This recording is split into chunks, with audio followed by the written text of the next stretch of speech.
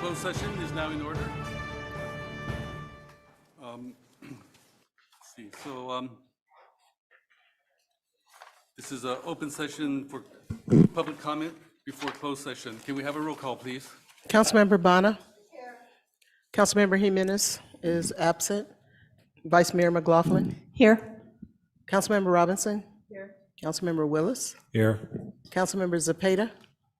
Here. And Councilmember Jimenez is present. And Mayor Martinez. Here.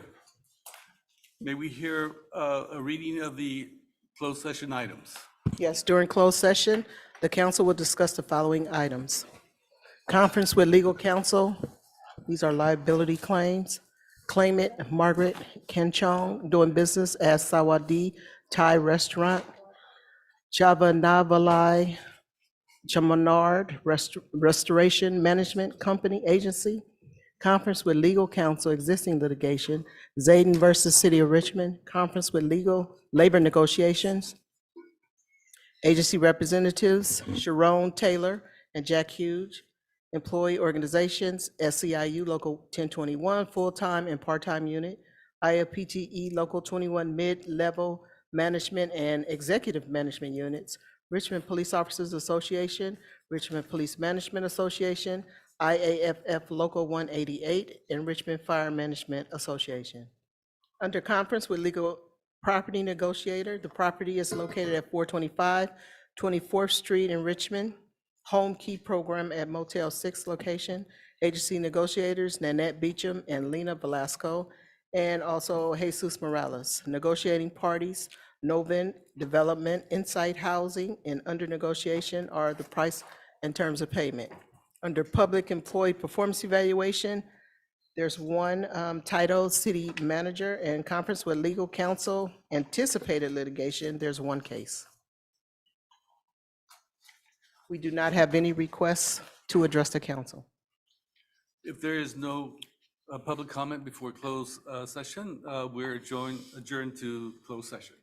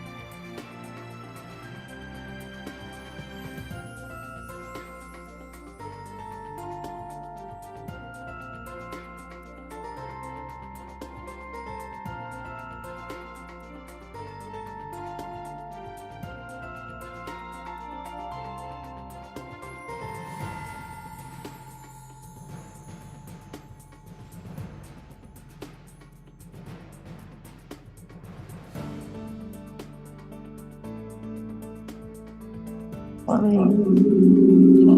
me. That.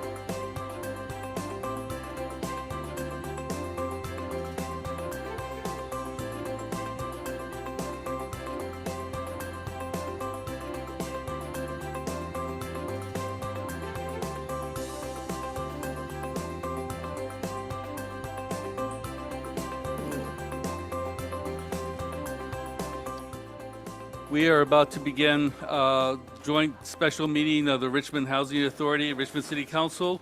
We are now in order. Yes, my mic is on. Can you hear me? Okay, so we are beginning the joint special meeting of the Richmond Housing Authority, Richmond City Council. So, Pledge of Allegiance.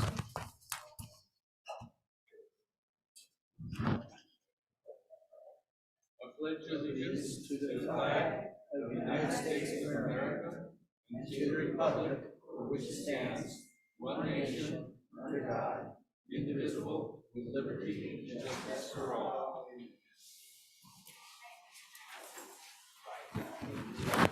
Roll call.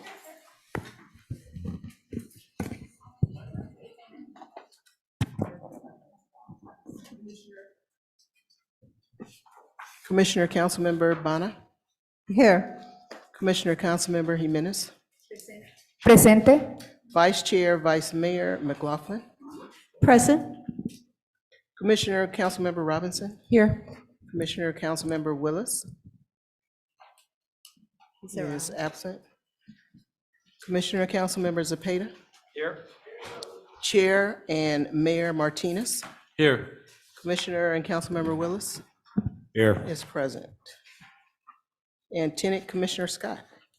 Present.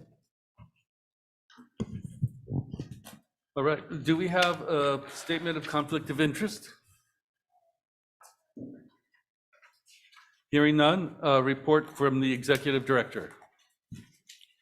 Good evening, buenas noches. My name is Gavin Arredondo, Interim RHA Executive Director, and today I have no report. All right. Agenda review? Any movement on the agenda? If not, oh, go ahead. Yeah, Mr. Mayor, my understanding, and maybe it's changed, but my understanding is that there was no one available from the the Reimagining Public Safety Task Force today to give the report, unless you have heard otherwise. This is the Housing Authority. Oh, I'm sorry.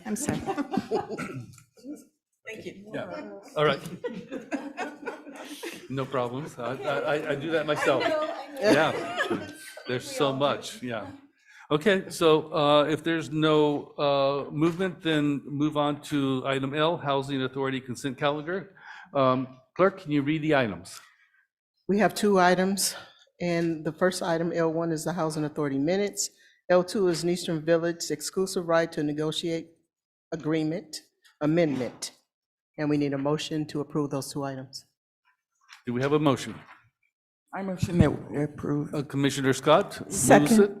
it. Moved by Vice Commissioner McLaughlin. Commissioner Councilmember Bana, Yes. Commissioner Councilmember Jimenez, Yes. Vice Chair and Vice Mayor McLaughlin, Yes. Commissioner Councilmember Robinson, Yes. Commissioner Councilmember Willis, Yes. Commissioner Councilmember Zepeda, Yes. Chair and Mayor Martinez. Yes. The vote is unanimous. Next item, please. Oh, yes. You can call my name. Oh, Oh, I'm sorry. And Tenant just Commissioner leave me Scott. I'm sorry. How are you voting? Yes. thank you. vote is Deepest unanimous. apologies. Okay. Our next item, item M, is the joint Housing Authority and City Council budget session. Item M1 is to adopt a joint resolution approving the proposed fiscal year 2023-24 Richmond Housing Authority budget with total estimated revenues of $4,302,306 and total estimated expenditures of $5,563,388, and approve an RHA subsidy from the City of Richmond General Fund in the amount of $1,261.82. Is that right? I'm sorry. Which will provide sufficient revenue to match anticipated expenditures and balance the RHA budget to $5,563,388 in estimated revenues and $5,563,388 in expenditures. Staff? Yes, Casey Artie, can you please bring up the PowerPoint? And go to slide number 3, please. The slide before. Great. I'd just like to thank everybody today. We're happy to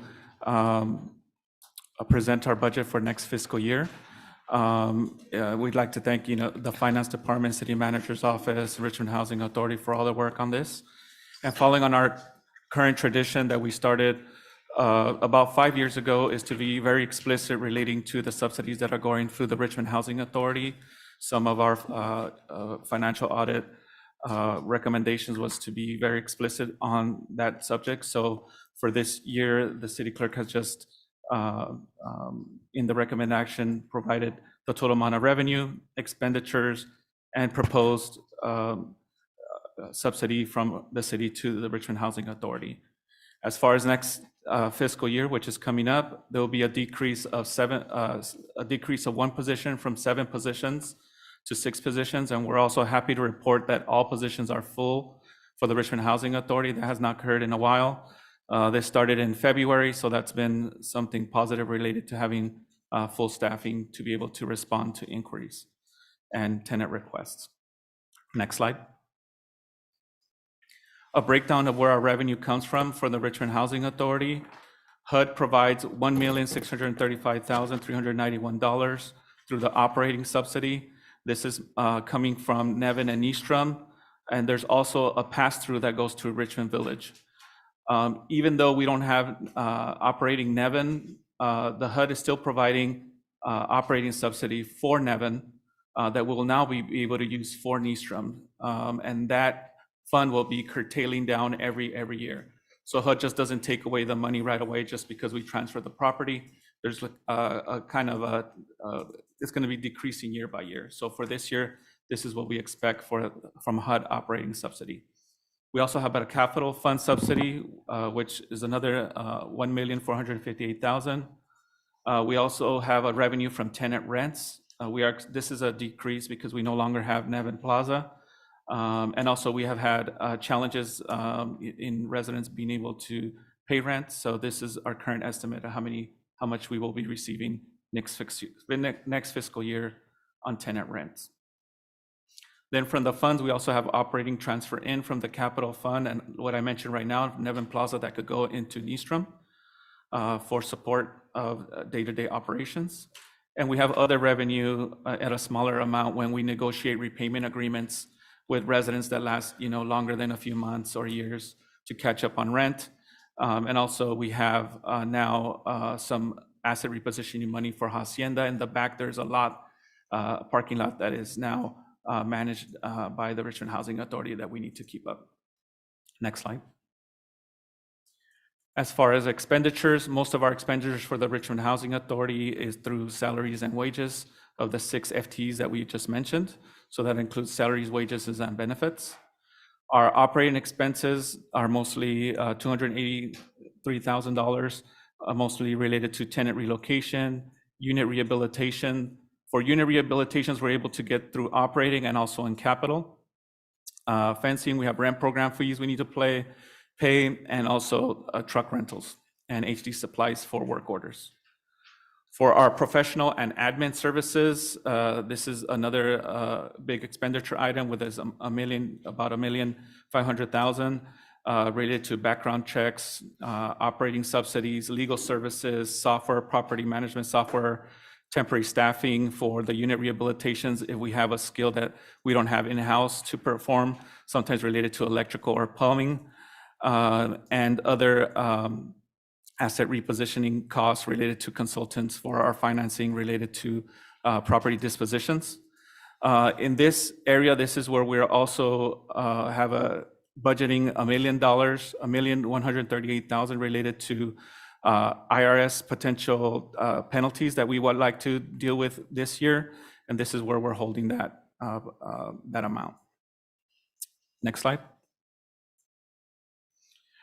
Our continued expenditures related to equipment and contractual services, grant expenditures, property insurance, utilities, and our cost allocation charges are broken down in these areas.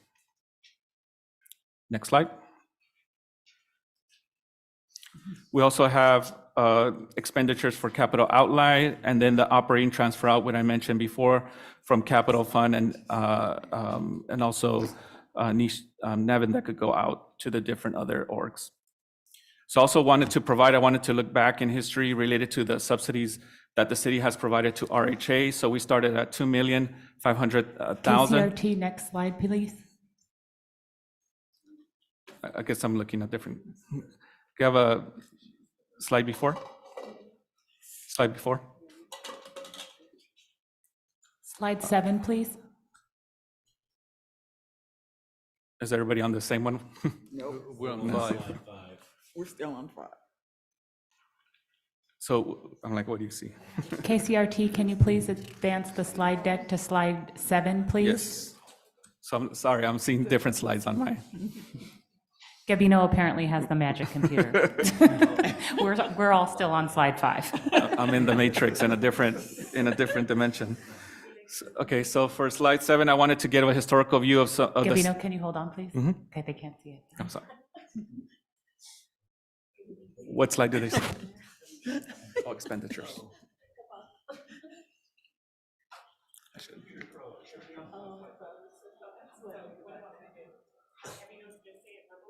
Just continue. Okay. So we did a look back from 2019 to 2020 before the city used to provide a subsidy to RHA of $2,500,000. So we've been able to bring that down to today, $1,261,000. And we continue to try to break that down every year. We are proposing for a subsidy for this year, the same amount as last year, but also trying to address the IRS penalties that we need to address related to Richmond Housing Authorities that we also outlined in the state audit. And then for do you know what slides you're on? Or they're stuck on the same slides. Okay. Okay, so I'll keep going. So for slide 9, and so that's mostly it for the budget. We also take this opportunity to give a quick update related to our asset repositioning strategy that we're also required by the HUD FARS agreement.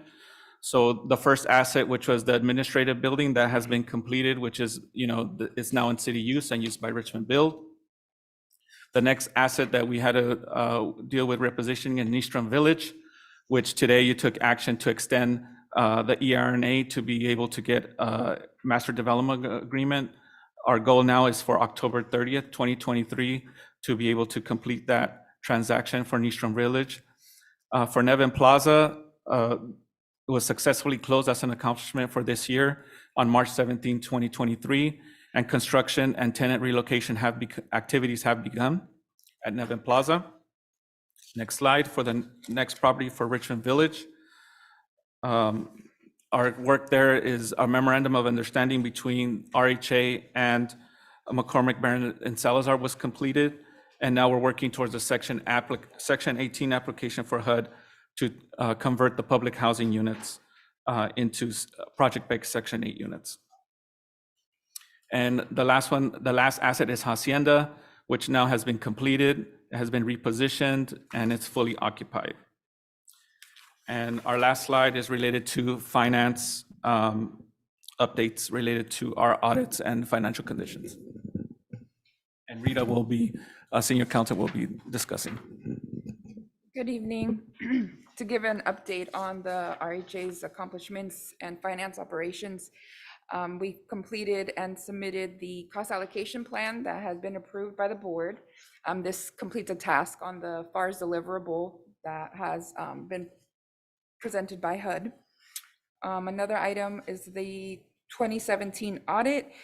This item has been submitted via the HUD website of the financial data submission schedule, and that has been reviewed by HUD. The 2018 audit, we are nearly completed. One of the final items was to sign and submit a management representation letter to the auditors, which was actually submitted today. So once the auditors receive that, they will do the next steps in providing it to HUD, and then it will go to HUD's review.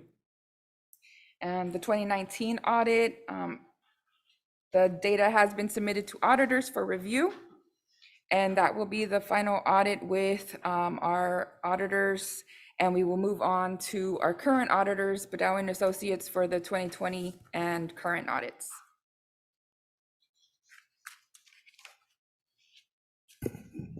And our goal is to finish the 2017 to 28 audits by this December and start on with the new auditors in January of next year. And that is our complete report for today. And the last slide has the recommended action, which we provided in the beginning. Thank you. Are there any questions? No.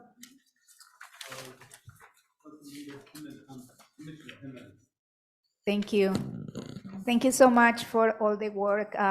One of the things that I really appreciate from the staff is all the work that many of you had to do to lower the amount that the city owes to the IRS. According to the state audit, it was $9 million.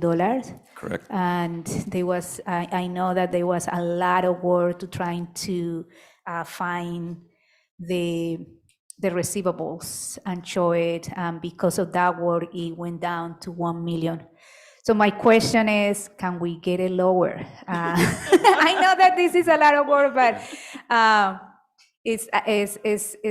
so what is the status? And if it's possible, if we can get it lower? Yes, our HUD financial consultant, Tony Mao, which you have heard from him before, has requested that we basically, have a conversation with a lawyer that specializes in taxes and also with the HUD consultant related to finance to approach the IRS before we activate this, pay this off. So that's currently the strategy, to be able to do that, and then see if any of this could be reduced even further. But right now, the last estimate was about $1 million. Okay. Yes, that's in progress, Councilmember Jimenez, but we just wanted to budget accordingly, so that way, while you're out on recess, we can try to work with the city attorney's office and outside counsel to resolve it. So if we achieve that I already said, like, thank you so much for all the work that you are doing. It's a big work to reduce it. So if we get it lower, then we will get that money back for the general fund. Yes, or the council could direct us to, if there continues to be a gap at Nystrom, the council could elect to leave it with the Housing Authority to continue to facilitate the transformation there, but we would bring that back to you all to make that decision. Okay, thank you.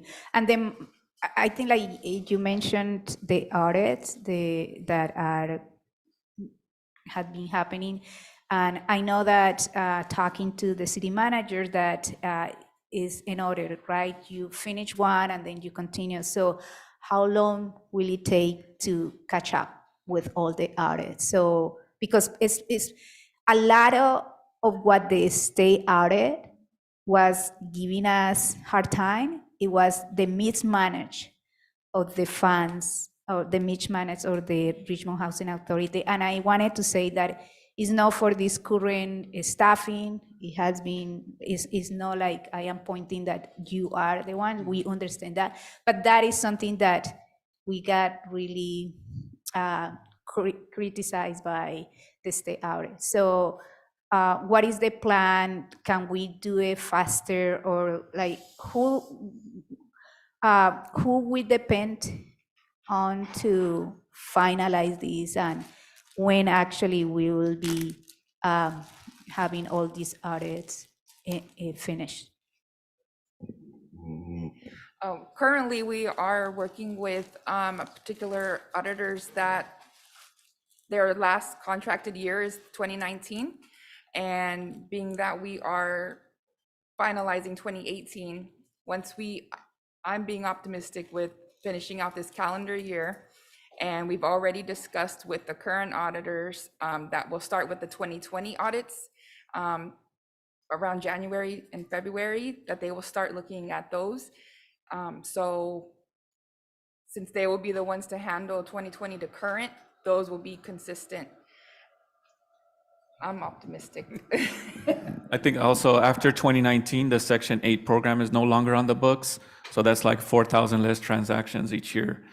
So basically, we're hoping, also the auditing process gets simpler.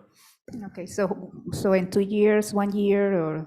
I think I previously was thinking it was probably going to take as many as 3 years to catch up, but after we meet with Badawi and Associates and start in January 2024 on the arrears that are commencing 2022, then we can provide a better update at that time.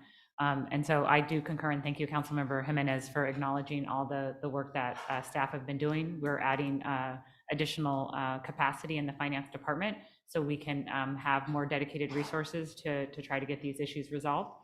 And that will be something that is in your budget presentation from the City Council. But I do think it is going to take, I hope that, I want to also be mindful that we want to go faster, but we also, like Gabino was here both Saturday and Sunday. And so, we want to go faster, but we also we want people to have, be able to spend time with their family and have a higher quality of life, to be able to go to the gym and exercise and things like that. So we appreciate you being patient with us, and that we really appreciate your dedication and your service to our community. Yeah, we definitely don't want people to work, especially on Father's Day, from 7 p.m. to 3 a.m. in the morning to finish budget things. So thank you. Thank you. Are there any other questions? Council, if not, do we have public comment? Yes, we do have speakers.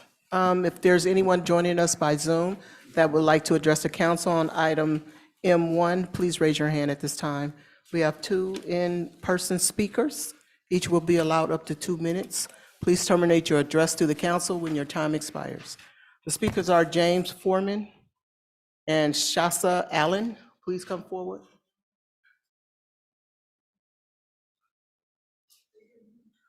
Would you like to address the council? You signed up? You want the regular city council? Okay, sorry. Then we do not have any public speakers. Good. Any comments from commission? Nope, thank you. If not, can staff Your microphone. You're mine. Casey I'm Artivi, you sorry? could put that last slide. Yes. For the recommended Could we action. see the last slide for the recommendation? Pam, do you want to read the item, please? Since we don't have the recommended action? Since we don't have the, oh, this there it is, It's- great, it's- okay, it worked. It just came back. We just lost it. Okay, recommended action.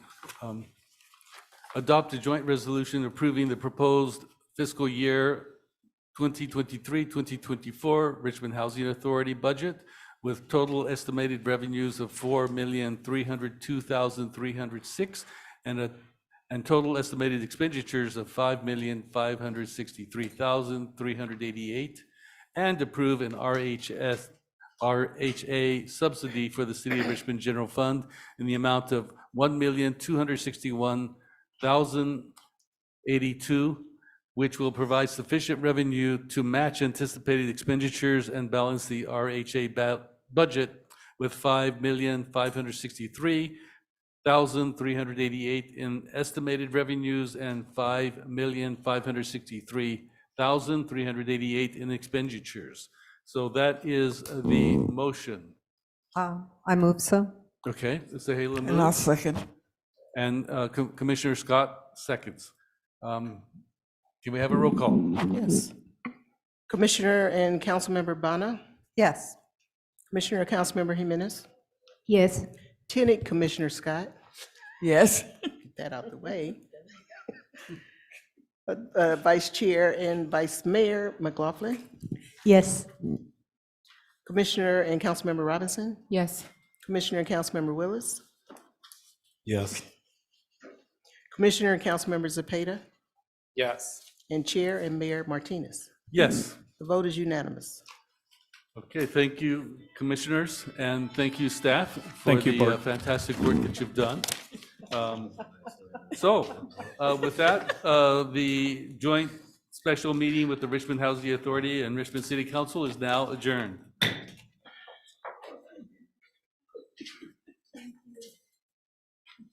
Once again, thanks to staff and thanks to Commissioner Scott.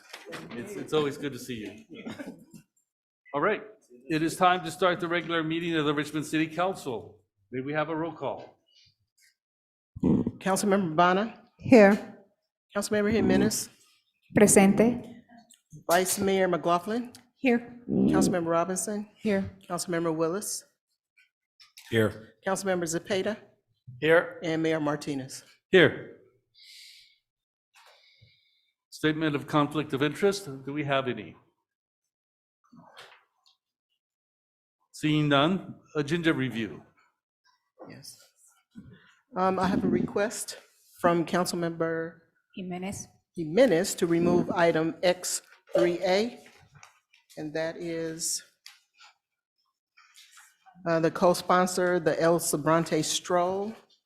And then we have a correction to item X4C, and that's the third amendment to the legal services agreement with telecom law firm for telecommunications matters. And the correction is, let's see, the item should read, approve a third amendment to the legal services agreement with the telecom law firm for representation of the city concerning wireless communications matters, including assistance with review of wireless and wired sitting applications to increase the contract amount by it reads right now 600,000, but it should be reduced to 200,000. So that's the correction. Thank you. The not to exceed amount is 400,000, is 800 instead of 1.2 million. Can you say that in the mic? So after the 600,000, it says for a total not to exceed amount of 1.2 million. So that's also 400,000 lower, so it's 800,000. Okay. So the 1.2 million is changed to what? 800,000. 800? 800,000, 800, which okay, is thank you. 400,000 lower. All right.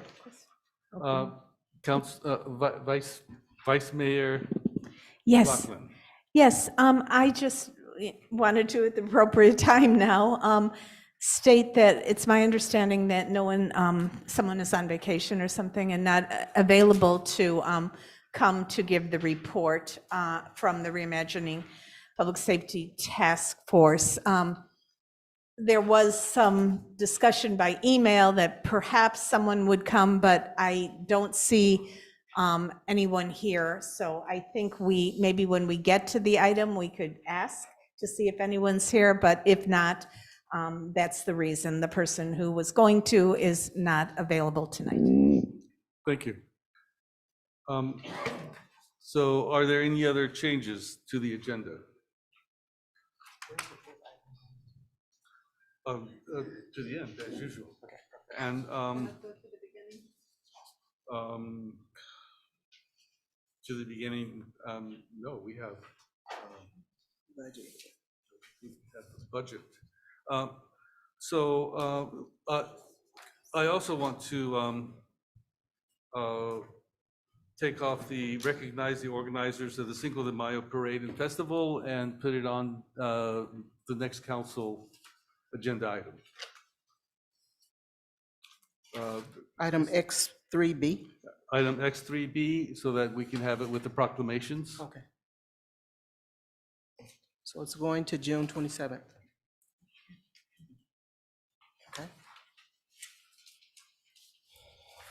All right. If there are no other changes, we'll move on to report from the city attorney for final decisions made during closed session.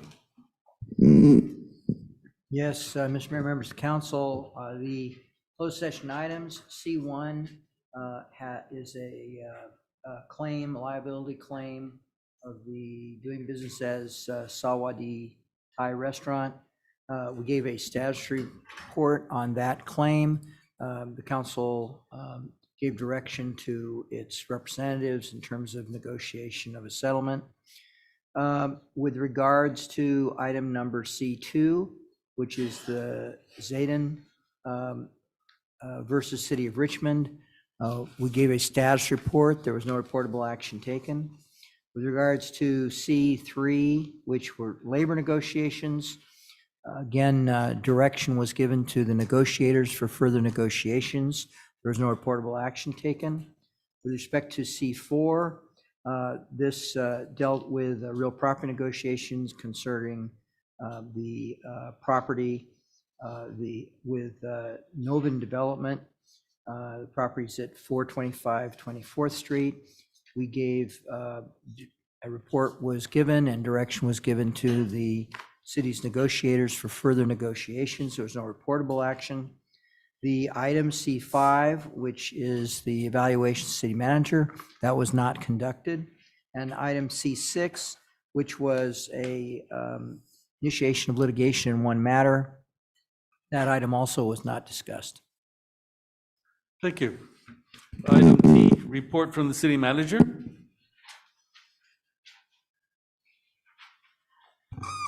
KCRT, can you please put up the slide deck? Thank you.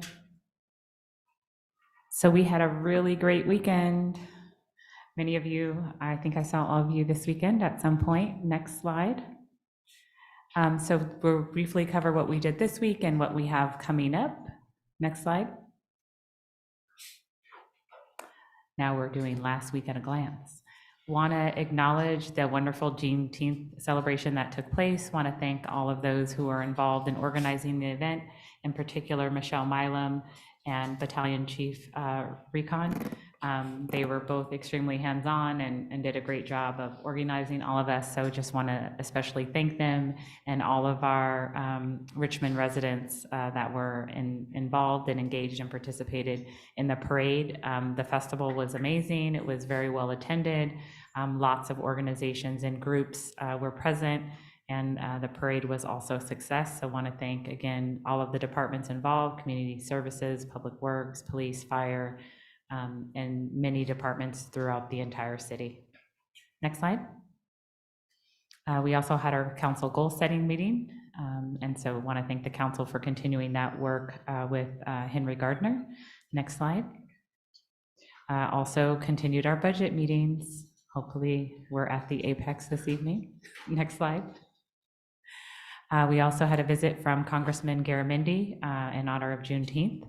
And we made a special ask and pledge for our favorite project now that we're trying to finalize with the Housing Authority, which is Nystrom, and to let him know that we're interested in a partnership on the upcoming Choice Neighborhood Grant application with our development partner, McCormick Barron Salazar. And we'll be reconvening this group of stakeholders and other interested parties to learn more about the resources available in Richmond pertaining to job placement, as well as the 1,100 jobs that are being created with the implementation of our Green Blue New Deal at the port and Moxion and the 1,100 jobs that are being created there, as well as partnership opportunities with the Richmond Promise and our Employment and Training Department. Next slide. Upcoming events. Next slide.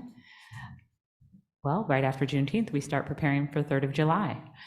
So please join us on Monday, July 3rd in the Marina Bay Park from 5 to 10 p.m. Fireworks will start at 9:15. It is free to attend, and there will be lots of activities hosted by our Community Services Department for the entire family to enjoy. Next slide. Please drop in for family game night. There's always so many great things happening. This event is going to take place at our main library on June 21st, 12th, and August 9th from 4 to 6:30 p.m. Next slide. Also, Teen Eco Action Week. If you know anyone that's between 13 and 17, July 13th to the 23rd in our recreation complex between 9 a.m. 4:30 p.m. Please come participate. If you'd like to get involved, you can look online directly. This is in partnership with the East Bay Regional Park District. And you can call 510-620-6919 for additional information. Next slide. And if you're interested, please join us for Hulu at the Annex Senior Center from 12 to 1. The costs are $2 on the first and third Wednesday. I'm interested in going. I haven't been yet, so I'm going to put this on my calendar and see if I can join. Next slide. Because I think it looks like it would be fun. We all need to have more fun. Thank you all. Thank you. I'm looking forward to your expertise. I might ask you to join me, Mayor. And who's on Commission on Aging? Who's on, okay. Councilmember McLaughlin, Vice Mayor McLaughlin, too. All right. All right, next item. Our next item is reports from officers, referrals to staff, and general reports, including AB 123 reports, limited to 2 minutes per council member. Councilmember Bana? Thank you. I attended a forum of Civic Well in Santa Rosa for 2 days on clean energy and climate stable future. It was very interesting. One thing that, and I would like to thank actually the city manager that had some of the staff participate and learn about possible grants. Samantha Carr and Omar Riscon participated. They discussed all the clean energy grants, and one of the things I learned is that in the near future there will be shortage of technicians who could install new appliances that are energy efficient, including heat pumps. We need to start preparing for such a high demand, and also people in the city who are familiar with the process for approving permits. So we need to work with city manager and city staff to prepare and hopefully train our workforce to work in other cities as well. Also on Friday, I represented the city of Richmond at the ABAG meeting. It was interesting. There was talk about $186 million grants by Bayren available, again, about clean energy and all the exciting things around it, and report about ABAG government. That's it. Anyone else? Councilmember Cepeda. Thank you. As part of the Economic Development Commission, just want to showcase the different Richmond restaurants that we have, or different businesses. And what I did last time as well, I let people know sort of what the dinner that was brought to City Council, and this time around was JJ Fish and Chicken at 3600 McDonald Avenue. Also for the Economic Development Commission, everyone, please buy your ticket if you're able to for the Taste of Richmond, which is July 15th from 11 to 4. And please continue applying if you haven't already for the ECIA, Environmental and Community Investment Agreement Commission. We need a couple more commissioners, so if you're interested, please apply. We're trying to figure out what to do with money to give out. Also, part of the Housing Commission that I'm on, I brought up 2 programs, and I want to just put it out in public here as well. One of them is the California Dream for All Shared Appreciation Loan. It's a state loan that gives you a down payment assistance for your first home. So they give you your down payment, and then you just pay it at the very end when and if you ever sell your home. The other is, if you're part of Section 8, there's a program that allows you to use your Section 8 vouchers to also buy a home. If you're interested in moving away from renting and you want to go into home ownership, you can use your vouchers as well. So there's these 2 great programs. You can go online and look for more information, or you can talk to me and I can help you out as well. But that is it for my reports. Thank you. Thank you. Councilmember Robinson. Oh, there we go. So over this last period of time, I had the really pleasure of attending the Pullman Neighborhood Council meeting and celebrating Miss Naomi Williams' 90th birthday. So that was really great to see somebody so engaged for so long, still with so much heart, bringing forward important issues for the Pullman neighborhood area. And just to say that, you know, like many of the neighborhood councils that I've been visiting, the concerns that get raised have to do with housing, have to do with keeping the streets well-maintained, signs falling over, street signs, things like that.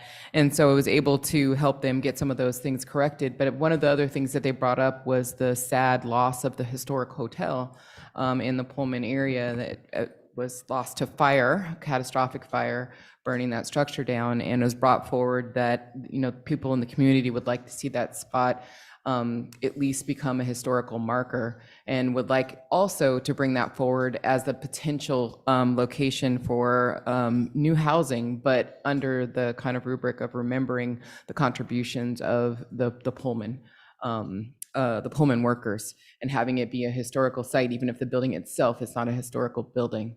So I thought that was a really great idea, and I think we could keep thinking that through and figuring it out. It's actually 3 parcels together at that site, because unfortunately, the two houses next to the hotel itself are also red tagged. So it's actually a considerable site, and it could be a new place where we can remember our history as well as create new housing in the Pullman area. So I've been going to these neighborhood council meetings. They're really, it's such, Richmond has this great tool of neighborhood councils where people can really have their voices amplified within their neighborhoods to get neighborhood concerns heard. So I really encourage everyone to find out where their neighborhood council is, attend the meetings. The next Pullman meeting is going to be August 12th. They're going to have a block party at 2:00 on that Saturday. And so, please come out. I'm going to try to get more information out about neighborhood councils in District 3. Thank you. Thank you. Vice Mayor McLaughlin. Yes, I want to announce that on next City Council agenda, which is June 27th, Councilmember Bana and I have an item which hopefully will be approved by the council. It's a consent calendar item to seek city sponsorship of a documentary showing that we are doing with a group of community members. And just to give you a little sense of what it is, it's a free showing of a documentary movie called Community First, A Home for the Homeless. And then we'll have discussion and Q&A to follow. And we want to hold this in the Bermuda Room on the afternoon of July 29th in partnership with the Community First Village Coalition that visited this project in Austin, Texas this past April.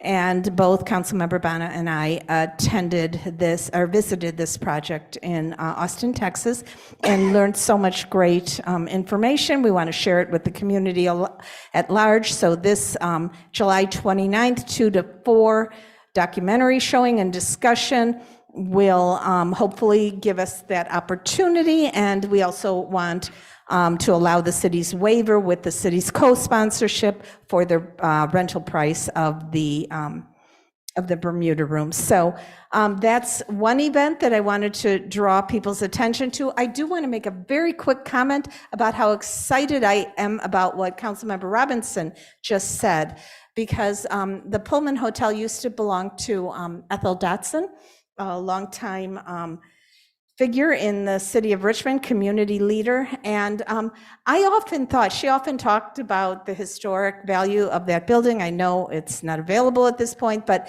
we could still remember the Pullman workers. And I often thought we should do something to celebrate, because that's a labor issue as well as a historic issue that we should all recognize that Richmond has some contribution to celebrate in regard to that. So I just wanted to echo what Councilmember Robinson said. Thank you. Anyone else? If not, I will like to announce that the mayor's office is now an art gallery. We have hung Nayad works, and it will be a new rotational exhibition. Restarting the exhibition after 4 years. We have also partnered with the Richmond Art Center to display art from the West Contra Costa Unified School District Student Art Show. So both shows are in the mayor's office, and you are invited to come and look at the artwork. So as you know, we had a fantastic Juneteenth at Nickel Park. It was great fun, and I want to thank the organizers for doing a great job in putting it together. Thank you, Michelle Milan, Rico Ricon, and everyone else who was involved. This year, the mayor's office coordinated the participation of the city council in the Juneteenth parade, making it the first time that the council actually marched together as a unit to show that the Richmond City Council is a council that wants to work together as well as play together. So I really appreciate all of you who showed up, and I hope that we can continue this and make it a tradition of having the council march at parades as a unit to show that Richmond is one Richmond. So thank you. So if there's nothing else, next item. The next item is the report from the Reimagining Task Force. Is there anyone present? If not, then we'll move on to the open forum. Okay, next on the agenda is open forum for public comment. This is an opportunity for the public to comment on items that remain on the consent calendar or items that are not on the agenda. You may also comment on the report from the city manager, the report of officers, and please keep your comments respectful. You will have 2 minutes to address the council. And when you hear the buzzer, please terminate your address to the council. If there are anyone joining us online, please raise your hand at this time. We have in-house speakers, 6 speakers. As I call your name, please come forward. Harry Weiner, Mark Wasberg,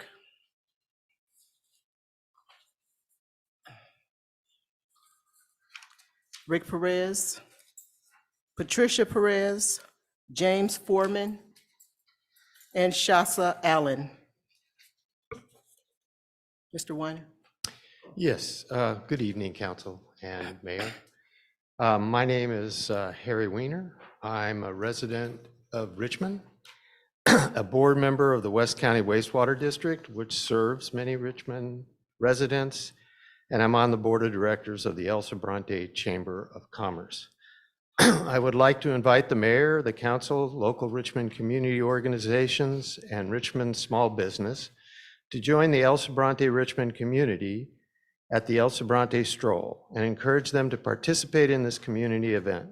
This year's theme is the best damn road block party in the East Bay. It will be held on Sunday, September 17th, fun for all. In these times when the isolation from community because of COVID has affected so many negatively, encouraging the community to re-engage is really important. Thank you. Mark Wasberg.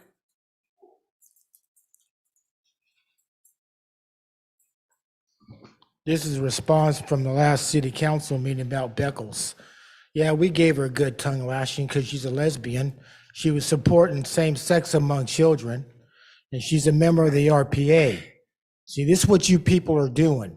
Now you're attacking the young children because they don't know any better. You're changing their clothes so they can't show their breast, or they're making underwear so they can't show their crotch. Now, this is one of the most sickenest things that anybody can do. And now they're saying that there is no God. Now, all this crap about being, we don't have no breasts, we don't have no vagina, they don't have a period. See, this is what you people are teaching us, Caesar.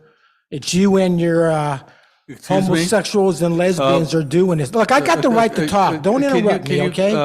I got the right to talk. You do have the right to talk. That's right. But you do not have the right to harass. I'm not harassing anybody. I'm just telling the When you call truth. someone out by name. I'm just telling the truth. When you Listen, call okay, someone listen. out- All they're doing is when you call they're someone polluting out by name our society. and This is why and there's so much disparage controversy them, about then you this. are harassing them. Because parents are So you attacking can the say what you LBG want, but you cannot because they don't want harass. their children to be turned You are- homosexuals and lesbians. This is what's going on to our country right now. This is what the gay community's doing. They're attacking the young children because they don't know any better. You want your children to grow up thinking that they don't have a breast, they don't have a penis, a young girl will never have a period? This is what they are doing. This is why there's so much controversy over the news and the internet. These people are promoting pedophiles. Now they call them mapping. because they want to soften it up. Now they're going in women's bathrooms, attacking women, attacking young children. You got boys in high school dressing up like women girls to go into the bathrooms, attacking girls. There have been several instances that these boys been raping girls in the bathroom, and the school don't do nothing. They're promoting this stuff. You got that pedophile son of a bitch, Joe Biden. He's over there standing up these transgender children. There's no such thing as a transgender children. It's your society. It's what these homosexuals and lesbian transgenders are teaching these young kids. They're doing it. And Caesar, you're the one that's promoting this. Excuse me, you need to stop harassing council members. You're a stupid son of a bitch. You are now harassing me. You're a fucking idiot. Rick Perez. Yes, the fucking idiot. Everybody knows he's a fucking idiot. Fuck you too. Fuck you back. Excuse my You language. want to hear the fucking truth because you're a fucking RPA son of a bitch? If it wasn't for the RPA, you wouldn't be on that fucking city council. And this fucking bitch over here, McLaughlin, she's supporting this shit. Fucking bitch. I don't know how I always Mr. get to follow Perez. him, but I do. I attended Juneteenth, had a good time interacting with a few of you people and a lot of other people from the city, and it was good. The very next day, though, was Father's Day, and not so good. And I'd say you guys can imagine why not, but actually, I don't want you guys to have to think about that because it's horrible. I still got my wife to be with, and when we both miss our son, as we should. I see on the agenda here the Richmond Rod and Gun Club for the police to go target practice. The Richmond Rod and Gun Club's a great place, but why don't I see a training for their tasers? Why don't I see de-escalation training? I keep repeating myself about that, but it's an issue. And, you're spending a lot of money for them to go play, Cowboys and Indians or whatever. And I realize they have to protect themselves first, but they need to learn how to protect the public from over-aggression and police brutality. Another thing I see on here is some training from Lexipol. Lexipol is the ones who also trained the police how to conduct an investigation when they came to my house to inform me that my son had been murdered by the Richmond Police Department. Lexipol teaches these police how to do some evil stuff. There was a big article in the Los Angeles Times about what they do and how they teach a lot of police departments how to do this bad stuff. Thank you. Patricia Perez.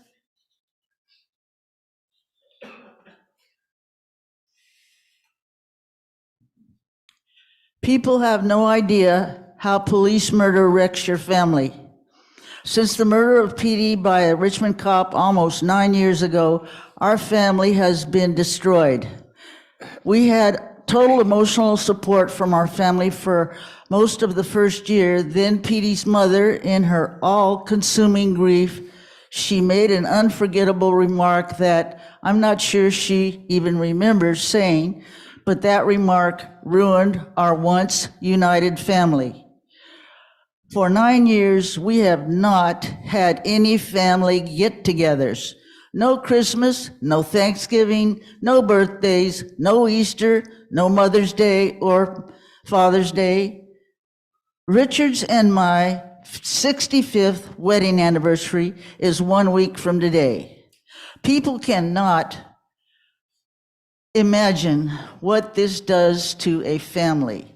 No way, unless, God forbid, their family has their child or grandchild murdered by police. The most disgusting part is the cop who killed Petey for no justifiable reason. 9 years later, he still is unindicted, so he remains a free person. He enjoys his family and to him and to all of the city of Richmond, nothing at all has happened. My husband still works at age 84, 5 days per week. I go out on the truck with him. Other than that, we try to get justice for Petey. Thank you. James Foreman. And our last speaker in-house will be Shasa Allen. Hi, my name is James Foreman. I'm from the Camperland, on Castro Street. I know they've taken away our RVs and they put us in SROs, but they haven't paid us our money, or they're not doing nothing really for us. And they say that we're being watched, videotaped where I'm living, and the videotape is being turned over to the council members so they can watch us. I mean, we feel like we are like guinea pigs and y'all are monitoring us to see how we act and what we do. I don't understand that. Anybody can say anything about that? That's all I got to say, I don't understand, what I'm saying? Why do we have to be videotaped and watched what we're doing every day in some place that's called an SRO instead of giving us permanent housing? But you took our trailers from Camperland, you put us here, but what next? I don't understand. Maybe you can tell me. Shasa Allen.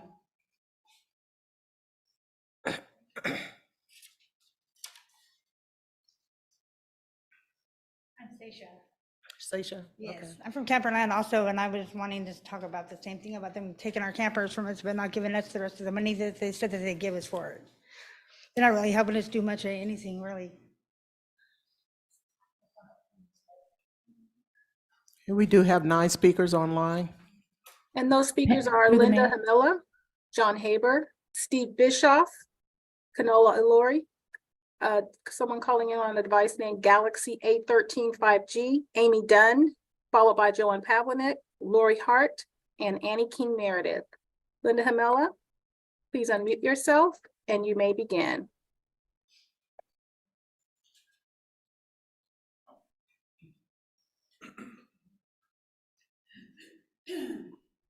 Linda, Can you please hear me? unmute yourself and you may begin. Can you hear me? Yes. Hi, good evening, Mayor and council members. My name is Linda Hemela. I'm a Historic Preservation Commissioner. We can't hear. I'm here to show support for adding plaques to historic locations. Linda, Yes. can you speak a little bit louder? I understand the audience can't hear you.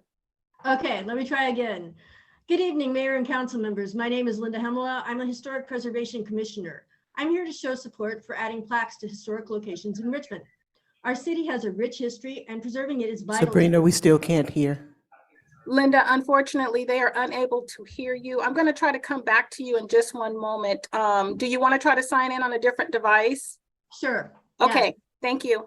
I think it might be our sound system because Sabrina is also difficult to hear. And Sabrina, you are difficult to hear also. Okay, can you hear me better now? Yes. Okay. The next speaker is John Haber. Please unmute yourself and you may begin. Hi, can you hear me? Yes. Okay. My name is John Haber. I've been a resident of Richmond since 2007. I'm here to speak in support of any efforts on the part of council to back or further the protection of our fascinating cultural heritage, built environment, and important historic movements in labor or civil rights. As you may know, we have recently had some tragic losses to our historic fabric, notably the International Hotel and the stalled project at Miraflores. Such tragedies could have been avoided with active engagement with property owners and developers and by leveraging state and federal money for historic preservation. I am a Richmond Historic Preservation Commissioner and contributed to our award-winning history walking tour entitled Rooted in Richmond. The city benefited from a $25,000 grant from the National Park Service's CLG program. With that support and the volunteer commitment of my fellow commissioners, we were able to complete a project at a fraction of the cost of similar projects in other cities. However, we have so much more to do, which is why I fully support any additional resources to cultural heritage efforts in the city, including plaque or public interpretive programs, partnerships with local nonprofit organizations, and the ongoing efforts to finally get an active Mills Act application and process in place for the city. As you well know, the investment in protecting, communicating, and collecting our shared cultural identity as a city is priceless. Pride in Richmond comes from understanding what we should be proud of. Active civic engagement begins with understanding our legacy, including the city's important role in supporting its residents' stories in all of their ways. Please continue to support local history and historic preservation as council members. I am happy to meet with you if you'd like to collaborate on a productive path forward. Thank you very much. Thank you. Our next speaker is Steve Bischoff. Steve, please unmute yourself and you may begin. Yes, can you hear me? Yes. Great. Yes, my name is Steve Bischoff. I've been a resident of Richmond since 1999. I live in the May Valley area where I've lived since I came here. I wanted to basically talk about an issue which people are getting more and more aware of appropriately, which is the sort of high fire danger possibilities we have in parts of our city. That includes, part of the Bay Valley area for sure. And the thing is that what we need to do is a lot of stuff we probably haven't really been doing that much, or not enough of it anyway, because what we need to do includes things like evacuation drive practice, weed abatement, trash removal, and anyway, we do need some additional funds for that. One of the things I think is really true about our neighborhood, along with a lot of others, is a number of our residents really are physically handicapped and or older people, and are maybe not going to be able to do all this stuff by themselves. There are some private contractors that could be hired in some cases, though most of those guys are pretty busy these days. I think what would be very helpful is if we could look at maybe a couple $100,000 that could be directed to the fire department, public works, and things like the West Contra Costa County Fire Safe Council, to be able to hire people to do whatever it needs to get this done. And it's very urgent. I mean, if we do start having wildfires the way we might, we're going to be in a whole bunch of trouble. So I hope that you can find some way to put some resources together for that and hold on to it. Thank you. Thank you. And it looks like Linda Hamila has joined us on another device. Linda, please unmute yourself and you may begin. Hi, can you hear me? Yes. Good evening, Mayor and council members. My name is Linda Hemela, and I'm a History Preservation Commissioner. I'm here to show support for adding plaques to historic locations in Richmond. Our city has a rich history, and preserving it is vital to building a healthy community and demonstrating our pride in it. Plaques are an essential component of preserving history. They honor the people and events that took place there. We have many historic sites throughout our city which deserve this recognition.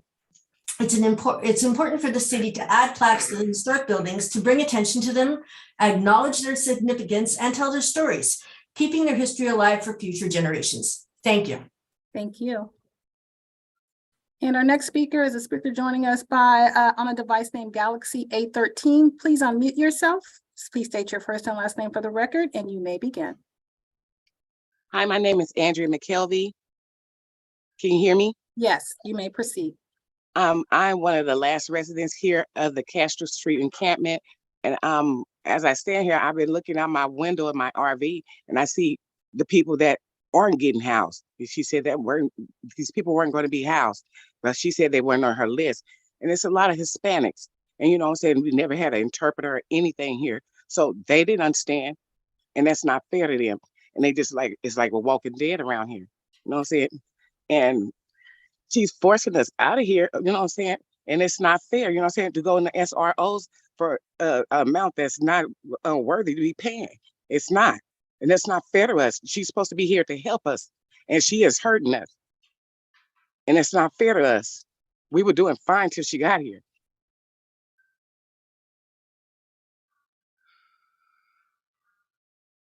Are you done, ma'am? Yes, I am. You know what I'm saying? I just wanted y'all to understand that, you know what I'm saying? Like I said, it's not fair over here. And being this forced out and bullied, it's not fair to us.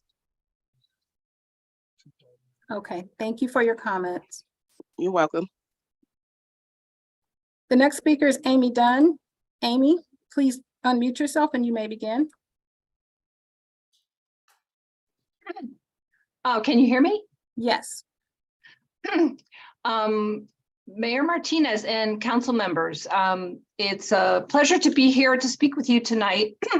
I'm a resident of May Valley, and this is my first time at one of your meetings, and I've been impressed by how much positivity the council has conveyed about events going on in the area. And I wanted to talk to you about something that's a little less an upbeat topic, but it is something that I'm quite concerned about, which is the the need for emergency evacuation in our area in the case of a wildfire. As Mayor Martinez and some of the other council members know, the Santa Rita Road was threatened by a mudslide this past winter and is still compromised. And that impact to our only route out from the area where I live has really brought it to my attention that this area is potentially under a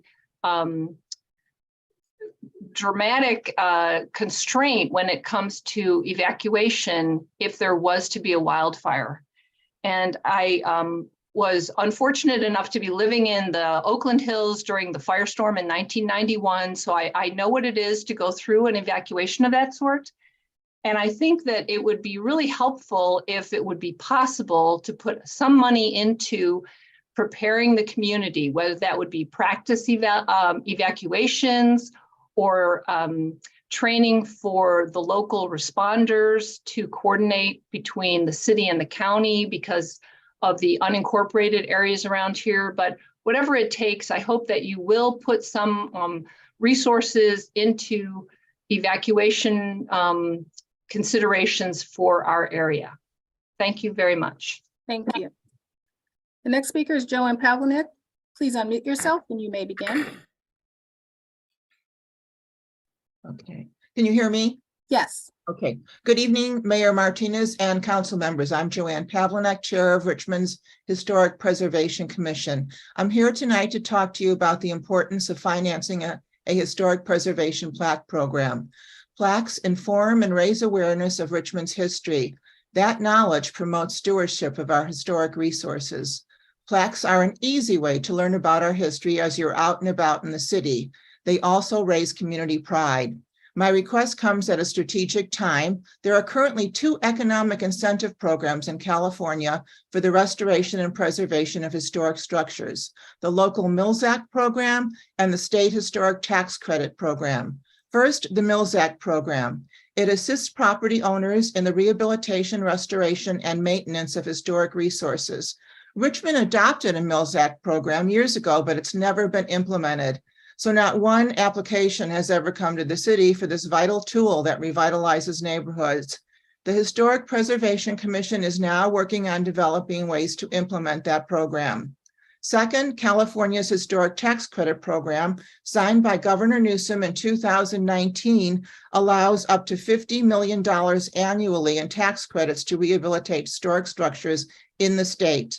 California's Office of Historic Preservation is currently in the process of implementing that program and expects applications to be accepted in early 2024. So please consider a historic plaque program. We have these 2 wonderful financial incentives, but most citizens are not even aware of our current landmarks or that their own property may be eligible for landmark designation so they could participate in these programs. A plaque is a one-time cost that goes a long way. It raises awareness and will help promote these 2 financial incentive programs. It's another tool in the box for neighborhood pride and revitalization. And I'm so glad to hear the council members talk about plaques for the Pullman Hotel. Hopefully a program would provide. Your time has expired. Thank you. The next speaker is Lori Hart. Lori, please unmute yourself and you may begin. Good evening. I want to start off by saying I echo the sentiments on the emergency evacuations. My name is Lori Hart. I'm sorry, and I'm with the Portchester Village Neighborhood Council. I think we really would risk for you guys to consider adding some more funds for emergency evacuations and tactics and planning. We definitely need more of it, especially over here in Portchester.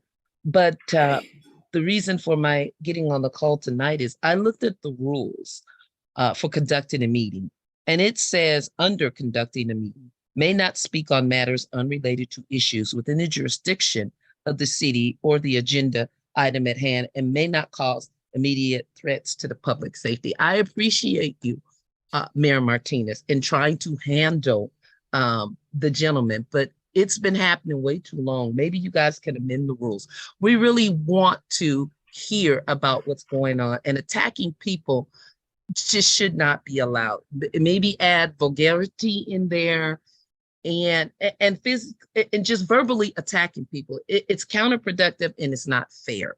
And I want you guys to know I may disagree with you on many things, but that is not the way that you conduct yourself. And you shouldn't have to tolerate being talked to in that manner. So if you guys can look at a way, although I appreciate the officer removing him, maybe there's a way where he can just be muted immediately as soon as he starts all of this, so we can continue with getting to the business of improving Richmond and make it the glowing, beautiful beacon that we all know it can be. Thank you. Thank you for your service. Thank you, Sasha. Thank you guys for all that you do. Good night. Thank you.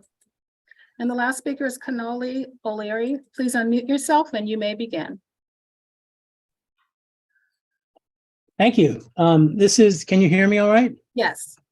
I'm Kanoli O'Leary, and I'm happy to address the city council and mayor. I live in El Sobrante Valley, and I work and do a bunch of project work in Point Richmond, including a project funded by the city of Richmond. I wanted to speak about 3 items. In El Sobrante, fire is a big challenging issue, and Councilwoman Bana has worked very hard to work with the community on this. We had a fire on my road across the street, a grass fire that took 6 fire trucks to put it out and threatened 12 homes. And we had helped neighbors with cleaning up their yards because they couldn't afford it. We need the council to allocate funds to the different programs that are helping individuals clean up clean up around their homes.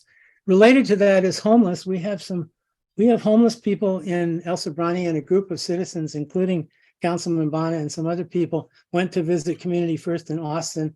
And they came back very inspired. And I hope Richmond can come up with some inspiration and some ideas, maybe not that exact idea, but some creative ideas, as that group was in Austin, to deal with homelessness. 60% of the fires in El Sobrante start from homeless encampments. The last thing I wanted to talk about is the Arts of Point Richmond does community projects in Point Richmond. We have a program at the Dual Immersion Spanish-English School, Washington School, and the kids there are doing art projects on important cultural issues like homelessness and diversity, and we're blowing those up and putting them on banners. One of the things we've had over the years is a cooperative arrangement with the city community center to have meetings and workshops there. We're no longer able to do that because the funds are so high that we can't afford it. And so the community center sits idle. You need to do something about funding so the communities can use those centers. But thank you very much. Thank you. And that was our last speaker. Thank you. I want to thank all of the public speakers for participating in the civic engagement. Next item. Our next item is approval of the consent calendar.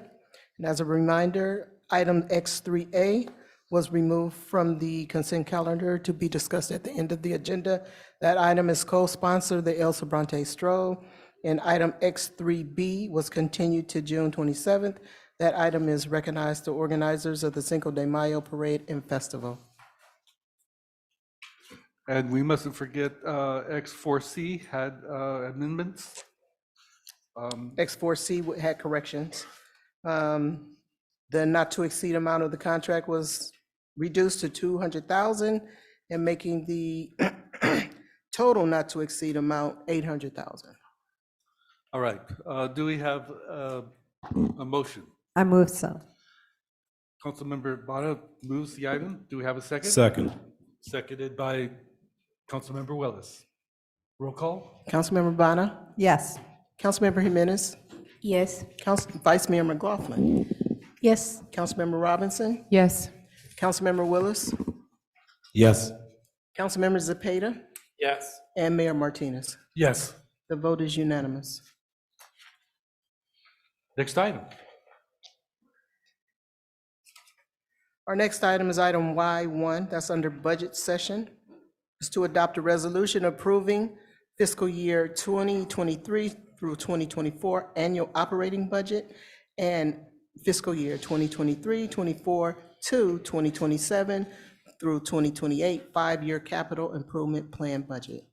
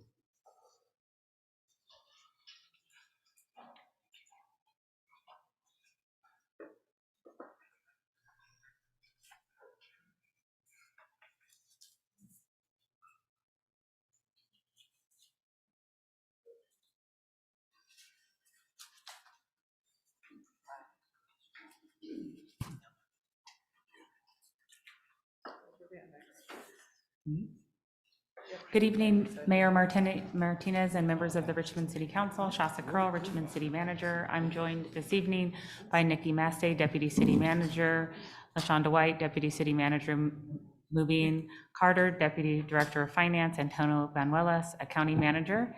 And we also have staff in the audience from all of their respective departments in the event that there are questions that we've been unable to answer thus far. We received additional questions this evening and this afternoon that we have tried to integrate into the presentation. We've also sent you an email and posted information online to include all of the questions that you've asked thus far, along with the PowerPoints.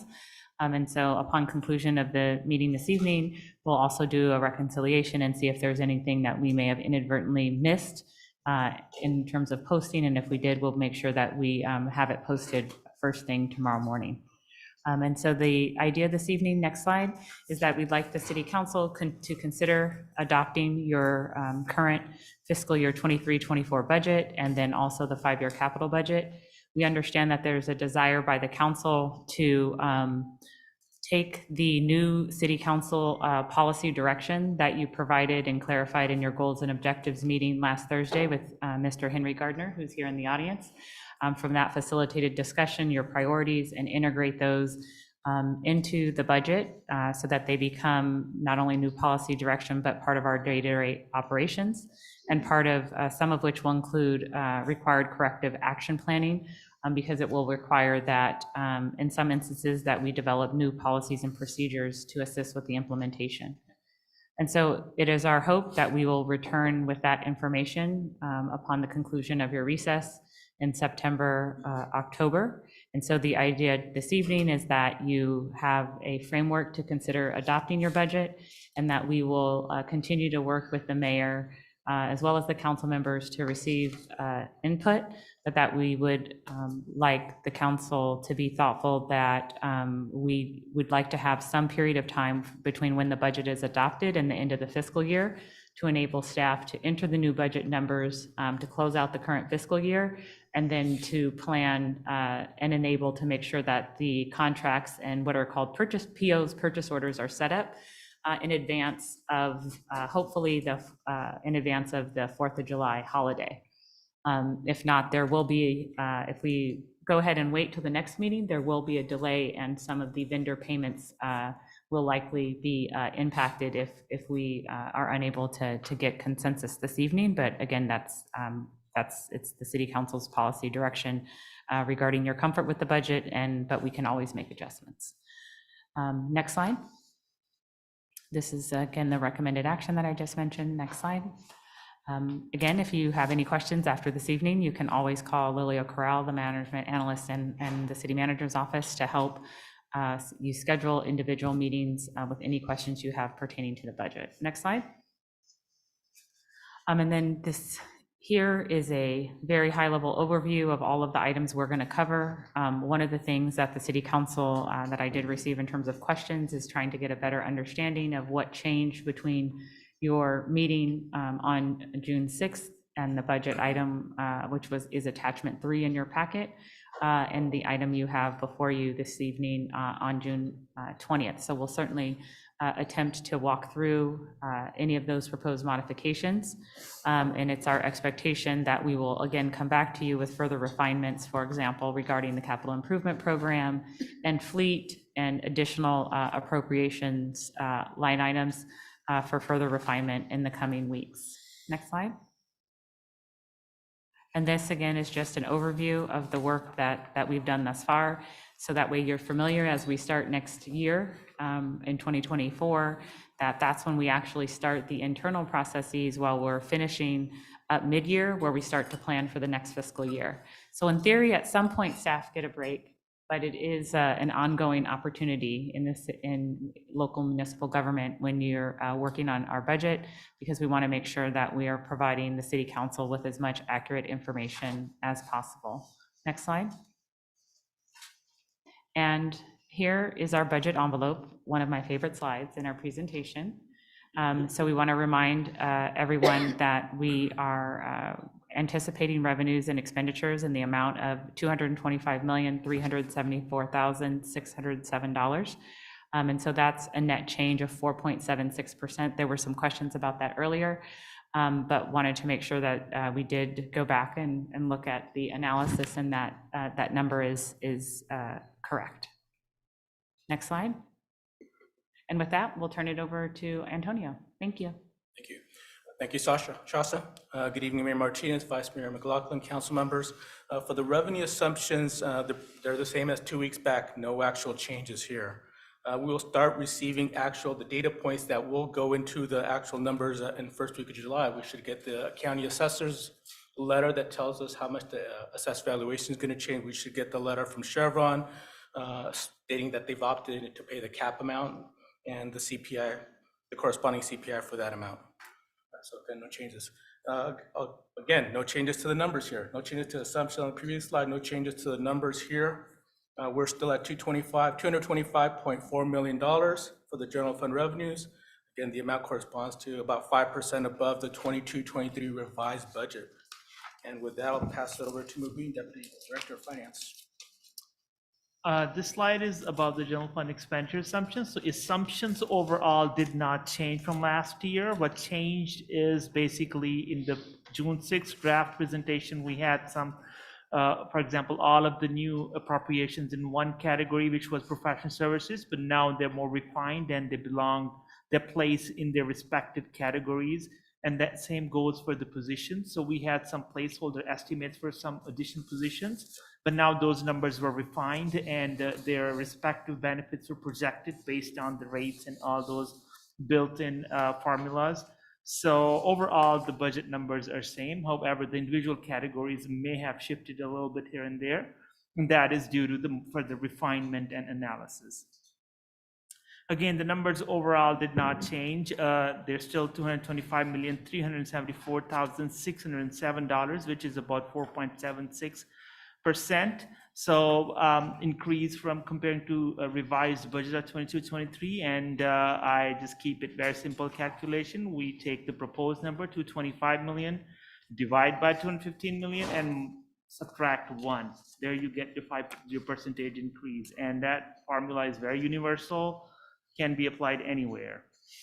Then this slide shows the major categories of general fund operating transfers out.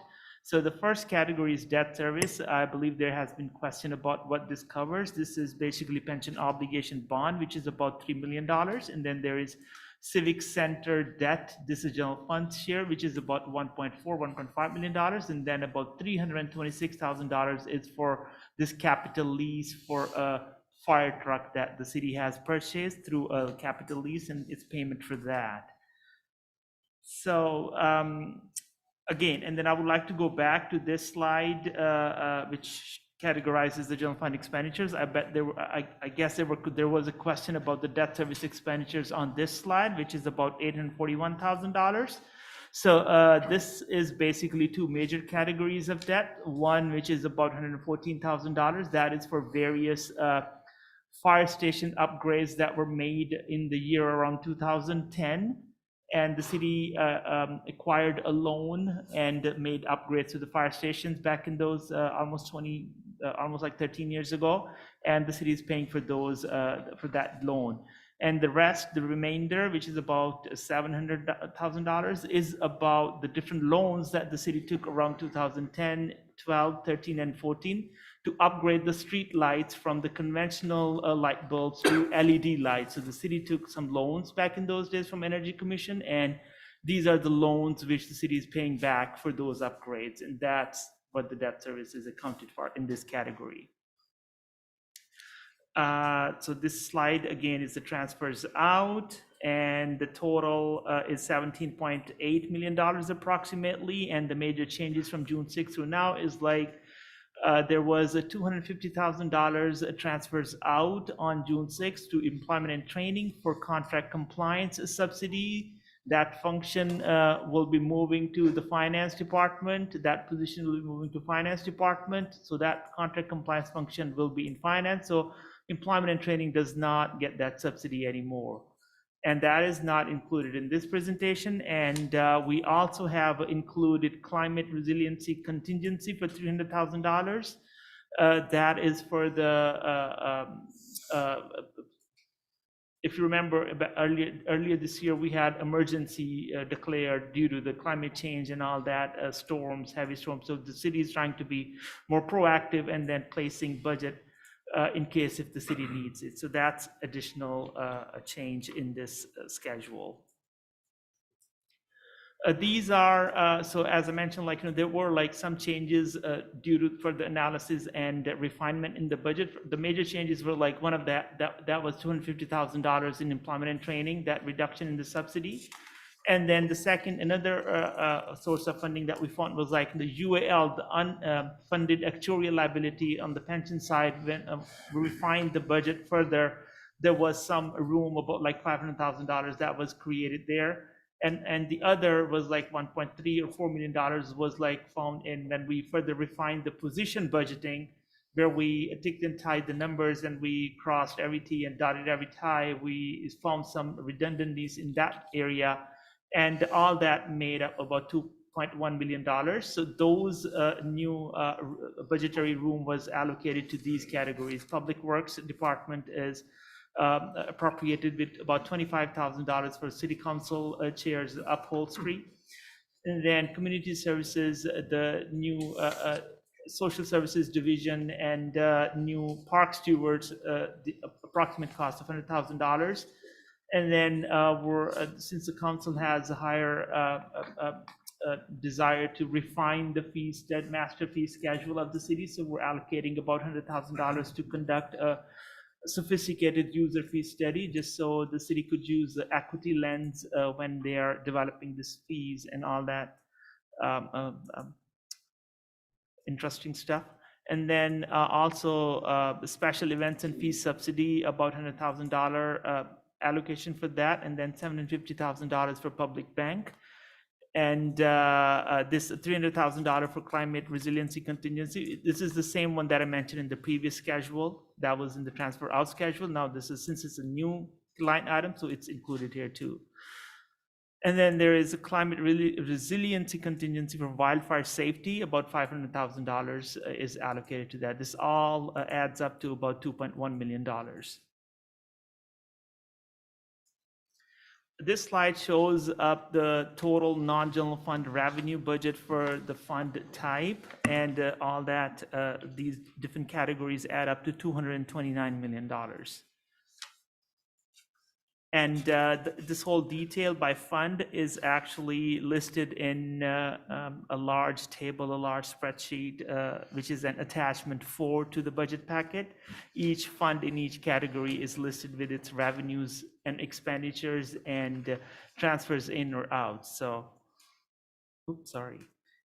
This is the non-general fund expenditures slide. Again, the total expenditures add up to $326 million. And again, these details behind each categories, what funds are included and what are those categories of revenues and expenditures, are detailed in the attachment 4 of the agenda packet.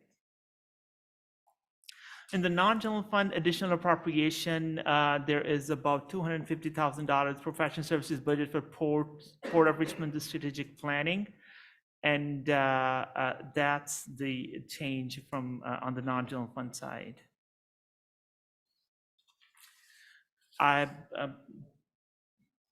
This slide lists the major capital project improvements, highlights in different departments.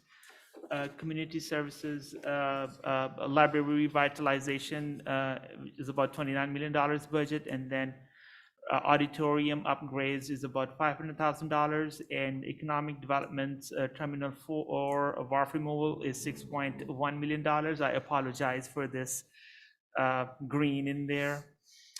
Economic development, terminal 7 and 8, Bert's electrification is about $1.7 million, and public works, water resource recovery, wastewater treatment plant is about $34.3 million. So this is the slide where I would like to hand over to capital improvement projects area staff or city manager. Yes, so while Public Works staff is coming up, just wanted to provide an example of the kind of work that we'll be doing in the coming weeks so we can bring back definitive recommendations for Santa Rita Road and the other 18 projects that the council has been asking about. We think that there's a high probability that we will have some additional funding at the close of the year, as we previously discussed. And so wanted to let you all know that either, since this is an emergency repair item, we'll be looking to identify a funding source that could potentially include any unspent funds and/or also concurrence. We've been going to work with Nikki and our risk manager to also determine if it's an appropriate expenditure, because in the past this sort of thing has been covered out of risk management, because it's an emergency project that has significant costs associated with it. And so that's why we're suggesting that moving forward, this is what we would consider an infrastructure climate change built environment issue, that we start budgeting for that. And so just wanted to call this one out, as well as the other 18 projects the council have been asking about, so that way the council's clear that there are priorities and strategies for moving forward with these. Daniel? Thank you, City Manager. Good evening, Mayor Martinez, City Council members. My name is Daniel Chavarria, Public Works Director. We're just showing what it could be our timeline for the Santa Rita Road wall that we need to protect the Santa Rita Road before the next rainy season. And once we identify the funding, the design of that wall is 90% complete. We expect to have it ready in the next couple of weeks, but we will need the funding to advertise. Once we have that, we could bring the award of this contract on the first meeting in September, when City Council comes back from the break, and start construction right after. The next item that we know is very important for the City Council is the traffic calming program, and the 18 locations, at least 18 locations that were directed by City Council to address. And right now, we already started the design phase. We have a consultant engaged. This is, since the way we are working on is not just thinking of the 18 locations, we're thinking of the program as a whole, because what we want to make sure is that the next set of locations, because this is going to be an ongoing program that we're going to be presented to City Council on a yearly basis, that the new locations don't take this long. And for that, we need to set a procedure. We need to set templates. We need to set designs that we can replicate the different locations and have different solutions already set up. So that's what the beginning is a little bit, it takes a little bit more time. But once that happens, as you can see in the design bar, we are going to be designing all the way to the upcoming winter, because there's many locations. And after that, we expect to have these templates that we can replicate in other locations, in new locations that probably are not a problem right now, but or they are, but they're not in the list of 18. So what we expect to do first is, since is what is the fastest, is the construction that you see there. It has two bars. The first bar that will start in the summer of this year, it will be projects that we can do with our city crews.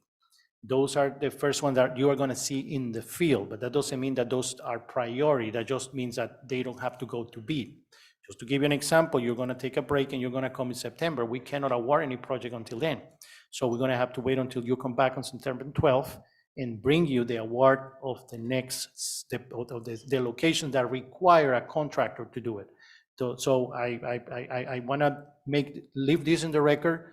Just because you see some locations going on this summer, that doesn't mean that they are more priority for us. It just means that we can, the low-hanging fruit that we can do in-house, and we don't require a contractor, and we don't require to award that contract. So you will see the 18 locations, maybe some of them that are not, let's say, and just give you an example, the top 10, maybe they can come later, and then the number 14 is before. And again, the only reason is because that's where we can start making some progress faster. Our goal is to do at least the 18, but once The reason why we're trying to design this in a way is that we can have an economy of scale, that we can have a contractor that does different locations at the same time and give us a better price. So that will give us the better chance to do more than the 18, maybe 20, maybe 22. That's our goal. Then you can see that there's a break in the construction bar, and that's the winter. Usually it's a little bit more difficult to make progress during the winter, during the rainy season. And then construction will continue after that. The monitoring will start right after we have the first locations addressed. And monitoring is going to be a constant activity for us because there are some issues that are happening right now that are new to the city and may be a solution that we think at the beginning is going to work, that we need to tweak it a little bit after it's implemented. New requests are still coming. We will provide you the way that we are addressing this on the website. There's going to be a form that people can fill out without an email. And for those folks that require help filling out the form or sending an email, there's going to be a phone number that they can reach out to have help filling this form out for them. These requests are going to continue continuously going into the list, and they will follow the prioritization methodology that was approved by the City Council back in November. And we will make a presentation for phase 2 in the spring of next year. That way it allows us to work on the locations that we have, the 18 locations that we have right now, and any change in the methodology, any new direction from City Council, that will be the best time to address it when we present the new request, and that by that time we'll be able to address in a faster way as budget allows.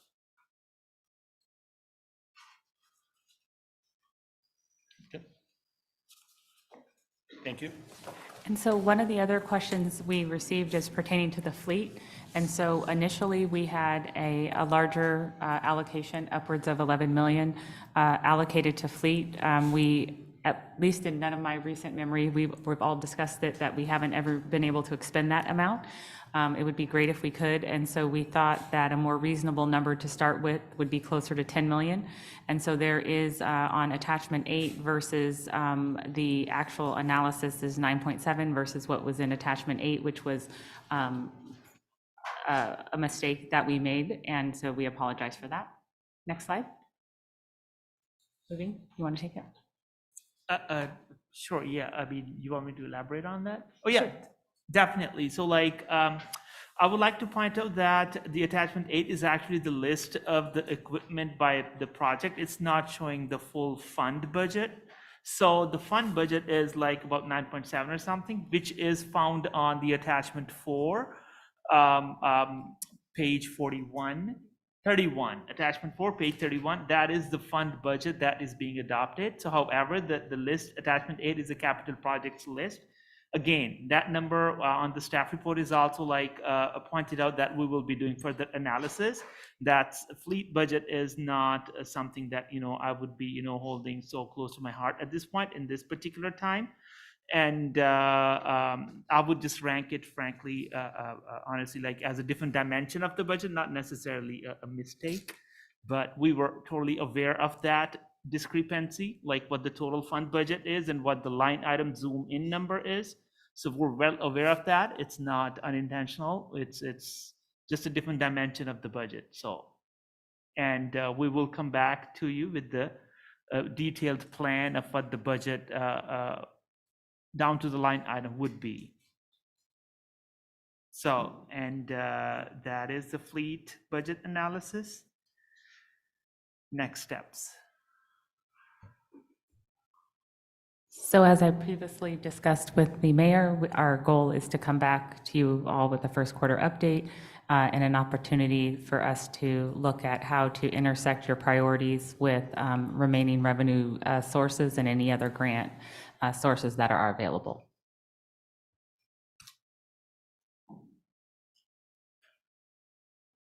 Thank you. I'm going to take privilege and start off with a few questions, and hopefully my questions will keep other people from using up all their time. First question, we had $52.6 million left over from the previous budget, correct? I'm not sure where that number is coming from. It's coming from page 2 of 40 on the attachment 4. Okay, so that number, again, at this point, we have, that is from the 22-23 estimated beginning balance. This budget does not include or incorporate or program any of the leftover funds from 22-23. Understood. Now, my question is that amount our surplus? Frankly, it's too early to say that. I'm sorry, not our surplus, but our reserve. No? So where, I'm trying to understand where. It is a general fund balance, which comprises of various assets. Some of those are liquid and the other are not liquid. So reserve is a very narrow definition of certain part of fund balance. So this number is basically just estimated ending balance based on what the part accounting is done right now. And there is, I would like to remind the city council and the mayor that that number is very preliminary, and I would not really use that number in any of the calculations at this point. I would, caution the city management to not really use that number anywhere to make any plans about it. Okay, so my question is, where are the reserves reflected in our budget? Budget is not the place where we basically reflect reserve. Budget is basically planning for your revenues and expenditures going forward. Reserve is mainly determined when the fiscal year ends, when all of the revenues are received and all the expenditures are booked. That's when we see where do we stand. That is when we actually have a good number for reserve. So right now, if we wanted to look at the reserve, we would look at the annual certified financial report, which was issued at the end of fiscal year 21-22. That is the number that I would, be using as reserve. Right now, whatever the number that we see in the balance sheet is just not very sophisticated number. It's a raw number.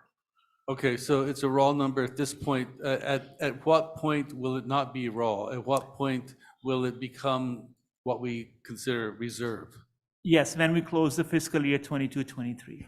When the audited financials are done, we could give you slightly better number by the end of September, October, but still that will be a draft. We can only give you the final number once finances are audited and the auditor has seen, they have reviewed every single transaction, not every single transaction, whatever their process is.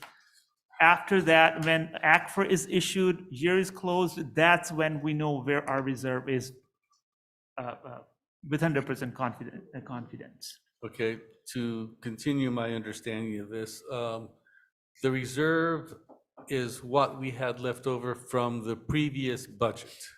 Yes. And what we have reserved, or what we have left over from the year closing out will become the new reserve. Is that correct? That is one way of looking at it. In a literal sense, for the balance sheet, it would be your total assets less your liabilities, and then those would be your reserves. Your reserves are then broken up into different buckets. The one that council and everyone really wants to take a look at is the unreserved fund balance. So that would be the category. In there, you also have committed balances and other encumbrances that are pretty much, they've cornered the market on technically all of your assets and cash. So your unreserved gives you a little hint of what you have left over. Okay. So you need to have, you go to more of, instead of a cash basis book, you go to a modified accrual basis book. So you need to, anything that happens in July, August, maybe even September has to be pulled into this current fiscal year. So you may receive some revenue that goes into this fiscal year, so you have to accrue it back. Definitely you'll have expenses, you'll have encumbrances, and that would be what we need to do and book those entries for the auditors. That's why we'll have a clearer picture at the end of September. Okay, and on attachment 8, page 2, we have traffic calming program in 2 categories. One is from Measure J, the other is from general capital. It was my understanding that the city council had asked for 1.2 million to come from the general fund. I see that Measure J and non-general fund both equal 1.2 million, but it was my understanding that we were wanting 1.2 million to come from non-general fund.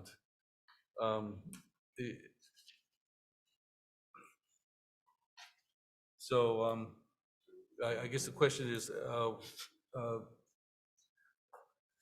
how did you come to have 1.2 million divided by non-general fund and Measure J?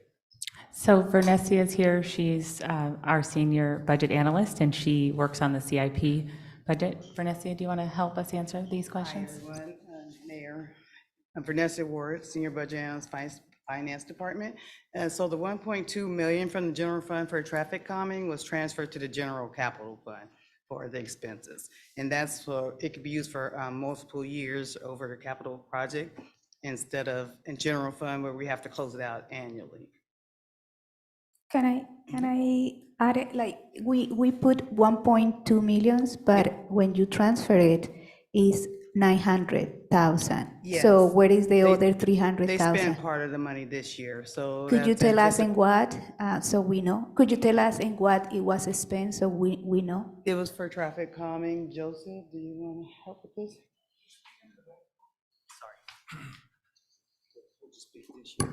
Good evening, Mayor Martinez and council members. So currently what we have done after we got Joseph, can you introduce yourself? Oh, hi, I'm Joseph Munoz, the Capital Projects Manager here at Department of Public Works.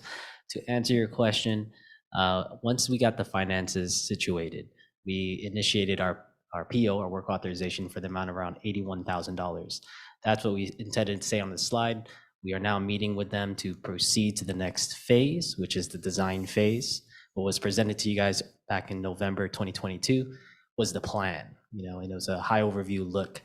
And now we're initiating that meeting, and during this summertime, we will initiate the version that we can actually get done through our operations group, and then from there go to the medium task projects, which require a contractor to go out for bid. So I know it seems like, wait, you've had 6 months and you only have 81,000 spent, but there's a lot of processy, unfortunately. But with that, we're gonna continue to that, and next time around, we're eventually gonna have this process in phase and be able to execute quickly. Thank you. Questions from anyone else?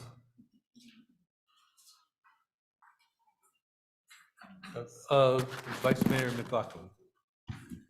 I just wanted to mention that, to talk about the reserves question again. I realize I heard your answer, and that would be clarified later as we get the audit done for this past fiscal year.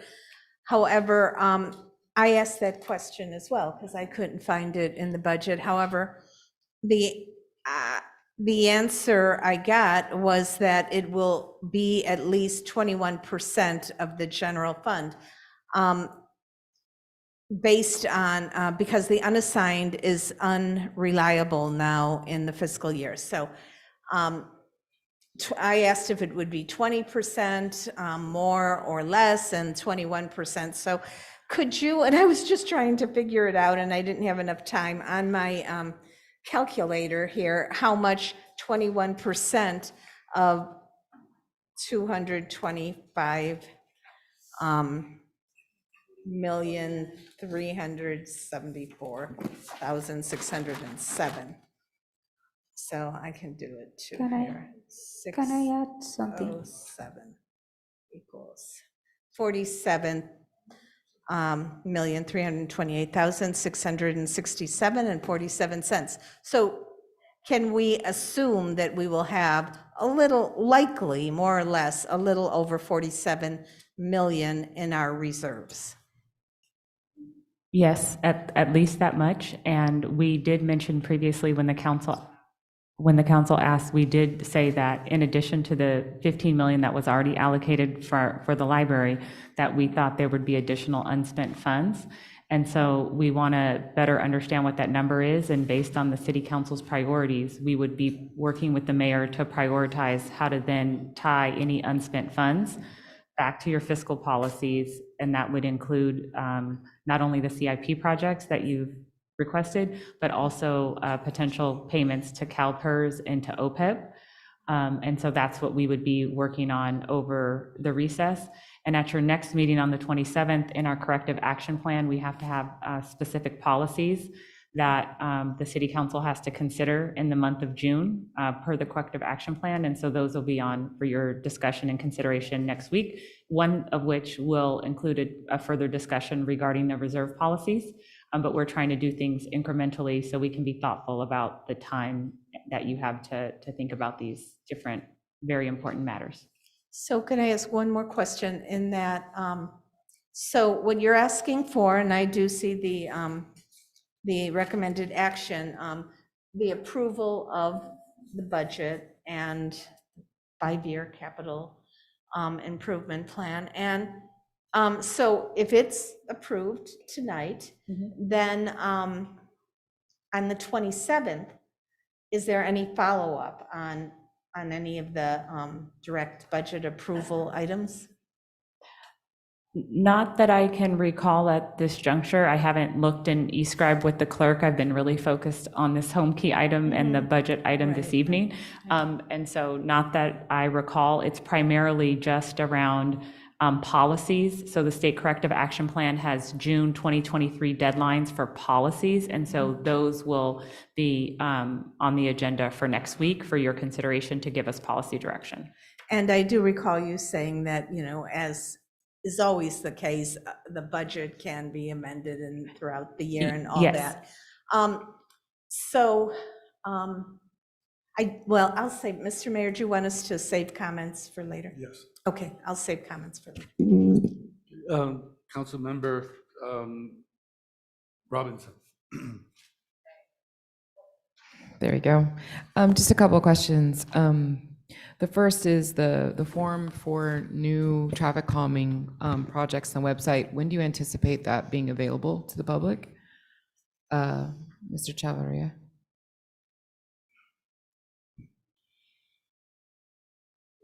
We expect to have the temporary form next week, and we expect to come back to you in October with a more holistic program that you can see that online, very more friendly. That's great news. Yeah. That's really great news. Thank you. I had other questions, but not necessarily. So we spoke briefly about the possibility of adding an arborist to the Public Works team. I did not see that in the positions, and I wonder if you can comment on that process. Yes, we've asked, in April of last year, I asked the Public Works Parks team to put together an RFP for a comprehensive strategy around how to address street trees.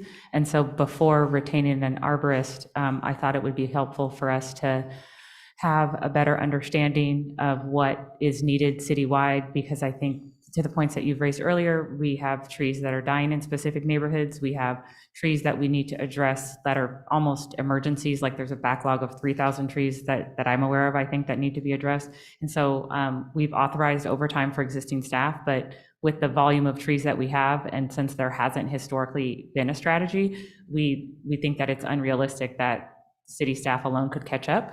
So we think that there needs to be a combination of a strategy with a third party. And at some of these that I've seen, there's actually apps. So you can look on your phone and you can look in a specific neighborhood and it tells you like what the tree type is and how often it needs to be, addressed. And so we're hoping to be able to move in that direction. And so that's why we need a comprehensive RFP, not just for emergencies like when there's a storm. And we have the Director of Operations and Maintenance is scheduled to return to the city of Richmond tomorrow. Our former engineering staff person, Tofik, will be returning tomorrow. And so he will be over all of the superintendents. And so we think before adding additional staff, because we've added at least 8 that I know of in Public Works, that we allow that new position to assess everything within operations and maintenance, and then come back with recommendations after their schedules and things like that for all the teams. Great. And what's the timeline on that? Like, how? I Where's would the hope RFP? that we would have an RFP out this summer, and that that when before the fall that it could be deployed, because it's a very every time trees fall down, they cause damage, and it's just like the sidewalk repair program. It needs to happen like yesterday. So it's a very high priority. Thank you. I'm really happy to hear that as well. It's all good news tonight. So I had just a couple more questions. The next one is just, I don't understand why there's 2 different categories in the other kind of allotments for climate. There's one for 300,000, there's one for 500,000. They're both climate. One is climate/wildfires. Why are there 2 separate categories? Well, what I generally try to do when we're developing the budget is we as staff try to listen to all of the concerns and the comments raised by city council. And so again, this was before your strategic planning meeting. And so there was requests from specific council members for specific programs. So historically, for example, some council members have been really engaged on reimagining public safety. So we reallocated the amount that we've had the last 2 fiscal years for reimagining public safety. On these 2 line items, we included an amount for built environment with Public Works. And then we also included another amount, and it should have said Public Works/fire, because I'm not sure if we really are going to spend $500,000 on fire prevention, or it could be that Public Works and Fire think we need a different piece of equipment, but that they would need to go through appropriate procurement processes. So this is just a bucket. So it could be 800,000 in one bucket, or it could be in 2 separate buckets. But the reason why we delineated them is so to ensure that on things that have to do with climate resiliency, where there should be an intersection between Public Works and Fire, that we get those 2 departments working together collaboratively, and they both have oversight and accountability over the budget, versus historically it's been bifurcated. It hasn't sat where there's joint responsibility. It's like somebody sending an email from Fire asking somebody to clear brush, and that isn't working.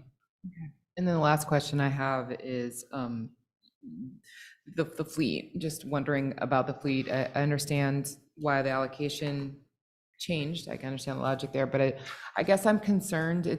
I wonder if the fleet allocation is restricted and can only be used for the purchase of vehicles, or is it something that can be moved around? Well, we provide a general fund subsidy to the fleet. So what we're asking the Public Works Department and fleet to do is to look at a comprehensive view of our fleet. And in the past, the life expectancy for a vehicle may have been shorter. And in some departments, it's probably advisable, even if a software says like maybe we shouldn't drive a Honda Civic, more than 120,000 miles. The last time I had a Honda, it went like 300,000 miles. I personally, if I was driving a Honda Civic in Richmond, I think it's fine to drive at 300,000 miles. But if it's going to be a public safety vehicle, there's clearly a different criteria. So we just really want to drill down on what we're requesting, and to the extent to which we can extend the useful life of some vehicles while also buying EV fleet and getting the EV fleet procurement moving forward. That's what we're trying to do.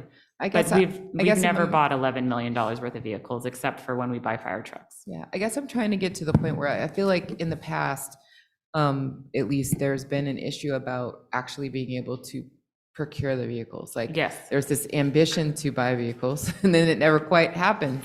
And so I'm wondering, how do we make sure that the vehicle replacements, especially the vehicles that are going to be non-compliant, are really dealt with, and these funds are used for that purpose, as well as, wherever there's opportunities to convert to EV, where it makes sense, where there's infrastructure, all that kind of stuff, according to a plan.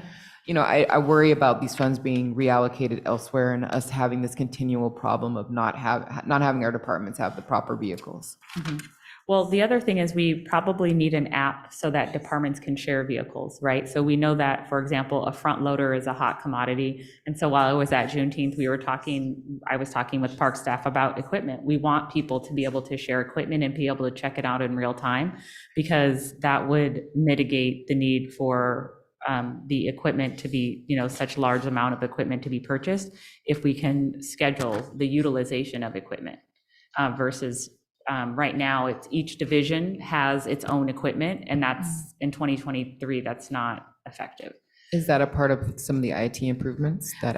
It is going to need to be a separate item that is led by Public Works, because IT already is, we have IT working on a number of other items, but there is an item that is on the agenda, and I'm trying to find the item where we've asked for staff to be able to make improvements to the procurement process to enable you all to enable staff to be able to move forward more quickly with procurement.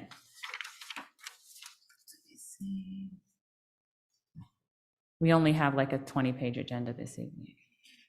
One moment.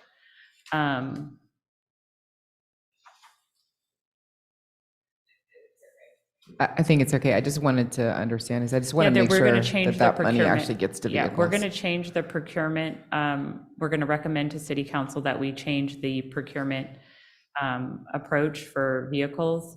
And that's something that will be coming before you as well. Thank you. Right, because right now you can order a vehicle on your phone and it'll be at your house like tomorrow morning. So what we've been doing in terms of the standard city procurement process is it doesn't work anymore because we lose vehicles. Councilmember Willis. Yeah, thank you. I'll save my comments for later, but I guess just a couple of more specific line items that were brought to my attention. Is there increased funding in the budget to order more flock cameras? Because I know since the last, heads nodding yes for the record. Yes, 500. Well, I wasn't sure if you wanted me to, if you were done with your question, so I didn't want to interrupt. But yes, on page 5 of the staff report, 200,000. And we're also going to try to work in additional cameras to the hotspot locations in the iHeart Richmond budget. Okay, how many cameras would that afford essentially? What's going to be my follow-up? I would have to ask Chief French or her designee to answer that question. I'm not sure. Thank you. Sorry, Chief. Good evening, Mayor and Council. So the $200,000 extra in the budget would include 70 additional flock cameras. We currently have 30. And then it would also include 44 pan, tilt, zoom cameras. So the flock cameras just look at license plates. The pan, tilt, zoom will be able to actually capture video. So 110 in total, or 145 basically? I know 70 more on top of the 30 flocks that we have, plus 45 rotating lens cameras. So 100 total flock license plate reader cameras. Yeah. And 44 pan, tilt, zoom cameras. Okay, thank you. Thanks so much. Councilmember Jimenez. Yeah, thank you. I think I have a lot of questions about the cost pool, which is the fleet. So vehicle replacement is one, risk management is the other one, and civic center debt is the another one. One thing, May 2nd, we have a cost pool of $24.8 million. Then June 6th, we have a cost pool of $21.8 million, and June 20th, we have a cost pool of $21.6 million. And what has changed a little more is the fleet. The fleet in June 11th and June 6th, you mentioned that we will need $11 million, but they were $3.4 million on carry forward from fiscal year 21, 22, 22, 23. So now we are having fleet and a recommendation of 9.7 million, and the capital improvement in 10.75 million dollars. So you say that it's going to be 9.7. But I would like to ask the fleet superintendent, I think like this here, maybe, I think like maybe you can talk to us more about what is the process and what is the your department really asking for in terms of like the fleet, because what I heard from why is such a big jump in the cost pool, it was because there was some backup of 3 years of cars that we were not able to buy. So I would like to ask you, since you are the fleet superintendent, what is the need right now, and what is and how we can do that? So the vehicles that I put in for this year, and that was 11 million, and we cut it to 10,750,000, is for the last 3 years. We weren't able to purchase previously for the previous 2 years because of a previous public works director that wouldn't allow me to purchase vehicles. He wanted to basically rent out the entire fleet, fire, police, whatever. We went back and forth with Enterprise Fleet for a good 18 months and just basically said, no public agency does it like that. You don't just turn over your cars and your trucks and, you know, every 3 years, 5 years, whatever. And like the city manager said, we've had to extend the useful life of a lot of our vehicles, and I've done that. So the only thing I've been able to cut was like your Ford Escapes, Fusions, sedans, things like that. Doesn't matter how many miles are on them. Will they last another year? Yes. You know, is the fire apparatus in bad shape? Yes. Our parks and abatement divisions are bleeding trucks. I mean, they're sitting in the courtyard right now and they've been out of service for a year, 2 years. Some of our trucks are non-compliant. So there's a lot of need there for fleet. And in the past, what we've done, especially with high dollar, like your fire apparatus and things, is we've done a financial lease. So you're not out all that cash, and you take those purchases and you get a financial schedule and you spread that out over 7 years, and you pay off the vehicles with debt service and things like that, so that the city's not out all that cash. And it's not a lease to where you don't own the vehicles, you own the vehicles at the end. It's just a financial lease to have less cash out on the city so that you can basically spread out the pain so you're not buying everything at once. And a lot of these vehicles, the hard part with vehicles and COVID and manufacturing and Ford, GM, Dodge, it doesn't matter. They just shut down their production windows. And unfortunately for us, most manufacturers will bring their pricing out in July. So you're gonna have till August or September to get a purchase order in, and city council is not in session. So that we were talking about changing the procurement process.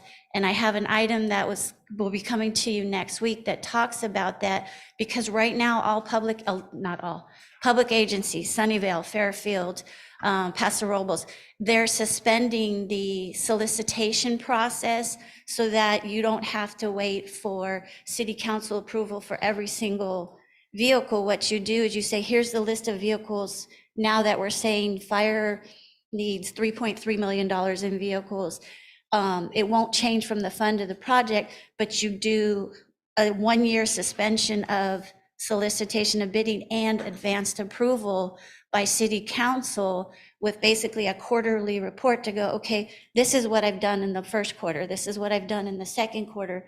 These were the vehicles that you've already approved during the budget process. And now we'd like advanced approval to go out and purchase these vehicles, so that if Ford shuts the window down in 30 days or 60 days, we're already to the purchase order process and not going through a contract process, a legal opinion, a risk management checklist, because we just have so many checklists that, like the city manager said, we'll lose vehicles, and we have. So. Thank you. So I think like for the finance, so it's 10.7 million that is being asked to have the fleet, for the fleet.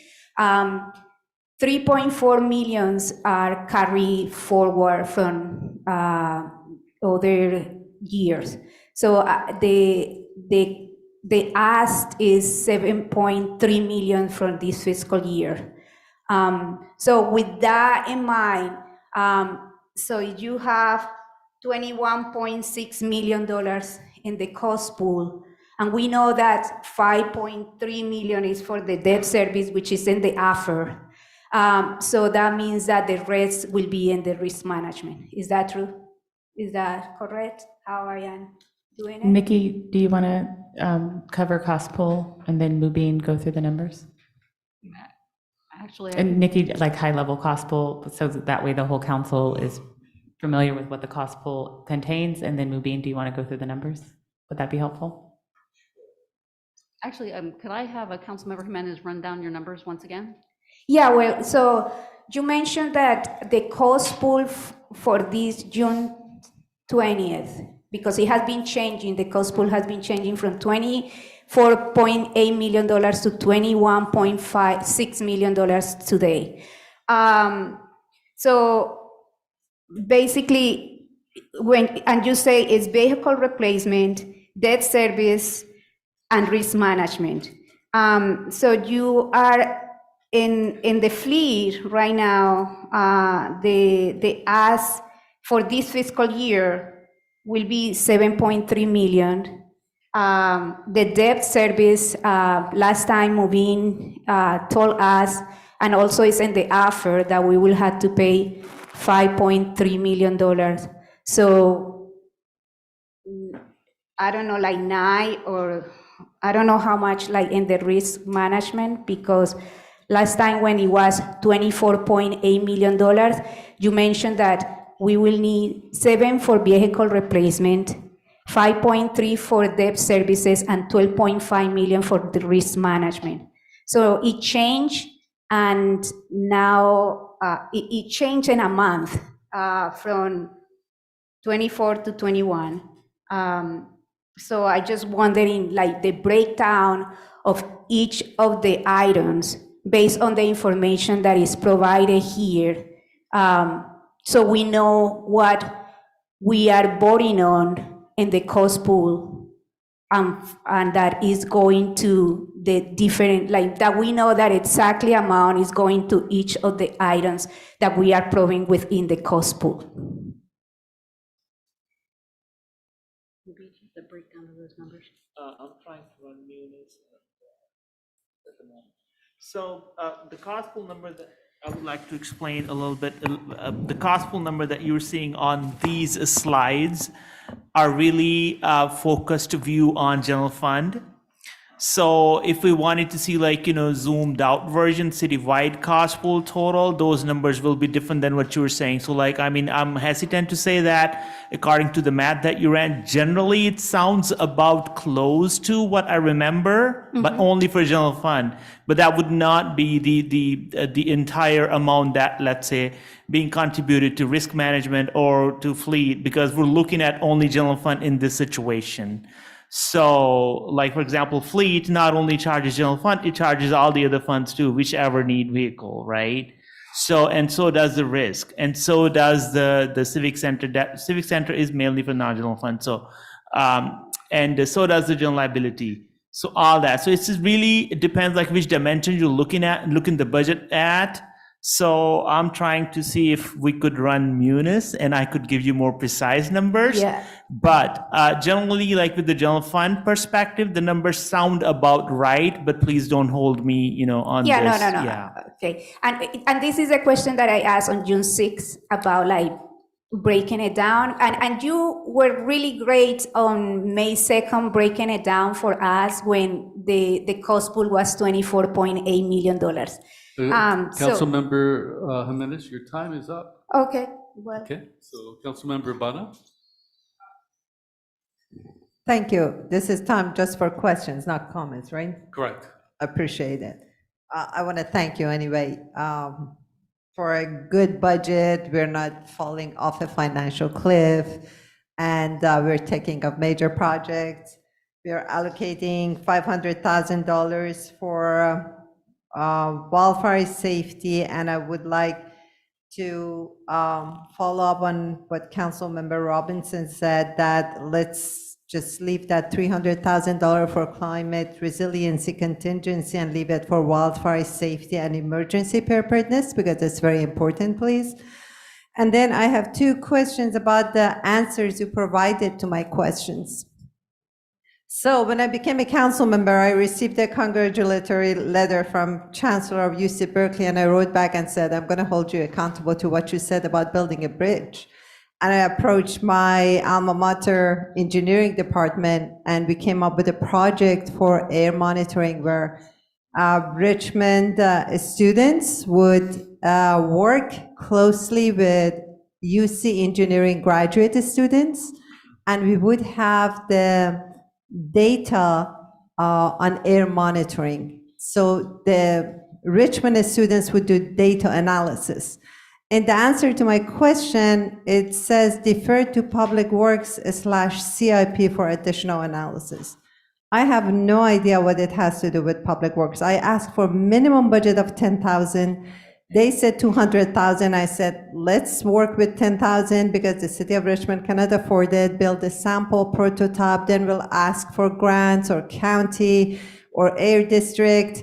So I'm asking you to please make it doable. This is the first step of building a bridge between the city of Richmond students and UC Berkeley engineering graduate students. I would very much appreciate that. The other thing is, I'm a liaison to the historic preservation. Excuse me, I haven't heard a question yet. My question is, why is it in CIP? So I'm going to ask all my questions, and it has nothing to do with Public Works. So my question is, what is the process for actually getting this money? And the other thing I asked, historic plaques, it also says defer to Public Works / CIP for additional analysis. Mayor, can I go ahead and respond? Yes, please. Okay, so for the historic plaques, one of the items that was brought up earlier also by two other council members, Councilmember McLaughlin and Vice Mayor McLaughlin and Councilmember Robinson, was pertaining to the Pullman Hotel. So that specific item is being, staff has been looking at that and working on that. It was a historic structure, well-known historic structure in our community. It's very significant for African-American residents. And so the HPAC staff person, the historic preservation staff person is Roberta, as well as Winifred Day, our arts and cultural manager. So they're conferring and trying to come up with a recommendation for consideration. So that's one item. But we don't have a definitive plan yet. And a lot of our CIP project budgets should include public art, but we're not to that level of detail. Most of the public art that has been happening is the private development component for public art, and now we have to start integrating the public art into the CIP projects, which is required per the ordinance. So that's why that language is there, because there's an opportunity, if there's built environment improvements around that area, to have plaques dedicated in different areas based on the CIP projects or public art. So that's one piece. The second piece is for the air pollution monitoring. We have worked collaboratively in the past with UC Berkeley. We would love to continue to do so. At this juncture, I can't ask Samantha Carr to do anything else until we have a TCC grant administrator, and until and for Miss Felina Velasco, until we have the housing services position and the housing analyst. So at this juncture, I think that the program sounds really interesting. I don't know who I could assign to work on it. And so I don't know what to do because I don't know how we would work on it right now. I'm sorry. And so that's why it's not in the budget, because I don't know how we could move it forward, even though it's a good idea. Okay, I thought we would dedicate the budget, but apparently we need the staff to take Well, we care of also, it. just because and so I think this is a really important conversation for the council to understand, is the budget process is just how we commence following your policy direction. It means that staff then have to do a host of other activities pertaining to procurement, RFPs, contract issuance, negotiating the contracts, requests for legal opinions. Like Daniel was saying, all the processes that we have to go through, risk management, all of that has to happen even for $10,000. And so if I think we can try to identify a staff person that could potentially work on it, but right now I don't have the capacity to do that project. Okay, I'll wait until you have capacity. And among Thank you very much. Of course, in the fleet we're purchasing, is there a water truck? I wonder if the city has a water truck?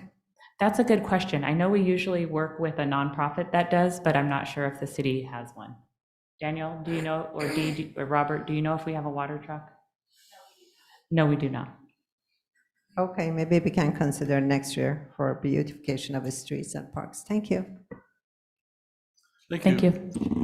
Any other council members? All right, hold on a second here.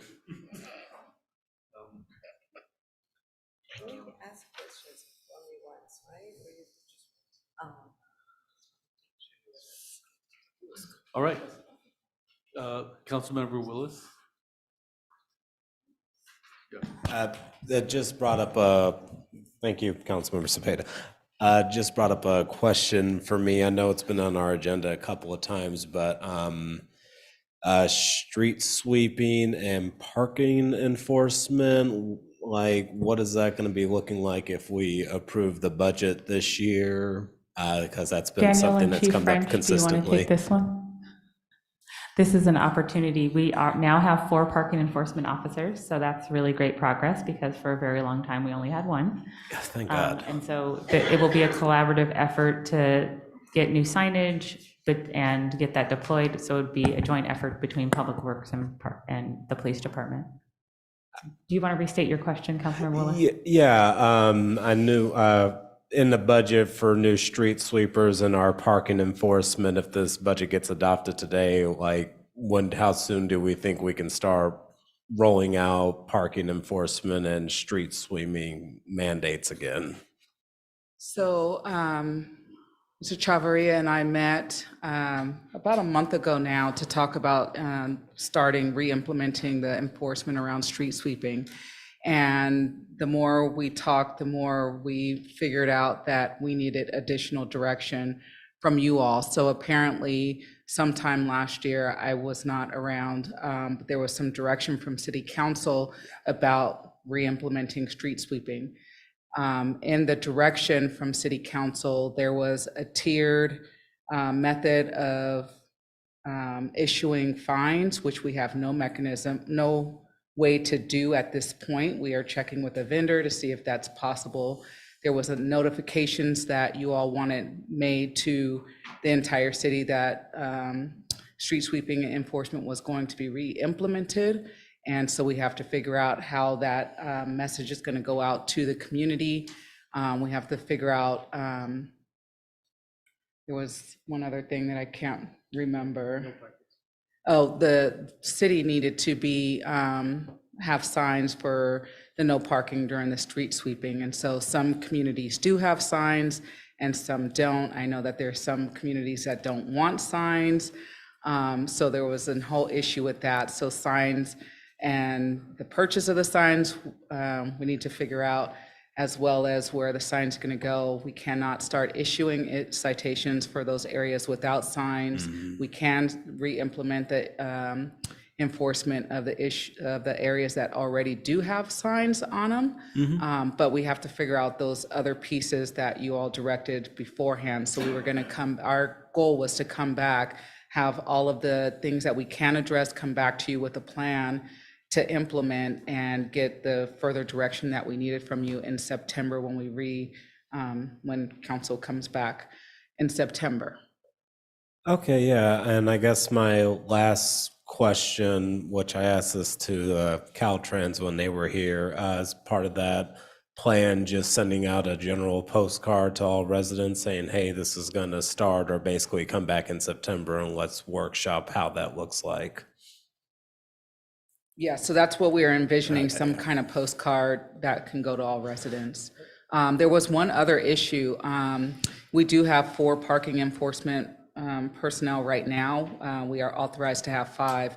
If we are going to increase parking for the entire city, if we are going to put signs up for the entire city, we do need more parking enforcement officers. Even when we had 5 before, when we were doing street sweeping enforcement, 5 was not enough to cover the areas that had signage up. So if we want to do it equitably across the city, we would need more parking enforcement officers. 5 wasn't enough. Y'all got me everywhere I was.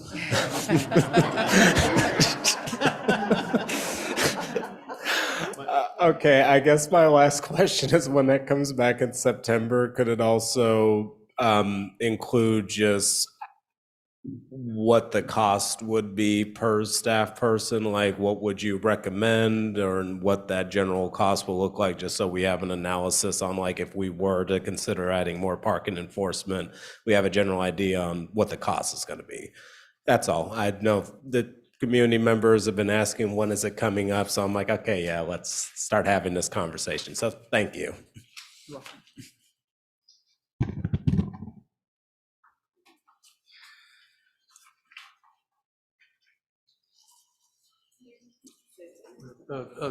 Councilmember Cepeda. Thank you for all your great work, everybody. I'll give you some more accolades the next round. Thank you for the answers. I was reading through them. So for Measure X, I want to see what we can do to make sure that we go after them. Thank you for providing the answer on the PDF that you sent earlier today, that we don't have any Measure X funding coming into the city just yet. And looking at what the county has allocated, they've allocated some, so I'm hoping that we can put some resources there, please. In regards to the fleet, are we able to allocate some of the funding over moving costs to the ECIA fund? It is there, and we should be able to take some money from the current fleet and then get some funds from ECIA, because we are able to use it for electrification vehicles. I also didn't see, and maybe you can point me. Councilmember Cepeda? Should you go, or do you want me to wait? Oh, no, go for it. Yeah, please, thank you. Okay, so a couple things. So we do understand that Measure X is important. Patrick Seals, our grants manager, and Lilia Corral, our management analyst in the city manager's office, are attending the larger meetings. When Measure X was rolled out, we did ask Supervisor Joya to make a website, so there's a central repository, but we agree that we need to be at all of the tables. Since I wasn't the city manager when it started, just like the work around A3, we came to the table a little later, and so we're trying to get as caught up as we can, but we appreciate you bringing that to our attention, and it's something we do need to continue to work on. That's one issue. The second issue is around ECIA. So I spoke with Deputy City Manager LaShonda White regarding that, and one thing that we just wanted to be cognizant of is that the ECIA funds that are remaining, we just have 2 years left, and so there are a number of nonprofit local organizations that do receive funding. So we wanted to see where we thought we would land with the current fiscal year and any unspent funds, and see to the degree to which we can absorb the cost of fleet. So then we wouldn't have to ask the nonprofits to potentially receive less money, because there's trade-offs there. And so we know that those funds are important to the groups. And so we thought maybe we would be able to do both, is what we're hoping for, is that we can meet the fleet goals, we can meet the requests of the local nonprofits in our community for ECIA funds, and we can also work on the city council priorities. It's a tall order, but we're trying. Thank you. The other question is continuing on the EV. I don't know that I saw it. Maybe it's hidden in there, and maybe I just didn't see it. Electric vehicle infrastructure. Yes, we had a line item for, I know the port strategic plan. Did we also have a line item for the fleet item yet for the EV? No, so we'll have to include that within as part of either the fleet NCIP, or it could come from ECIA. That might be a good way to leverage those funds. Perfect, thank you. And I know that we sometimes have difficulty trying to get vehicles, and this might be for D. I don't know if we've spoken with our dealerships, but I drove up to, we have a couple of them here that bring in a couple $1 million to the city of Richmond. Yeah, that's part of what D has on the agenda for next week, is to enable us to work better with the local procurement and faster. Perfect, thank you. Then they would love to meet you if you haven't already. Meeting with them, I think that we can let them know what we need and they can start purchasing for us, so thank you. And I don't know if we can prioritize the fleets in regards to higher amounts, more difficult to get vehicles, and also vehicles that are electric versus non-electric. So those are the non-electric, and they're difficult to acquire, kind of moving them along faster. And I think the process next week might answer this, but just want to make sure that we're kind of differentiate. And again, in case we're able to use ECIA funding, then that could be focused on the electric vehicles, because that's a lot of money that it's already earmarked towards what we are able to do with it. And that is it for my questions now, and I'll have comments later. Councilmember Robinson? So I just had a question that came up before I was a council person, actually. And working out on the Greenway with the nonprofit I was working with, we realized that there was a problem with trucks and public works. And we worked with one of the foundations we were funded by to get a grant for the city to purchase vehicles. And I still don't think those vehicles have been purchased, although I know the grant has been granted to the city. And I believe it was for at least 2 vehicles, 2 trucks. And I just wonder what happened to that. Like, I was pretty happy that I was able to make that connection for the city and to fill that gap, to help with the maintenance of parks. And it's been over a year. And I just wonder what happened. And actually the foundation also wonders. Those vehicles have been purchased through the Hellman Foundation. And we were actually able to procure 3 trucks through the Hellman Foundation, and then another 9 that the city purchased, and they're stake beds. And again, that's the problem with vehicles, is they'll promise you a delivery date, but then they can't actually meet that delivery date. So right now, those are on a Ford F-350 chassis, and they're still in the middle of production. We won't physically see those trucks for probably another 12 months, which is why with fleet, I'm going into panic mode, going, I could cut a PO tomorrow for everything and won't see things for 12 to 18 months. So, because those are stake beds, so I don't want to say they're custom built, but they're not off the shelf either. It's not, I'm going to go buy a pickup truck or, a Tesla or something like that. It's, okay, I need a lift gate, I need a tarp, I need lights, things like that. So those were purchased. And the Hellman Foundation has been incredible. And we're still in contact with them and looking forward to getting some more vehicles in the upcoming year.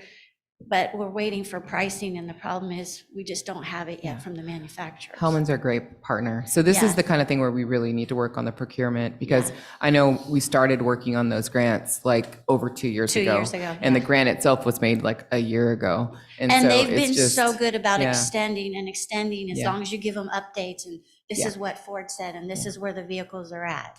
It's really important. Thank you. Okay, Councilmember, I'm sorry, Vice Mayor McLaughlin. Yes, I just had one more question. In the agenda report, you have that this proposed budget includes salaries and wages of 741 full-time equivalent positions. And that's 9 additional positions than last fiscal year, or this fiscal year we're finishing up now. And also a 6% vacancy savings factor. So my question is, how many, I know we've been doing a great job with hiring, and each time we hear from the city manager, the new hires that have happened is, really great news. So where are we at now in terms of filled positions? How many filled positions exist in the city? The last time I received a report from HR, it was in about the 320 to 330 range of everyone that we have that is in the pipeline and currently hired. So people going through background that have accepted offers and that should be here. But I can provide a more definitive answer via email tomorrow. That's a really good question. We're actively recruiting and have made significant progress in, public works and in police and a number of the other departments, such as the Housing Authority.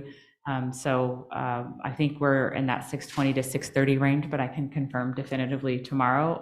But in order to make sure that we are balancing overtime and clearly calculating for overtime and also clearly estimating and having assumptions in our budget for transparency. That's why we include the 6% vacancy rate, because I think historically that's how the budget was probably balanced, but we didn't really openly talk about it, like where the positions were vacant, where we didn't have positions. But my sense is that there always has been a vacancy rate factor, and now we're just tracking it so the council's aware. And then also wanting to make sure that public safety, that we're tracking and monitoring overtime, and that they're not internally making those corrections for within their own budget to account for their overtime, and that we're actually budgeting for that separately so the city council can see we have X number of officers or X number of fire personnel, and this is the overtime rate. And so being very clear about all of those things. So I was a little bit confused when you started out, and maybe you could clarify. I thought you were saying there's like 300 and something, and then I heard you say 630. 600, about between 620 and between 620 and 630 FTEs, full-time FTEs at this juncture, not including part-time staff. And then in your memo, there's also an attachment with the part-time staff, because part-time staff do make up a considerable portion of staff in our direct service serving departments such as community services. So we kind of have an aspiration of hiring another 100. I mean, if we're 630 and we're budgeted for 641. Right. I think we'd probably feel comfortable. And I would, we constantly look at what's happening with our revenue and expenses and make adjustments, but we're trying to hire as expeditiously as possible for the key positions and key vacancies. But we do believe in order to accomplish all of what the city council wants to do organizationally, that we're going to be hiring based on your priorities. So in this budget, you'll see the position for housing analyst, you'll see positions for for housing services. You'll see that we've added more county managers and finance, so that there's division leads essentially within finance. And so trying to deal with some of our structural issues, and then also creating opportunities, hopefully, for more internal promotions. Thank you. And the social services position that you requested. In my comments, I was going to thank you on that. Councilmember Robinson.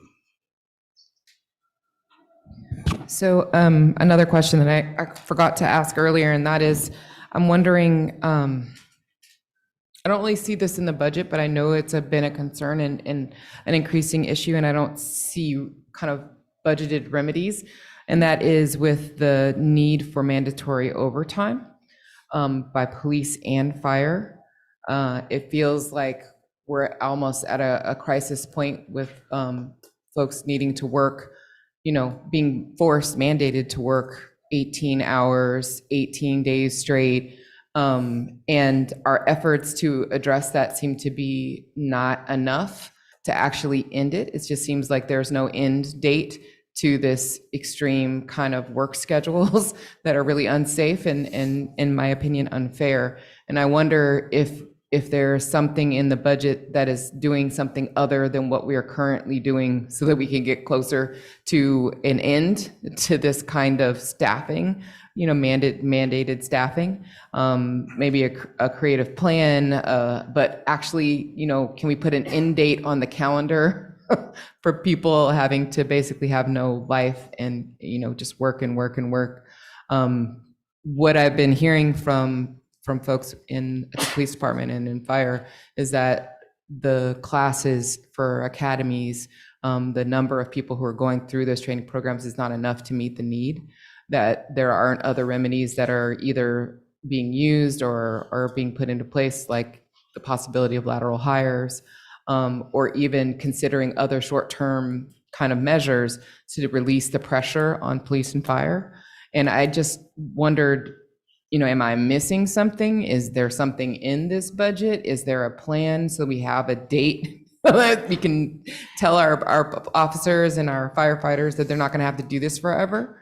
I just didn't see anything in the budget except for what we have been doing. Sharon Taylor, maybe we can start with HR Director Sharon Taylor to give an overview of the recruitment work that's been in progress, and we can certainly have a more specific study session on that, but there are specific strategies that have been deployed for both police and fire. And then Chief French, and then our battalion chief is here. So if all three of you all could join Sharon at the dais, and then we can answer the questions for Councilmember Robinson, I think that would be helpful. And I think it would even be helpful to really hear from the chiefs around what you really think you would need to overcome the vacancies, so that we're not in this situation in 2 years.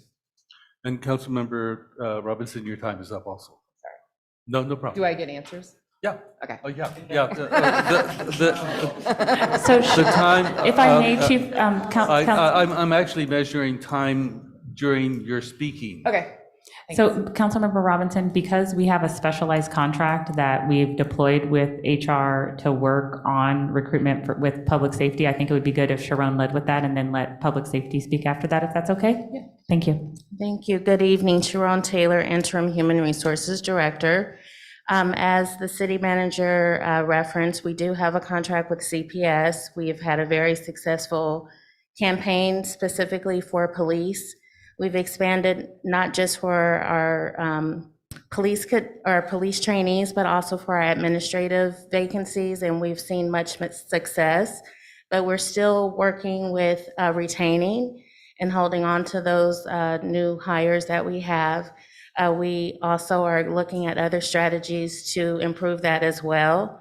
As far as fire is concerned, we did just complete an academy, or it will be completing in the next couple of weeks.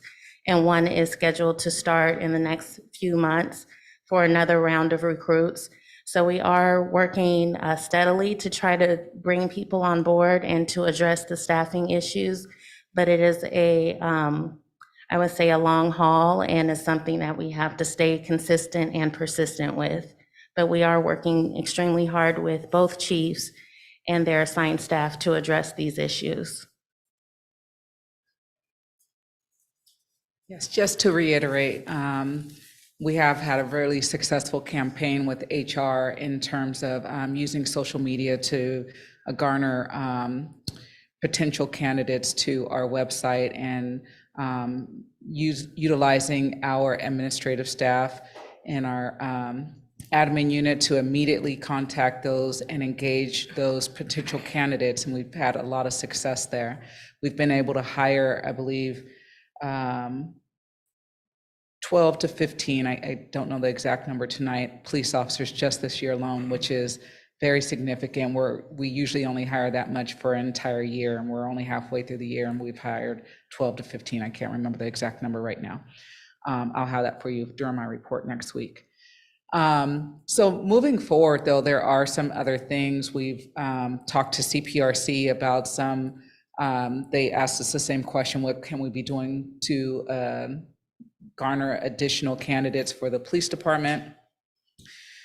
We've looked at what some other departments are doing with signing bonuses, referral bonuses. We know that the people that work for our city are our best recruiters, because we all want great people to work with us. And so having some type of recruiting bonus for our current employees and then signing bonus for people to come on. In talking to other chiefs, the signing bonus has not always been very successful. Alameda County has like a $75,000 signing bonus. That's not something that I believe we should do here, but maybe some type of signing bonus would help with recruitment. A take-home car program has been very successful in a couple of different agencies in the Bay Area. Those agencies that do have take-home car programs actually are fully staffed at this point. It's a big selling point to keep people, to keep their current employees here, just with the rising gas prices and other issues.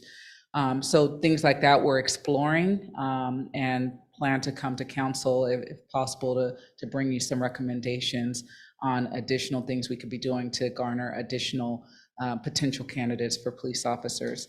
It takes a year and a half to get somebody through the hiring process and to get fully trained. So as we continue to lose people, and we have 3 people that are in some phase of the background process right now with other agencies still, so we still have people that are leaving our agency to work in other places.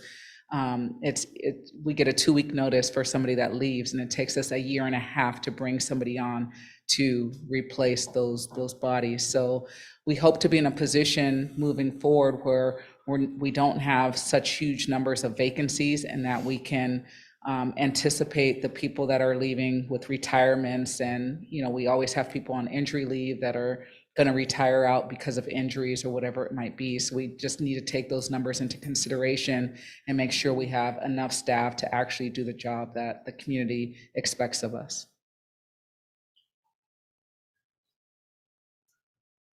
Good evening. I'm Victor Bontebo, Battalion Chief of the Fire Department. What Chief French said is absolutely correct, is through attrition and gaining the employees through background and hiring process, it takes a long time to hire these employees. And so, but right now we have a $60,000 line item for promotional exams for Battalion Chief, for engineers, for inspectors. We have an academy that's going to be starting in October. So we're starting those interview processes right now. We have I believe it's 140 candidates right now on that list that will be going through interviews. And really, in general, I think public safety, fire service in specifically is really going through this hiring difficulties. It's not like almost 30 years ago, you know, where there was 2,000 applicants for one job opening. It's not like that anymore. So it's really hard we have to find different ways to interest people in our jobs. And so we're trying to devise different ways to get the younger people's interest. And so now we're starting to get into the high schools to interest them in our occupations. So we're working on it. How much longer can your officers and firefighters hold on working at the rate that they're working now? It's difficult. Yeah. Yeah, it's very difficult, but I will say for the police department, we just graduated 2 from the Oakland Academy last month, so they'll be, they're actually in the training program, so 6 months in the training program, and they'll be solo beat officers. So we do see some light at the end of the tunnel. It's just gonna take us a little while to get there. We have 3 officers graduating next month from the Contra Costa Police Academy. We had 4 officers that I just hired that started the orientation for the police academy just today. So we have, you know, people in police academies. It's just the process of getting them through the academy and getting them through training. So we do see some light at the end of the tunnel. We're hoping by the end of this year, we'll be able to fully staff our patrol teams. That's our problem right now. We're not even able to fully staff our patrol teams. And then even sometime, you know, early next year, we'll bring back some of the ancillary units like our traffic unit and other things that are desperately needed across the city. Thank you. Thank you. And Mayor, if So- I may also just briefly add that across all of the city managers that I speak to we're all having a difficult time hiring. So I really appreciate that in Richmond, our department heads are really hands-on, working collaboratively with HR and management leadership team, and that people who have worked for the city in the past, we have an open door policy. If people want to come back, we encourage them to do so, but we're also actively recruiting from throughout the region. And I personally have never seen HR hire this volume of people, so I really want to commend Sharon and thank her for the collaborative work that she's been leading. We've made significant progress, so thank you. Thank you. I'm also curious about maintenance and groundkeeping. How are we in terms of staffing adequate people in those departments? Right now, we don't have schedules that have been deployed. So after Tawfiq starts tomorrow and has an opportunity to meet with all of his superintendents and deploy schedules, it's my expectation that he will develop a plan collaboratively with Daniel for the city council's consideration. But at this juncture, they haven't been operating with schedules that have been deployed. So it's very difficult to say definitively what the needs are without schedules and without the sort of a coordinated oversight of all of operations and maintenance with that professional engineering background to work collaboratively. So the idea is that Tawfiq will work collaboratively with Robert, and so that way engineering and the staff that are the superintendents will be able to work in a more collaborative approach versus before it was very segmented. And so that's the idea of making sure that we have a PE in both of those, a professional engineer in both of those positions. So that way that we can integrate, like Daniel was saying, work that staff can do immediately with staff on hand versus things that we need to contract out, and that those things can be integrated so the city council can see faster progress. But I would hope and anticipate that we will need to continue to hire more staff in maintenance and in that are to help with the built environment. But we also need to also continue to work on revenue to be able to do so. And so that's what we'll also be coming back to the city council with, our continued ideas around how to improve revenue. Okay, thank you. Councilmember Bana? Quickly, I just wanted to ask about the fire training center and the budget for that. At this juncture, we anticipate that we will need to have a study session on that item. There is the city of Berkeley and one other city is interested in developing a regional collaborative fire training center site. And so there have been some work, some initial due diligence is underway.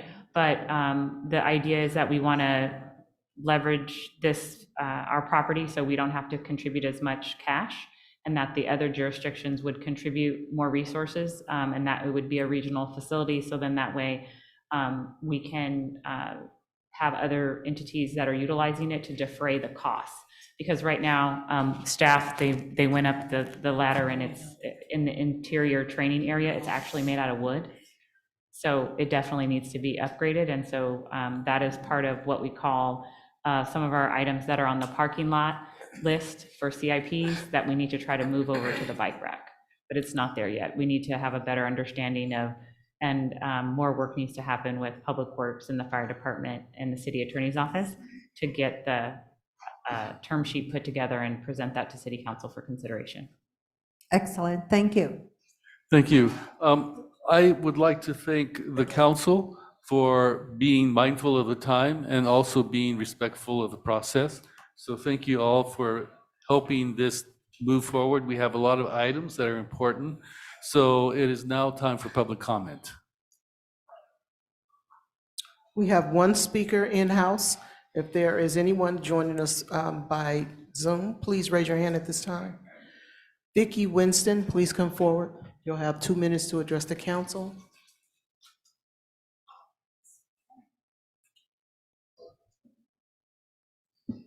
Hi, good evening, Mayor, City Council members. My name's Vicki Winston. I've been a resident of Richmond for 32 years. I live out in the Greenbrier Neighborhood Council, which is off Castro Ranch near Linda School. I'm vice president of the Greenbrier Neighborhood Council, and I'm also representing our council tonight. And I'm one of the thousands of residents that live facing a daunting threat of wildfires. There are thousands of Richmond residents that face this, and I don't know if everyone knows how extensive this threat is. I'm speaking in favor of the $500,000 bucket for the wildfire to stay intact. In November 22, CAL FIRE issued its updated wildfire hazard map and designating many Richmond neighborhoods in the two most extreme levels, very high or high wildfire hazard areas. That same year, my husband and I received a letter from our homeowners insurance company telling us they'd no longer provide fire insurance in our area, and they wouldn't be renewing our homeowners policy. And we aren't the only ones. A lot of people I talk to in our area, that part of Richmond, have experienced the same thing. So this past year, our neighborhood council applied for and received a $4,900 grant. We only have 124 homes in our neighborhood council, but we got a Love Your Block grant from the city of Richmond. And it enabled us to provide safe walks to schools. We're very near the Linda School, and implement 2 green waste removals.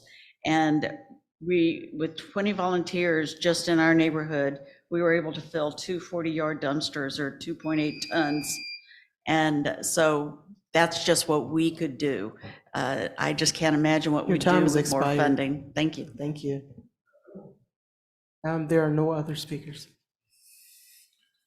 All right, in that case, it's time for for comments. I will start with Councilmember Robinson. So excited to be at this point where we have a budget that feels generally good. I have just a few concerns and comments that I want to make sure I voice as quickly as possible, because I know my time is ticking. One is I feel like we really need a process for adding new items to the budget, that we should go through a process as a council and review them and get some kind of understanding of what the project is before it's budgeted for, so that we're all in agreement and we have all the information and we know if there's a duplicate project or whatnot. And I just want to bring that up. And also around the parking, I feel like I really hope that when we come back with the parking plan, that it's an equitable implementation of that plan. I know that the existing signs, at least for me, in a lot of those existing signs are in my district, where some of the lowest income people in the city. And if we're only going to be the only ones that are going to be, kind of parking enforced, that doesn't feel fair. So it needs to be equitably, fairly implemented across all neighborhoods, not just the ones that already have them. And then finally, I really think we need to put a timeline and end date to the mandatory overtime, not just because of the cost of the city, but to the cost of our public safety workers. I think also it puts the public at more risk. If an officer is on duty for over 18 hours, they're really, really tired. Are they going to be their best selves when they're challenged in the street with kind of a violent situation? I don't think so. I think that that's a tall ask for people who've been forced to work and work and work. I feel like we really need to get a solid timeline and end date with a solid plan and put some creative measures in place. I know that that's already happening. I'm not devaluing what's already happening, but I think that even the officers need to hear that they can hold on. They need to hold on for this amount of time more and not just indefinitely. That's for fire and for police. So those are my comments. And the last one is that I hope when we allocate funds for different line items that we make sure that those funds go to those line items. I'm not really sure if we have any power as a council to restrict items to make sure that funds are used for what they were intended. But that is a concern of mine. I would not like to see reallocations where we expect for there to be expenditures. Thank you.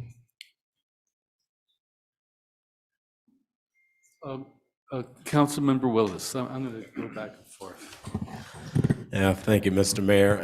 I just wanted to just briefly say, I know I've said it many times throughout this process, but thank you to staff for all the hard work and all the quick turnarounds to the various information that gets requested and trying to put everything together, especially when we find out about unexpected shortfalls and different projects that got approved a long time ago, or a new problem comes up. And I just really appreciate how staff has been very solutions oriented, to where even when there's a problem or obstacle in front of us, it doesn't feel like it's the end of the world. It's more like, hey, this is going to be a headache, it's going to hurt, but we do see a pathway forward. And even if we don't see a pathway forward, we have ways and paths that we can take to actually bring forward solutions. And I know a lot of our staff has been working into the weekends and all days, and y'all have families too. So anytime I ask something, that's never really lost on me about the time and dedication put into this work. And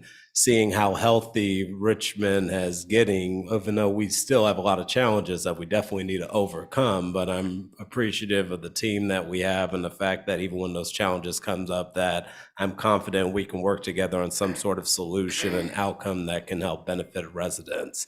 So I know this has been a very long process. I know it's going to continue, but I just wanted to give my sincere gratitude and thank you for all the hard work that we're in. Thank you for the work and collaboration throughout this organization that's putting us in a healthier place, and willingness to work with council members and being creative and not necessarily putting up roadblocks, but helping us figure out paths forward so we can both reach our solution and goals collectively.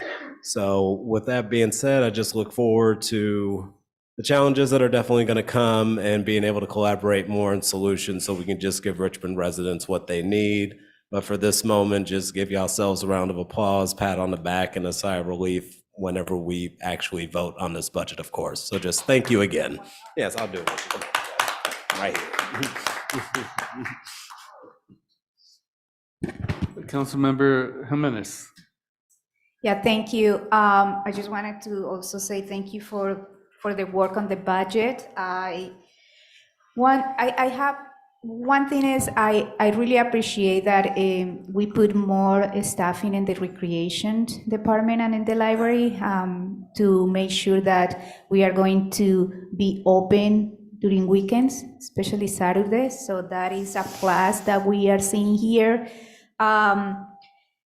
Some of the things that I am a little concerned is about the public works department, that like we, in the priorities, we are asking a lot from that department, and instead of looking at expanding the staffing or increasing the staffing there, in this budget, it decreased by 1 person. So we are asking a lot, but I hope that we can really think about how we are going to staff that department that actually is really important for our community, for like all the work that we want to see. So and then the other part that I didn't see here, like more concrete, is around the grant. Like City Council also is really interested in seeing more like a grant department, right? I know that we cannot have a department from one day to another, and we just finished the prioritization. So I hope that as we move along, we can start thinking about that. The other part is the community crisis response program, thinking about the responders for mental health crisis and other crises. It will be important for us to have that staffing and to have the vehicles. And I am a little worried that what this fleet superintendent say, that it's taking 12 months to get the vehicles.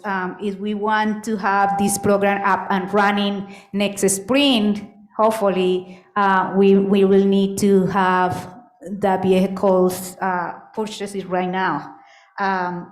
So that is one. And then Finally, I think like in terms of the capital improvement plan, I would like to see more funding for street calming measures. We have a lot of collisions in the north and east area. Just in 2 weeks ago in Esmond and 37, where I live, a big collision happened and a truck ran over and destroyed the neighbor fence. And luckily nobody was walking there, but people are really feeling that we need to really put more money into street calming measures, particularly in this area where a lot of collisions are happening.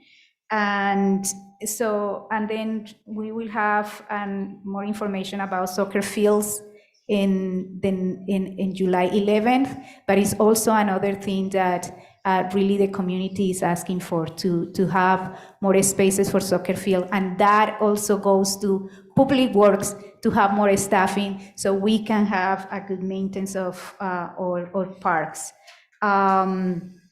So I just wanted to say that there are a couple of things that I would like here to be more specific, so we can have more accountability. And I hope that we can make a motion to be more specific in certain areas here tonight. Thank you. Councilmember Bonner. Thank you. I also would like to thank the city manager, the finance team, all the department heads, all the city staff for doing a wonderful job. I feel like the budget process, despite everything, has been very smooth to the point that I can argue about $10,000 here and there. This is wonderful. Seriously. I mean, not long ago, city of Richmond, as we were reminded, had a budget of $100-something million. We're at $30 million shortfall and didn't know what to do. We just had an audit, but now things are so smooth. We have some reserve, we can do the projects.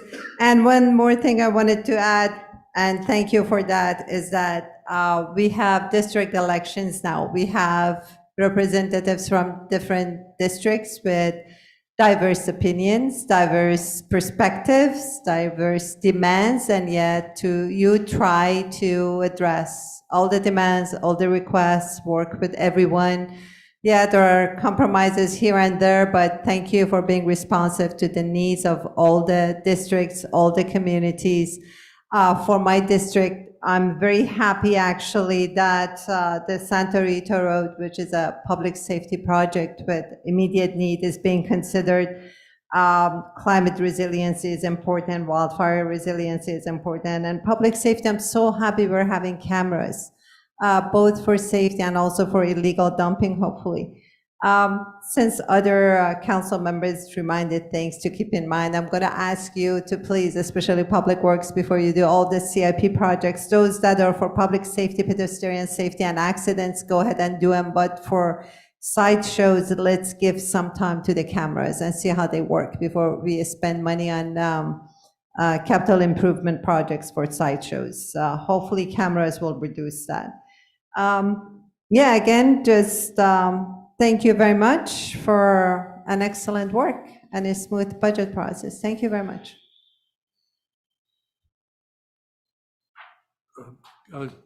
Vice Mayor McLaughlin.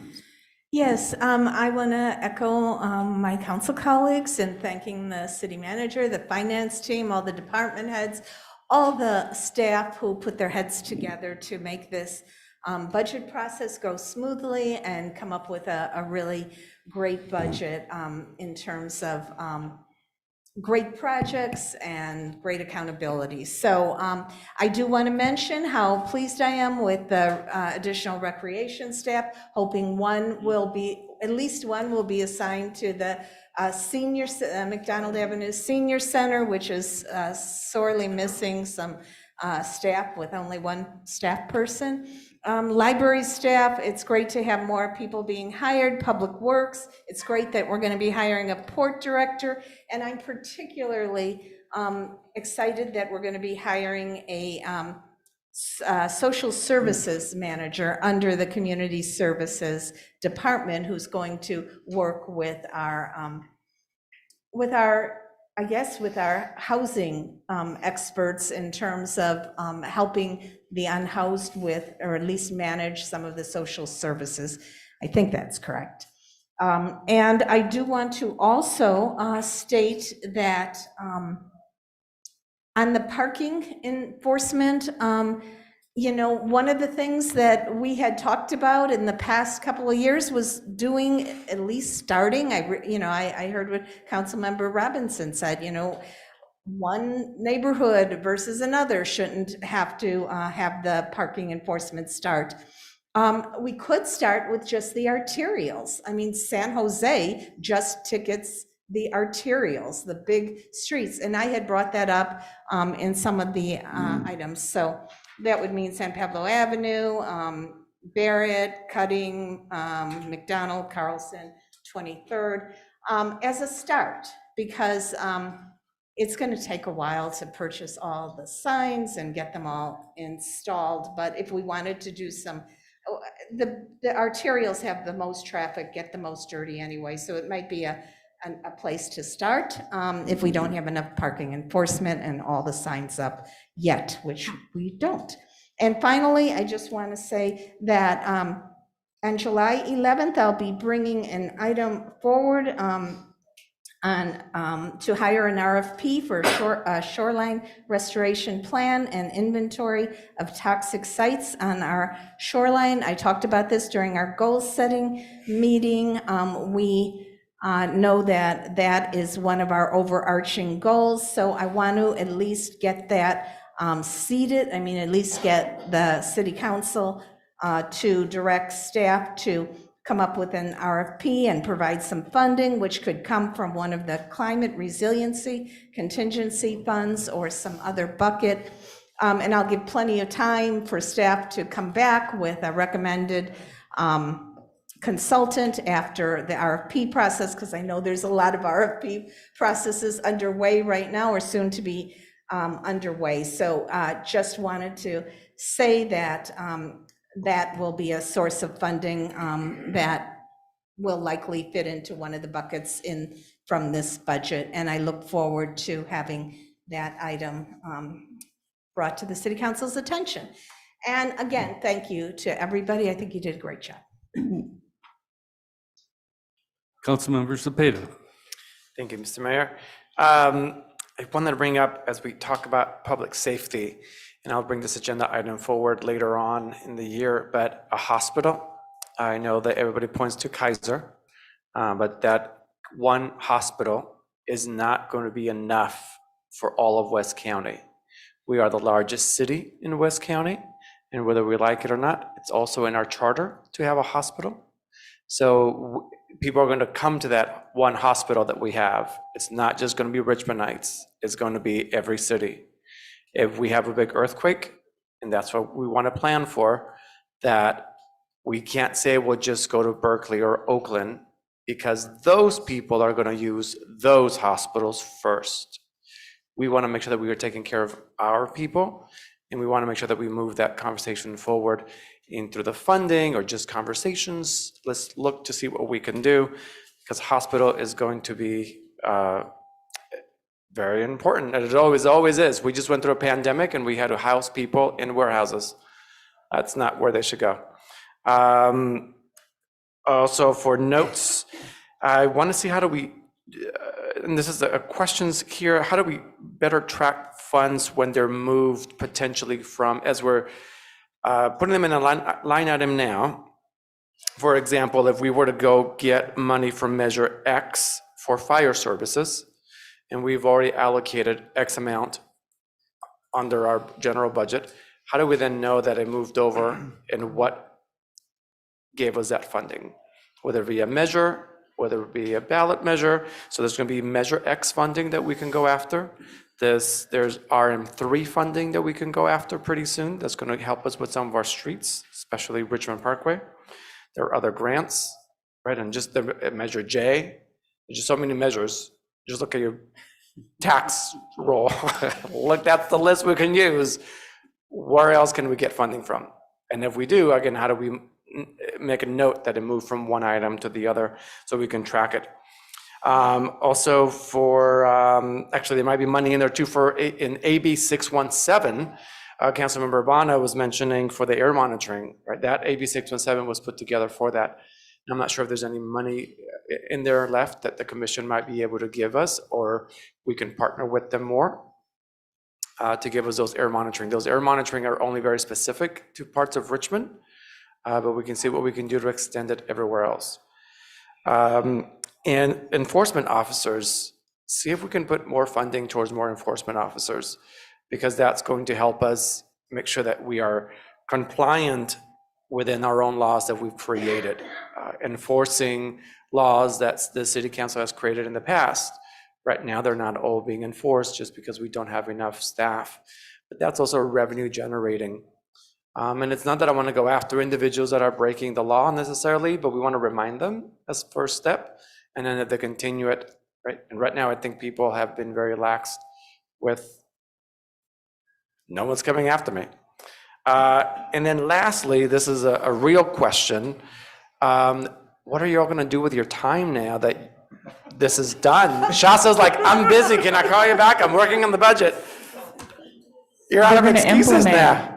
I may, through the chair, Mayor, we're going to implement. So there's, and we're going to tick and tie to your, as Nikki would say, to your objectives and goals. So we're not done yet. We still have a lot of work to do. All right. Interim audit is in process right now. Then we have year-end audit. Then we have to bring back what you want to do with 22, 23. And then we also have corrective action plan. And then we're also already gearing up to do the biennial budget, like 2 years budget next year. So we have to plan now for that. And then there is a range of policies that need to be updated. And we also need to implement what we learned through this process, like how to communicate the budget with the city council that is more, understandable and more transparent. So this is the time that we need to do immediately after that, because everything, the iron is hot and red, and you can, make the changes and, document all those right now. So thank you. And through Mayor, if I may, I do want to note that based on the city council's policy direction, we did add 2 new housing positions in community development, and then we added a total of 13 FTEs compared to last year within community services throughout the various divisions, and these are full-time FTE positions, not including the part-time positions that we're going to be hiring. And then the net between public works and water resource recovery, what we're trying to do is, as we do have turnover, for example, maybe in the past, a project manager position or project coordinator was in the budget, and it may be more appropriate to have a senior accountant or some other type of administrative position, or, for example, a civil engineer. We've been making those adjustments. So water resource recovery and public works is flat total at 143.2 FTEs budgeted between last year and this year, if you look at them combined. And so we've really tried to listen to what you've been saying over the year thus far in these meetings here pertaining to the budget, and also in your sessions, and try to develop a budget that, broadly speaking, puts you on a pathway to accomplish the goals and objectives you've set out. Thank you. Thank you, Maureen, for those answers. Hopefully you get some time off there too. Yes. I know that during our goal setting, we looked at a lot of things that were aspirational. We also looked at a lot of things that were in progress. I think it's important that we consider things that are in progress so that we don't end up with a lot of half-done projects. So during the May 23rd Capital Improvement Program presentation, Public Works presented ready-to-go projects with funding gaps. In those, I think there were about 21 items that had funding gaps, and I saw 3 that directly address climate resiliency. And I am suggesting that these are concrete projects that need to be finished, but they can't be finished unless we fill those gaps. So I'm suggesting that we use the money allocated for climate resiliency to go towards filling 3 of those projects. Let me explain how they fit into climate resiliency. One of the programs is the Booker T. Anderson Community Center that needs to be finished. That would need 300,000 to complete. And when it's completed, it could be used as a center for emergencies, so that community would have a place to go. The other item is repairing the Santa Rita Road, which threatens access to a large community. That would be $650,000 to complete that project. I think if we're thinking of fire safety, we also need to think of egress. We need to think about how people are going to leave the area. So that $650,000 put towards that would be greatly needed and used. And then the third investment, I think, should go towards the electric vehicle fleet plan. This plan is forward-looking, and I would say that $250,000 goes to that. We need to start working towards having an electric fleet, and making a plan is the first step to do that. So I know that we have a lot of ideas, a lot of wishes, a lot of hopes, but I'm thinking that we need to be concrete in how we move forward. And being concrete is in filling these gaps so that we can actually get things done. And I see that Councilmember Bana has her hand up. Let me calibrate your time. I'm concerned about your comment because we have been requesting for $500,000 for wildfire safety and emergency preparedness.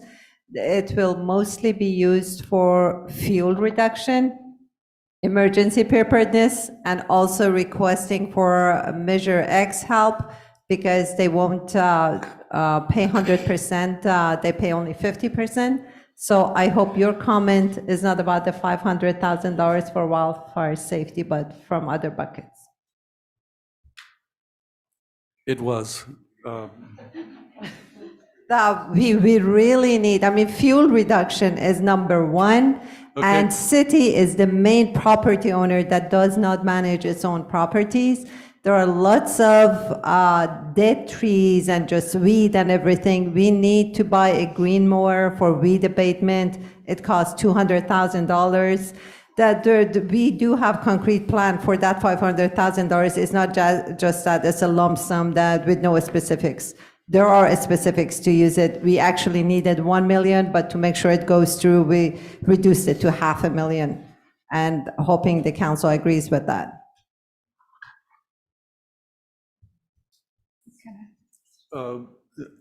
Vice Mayor McLaughlin? Yeah, I just want to say, I think all these things are extremely important, and I think I have had conversations with the city manager, and she says there's various buckets we can pull from to do various things. I would just, let's leave it to staff. We have things identified in the budget that I think we're going to approve, and for the stopgap or the in-progress items that the mayor brought up, I don't know if funding has been identified for some of those already, but a quick question to the city manager. Would you say that a lot of these climate resiliency issues, including the cost for a consultant to do a shoreline plan, which I think is essential, all those things are needed to really wrap our minds around this climate crisis and be prepared, to at least have guidelines as we go forward. So I guess what I'm saying is, city manager, you've heard the discussion, you know what our priorities are. Would you say that you can find, I know we'll have probably some excess money after the 22-23 fiscal year budget is completed. Would you say that we could probably find some of these climate resiliency buckets of money to address the council's concerns? We also have the TCC grant that might be useful for some of this. So I just want to hear your thoughts on that.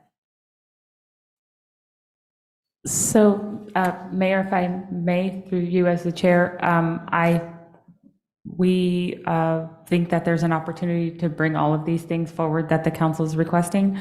The caveat is the Santa Rita Road project that the Public Works Director showed on the Gantt chart. We, in addition to finding funding, we have to put it out to bid. And so the issue is around the timing in terms of if the council does want staff to do additional work to help mitigate concerns pertaining to fires.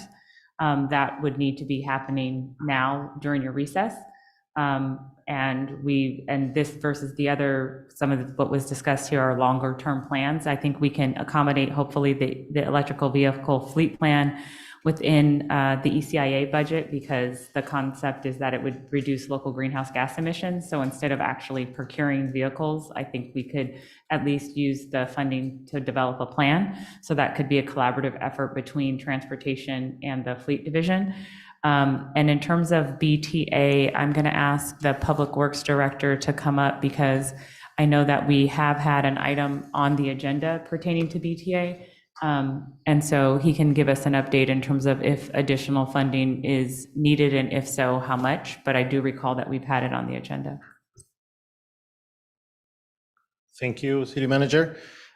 Yes, the BTA project that is going to be completed in August is going to require an occupancy permit. Even the building can be complete, but to enter the building, we require this permit. One of the HVAC Daniel, system. I'm sorry, can you restate what you said again? I didn't catch it. So the BTA building is going to require an occupancy permit. And without occupancy permit, yeah, got it. So without that permit, that building cannot be occupied or utilized by the community. So one of the items that is critical to get that permit is the HVAC system. One of the HVAC system is not working, and is not part of the fire, so it has to be funded with other means. So this is we estimate that with up to $300,000 we can make it work and have it ready by the end of the summer, so we can have this building ready to go. And is there contingency in the BTA budget? I'm sorry? Is there a contingency in the BTA budget? And what is the amount? There is a contingency, but we don't believe it's going to be enough. And there's some other limitations if we add it to the existing contract right now that I will prefer to discuss offline. But this regardless of who or when it's done, we require this HVAC system to work. And just So as a side note, when were you planning to bring that item forward to City Council for consideration? well, we mentioned in the meeting, the last meeting of May, as one of the many projects that are, as the mayor mentioned, with funding gaps, because right now we're focusing on new projects, and we have a lot of projects that have funded.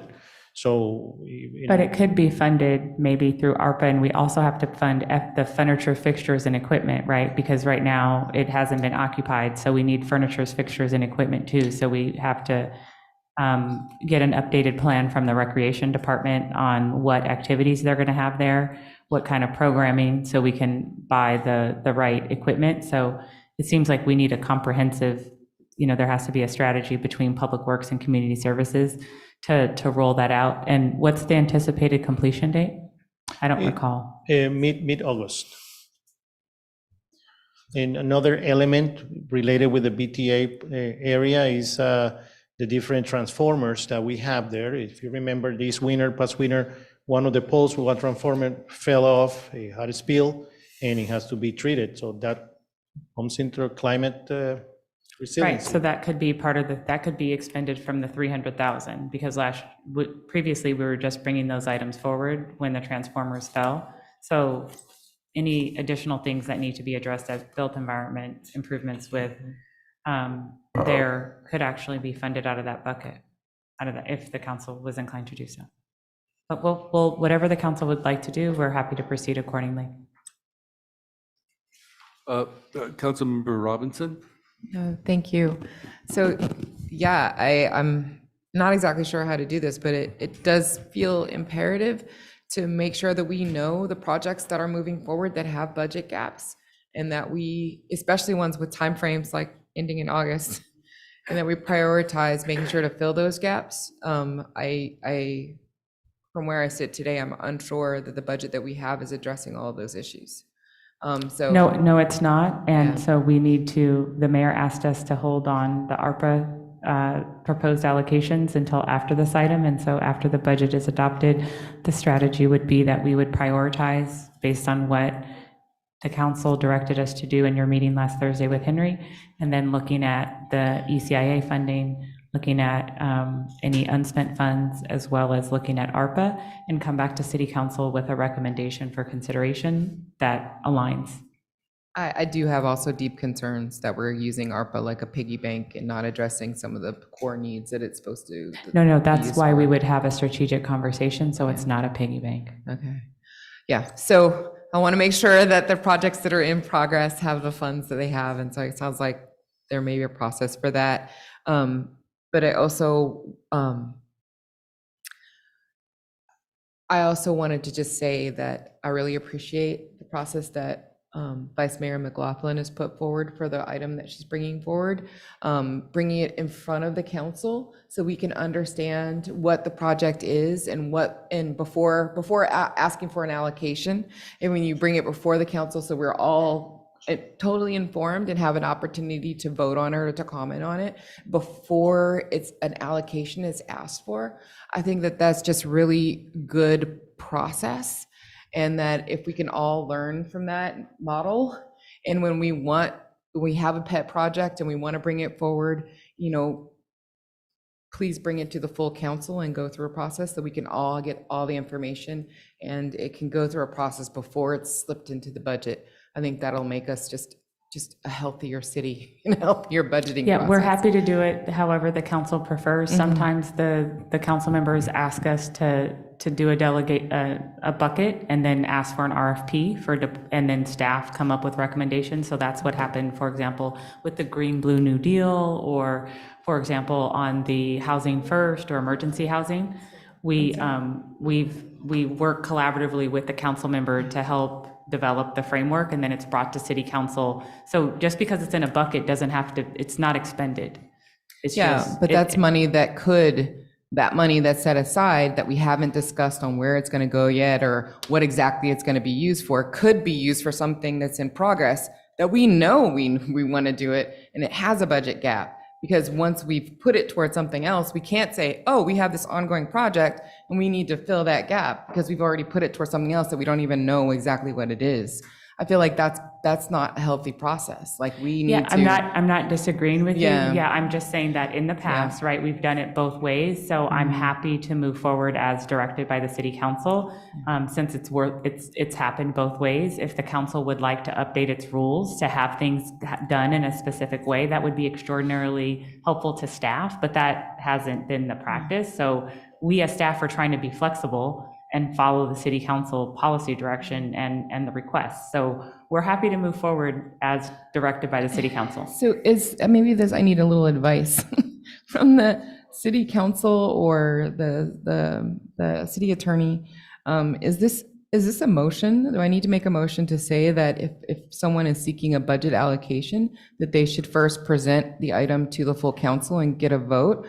No, I'm saying that it would be in your rules. So you have council rules that the clerk provided to you all when you were sworn in. And so it outlines how you're going to conduct business at the dais, what your processes are going to be, how a number of things. But in those rules, which I read, this isn't addressed. Right, so I'm suggesting that if you want that level of specificity, that you would make an amendment to the rules.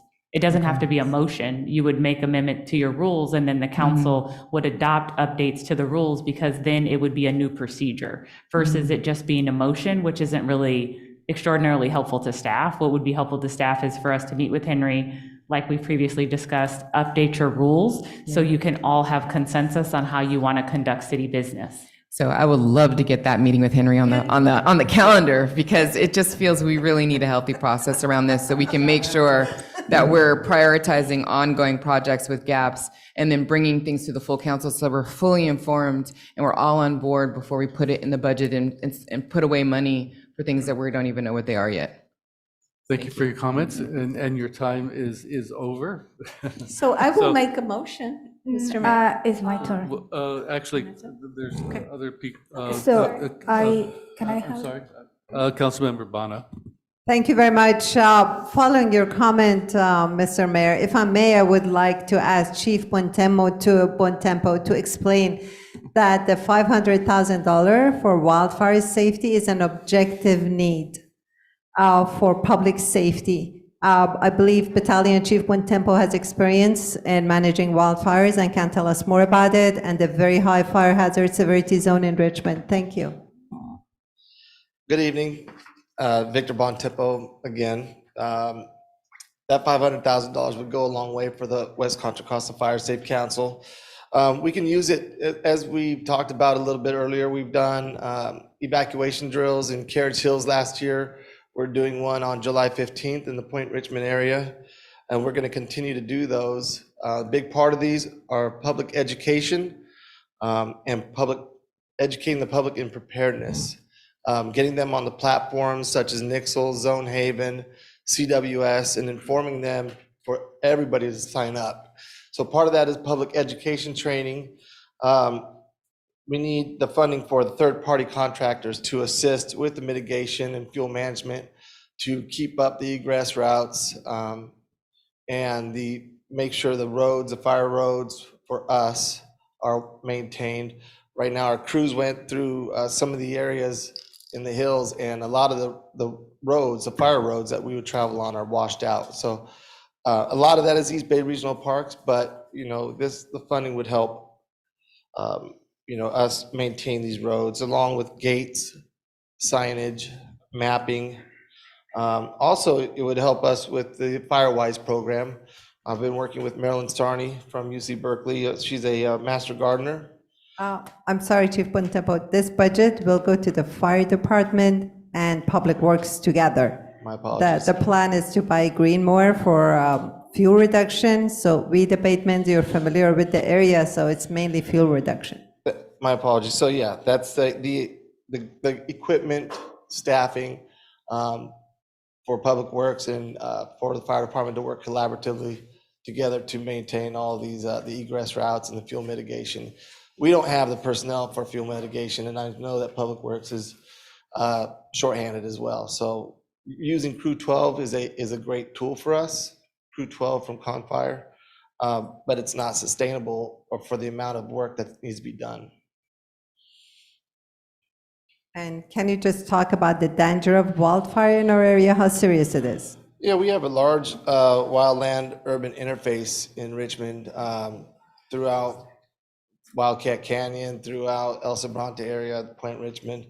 I've experienced personally several of these devastating fires where it can start off small, and it's wind-driven events usually, and all it takes is for us to catch a little deck on fire, and it can spread from house to house.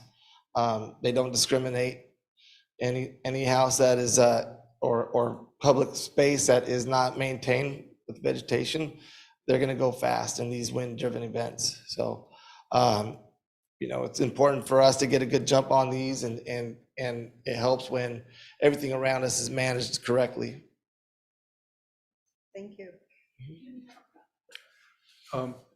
Your time is up. Mayor, I'm getting interesting messages from Supervisor Joya. So he said that we included the wrong information in what was included for Measure X funding, and that we didn't apply. And so I'm unable to download the attachment. So I think he's going to send us a letter stating that we could have applied, but we didn't And we know that to be the case. But I just wanted to note for the administrative record that you should expect to receive some correspondence from Okay. him.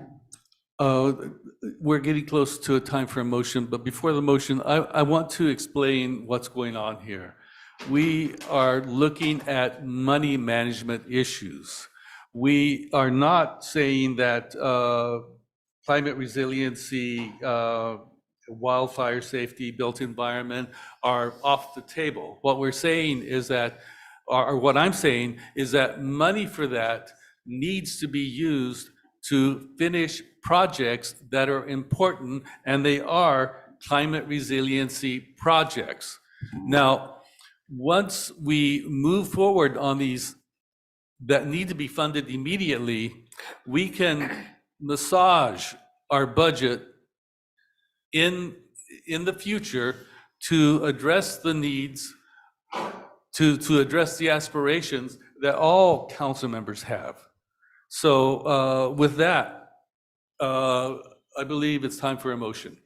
I'll make the motion because I want to really have the council move forward because we really need to get to the Home Key 3 grant application. So I move that and I want to make sure I get it correct. I move that we approve, we adopt resolutions approving fiscal year 23-24 annual operating budget and fiscal years 23-24 to 2027-2028 5-year capital improvement plan budget. That's the motion. Second. And I would like to make a substitute motion. And the substitute motion would be to do exactly what was said, but with the change of taking $1.2 million from climate resiliency contingency and applying it to the 3 projects which I named before. One of them would send $650,000 to the Santa Rita Road so that can be completed in a timely way. Another 300 would go to Booker T. Anderson Community Center, so that can also be completed and provide a community center for that neighborhood. And the third would be to send $250,000 to work on the plan for the electric vehicle fleet, which we are required to have shortly. So we have no budget for wildfire safety? May I? I really object.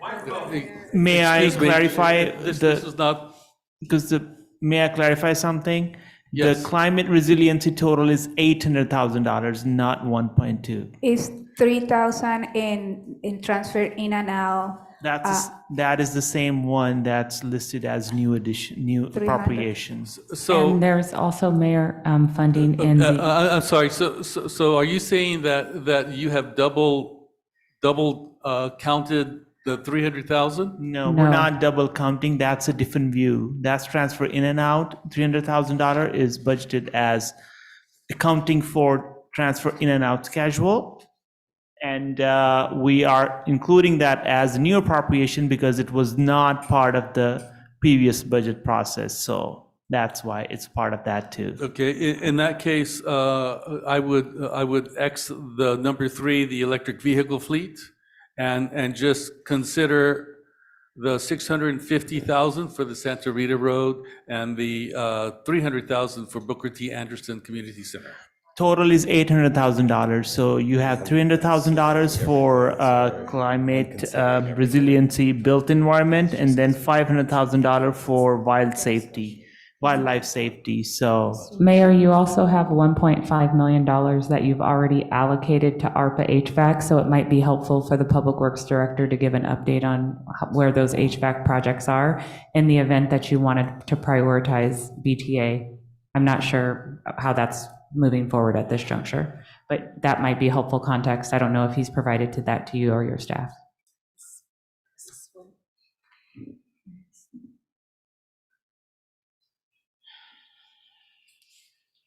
That is correct.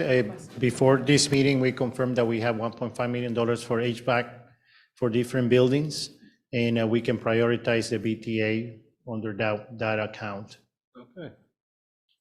Okay, well then I will, so you're saying that we have the 300,000 with, We can use, There's $1.5 million that the city council previously authorized and deployed to update HVAC systems from ARPA already. That is currently accounted for. Thank you, LaShonda. Good evening, Mayor Martinez and council members. So as part of what the city council adopted in 2021, there's $1.5 million, really $2 million for HVAC systems, and 4 projects were identified. One was the library, one was the museum, and we had the rec complex, and I believe Nevin Community Center. So we specified 4 facilities to have HVAC improvements. $500,000 is going to be used as part of the match for the library grant. So there's 1.5 for 3 different facilities. I think it's a really great idea and to utilize some of those funds to support the BTA project so it can be completed. Based on my understanding and looking at the numbers year to date in terms of what's been spent of that 1.5, it's minimal amounts around planning for HVAC systems, but there has been no expenditures for actual implementation or installation of HVAC systems at any of those facilities. So it would just be around city council saying, don't spend 300,000 or take 300,000 of that 1.5 and use it for BTA instead of using it for another project that we initially thought we could use it for. okay, then thanks for this information. It's helping me clarify how we need to move forward to get these items done. So with this information, I would dedicate $650,000 to complete the repairs on Santa Rita Road and have that come from the climate resiliency and the both built environment and wildfire safety. Excuse me.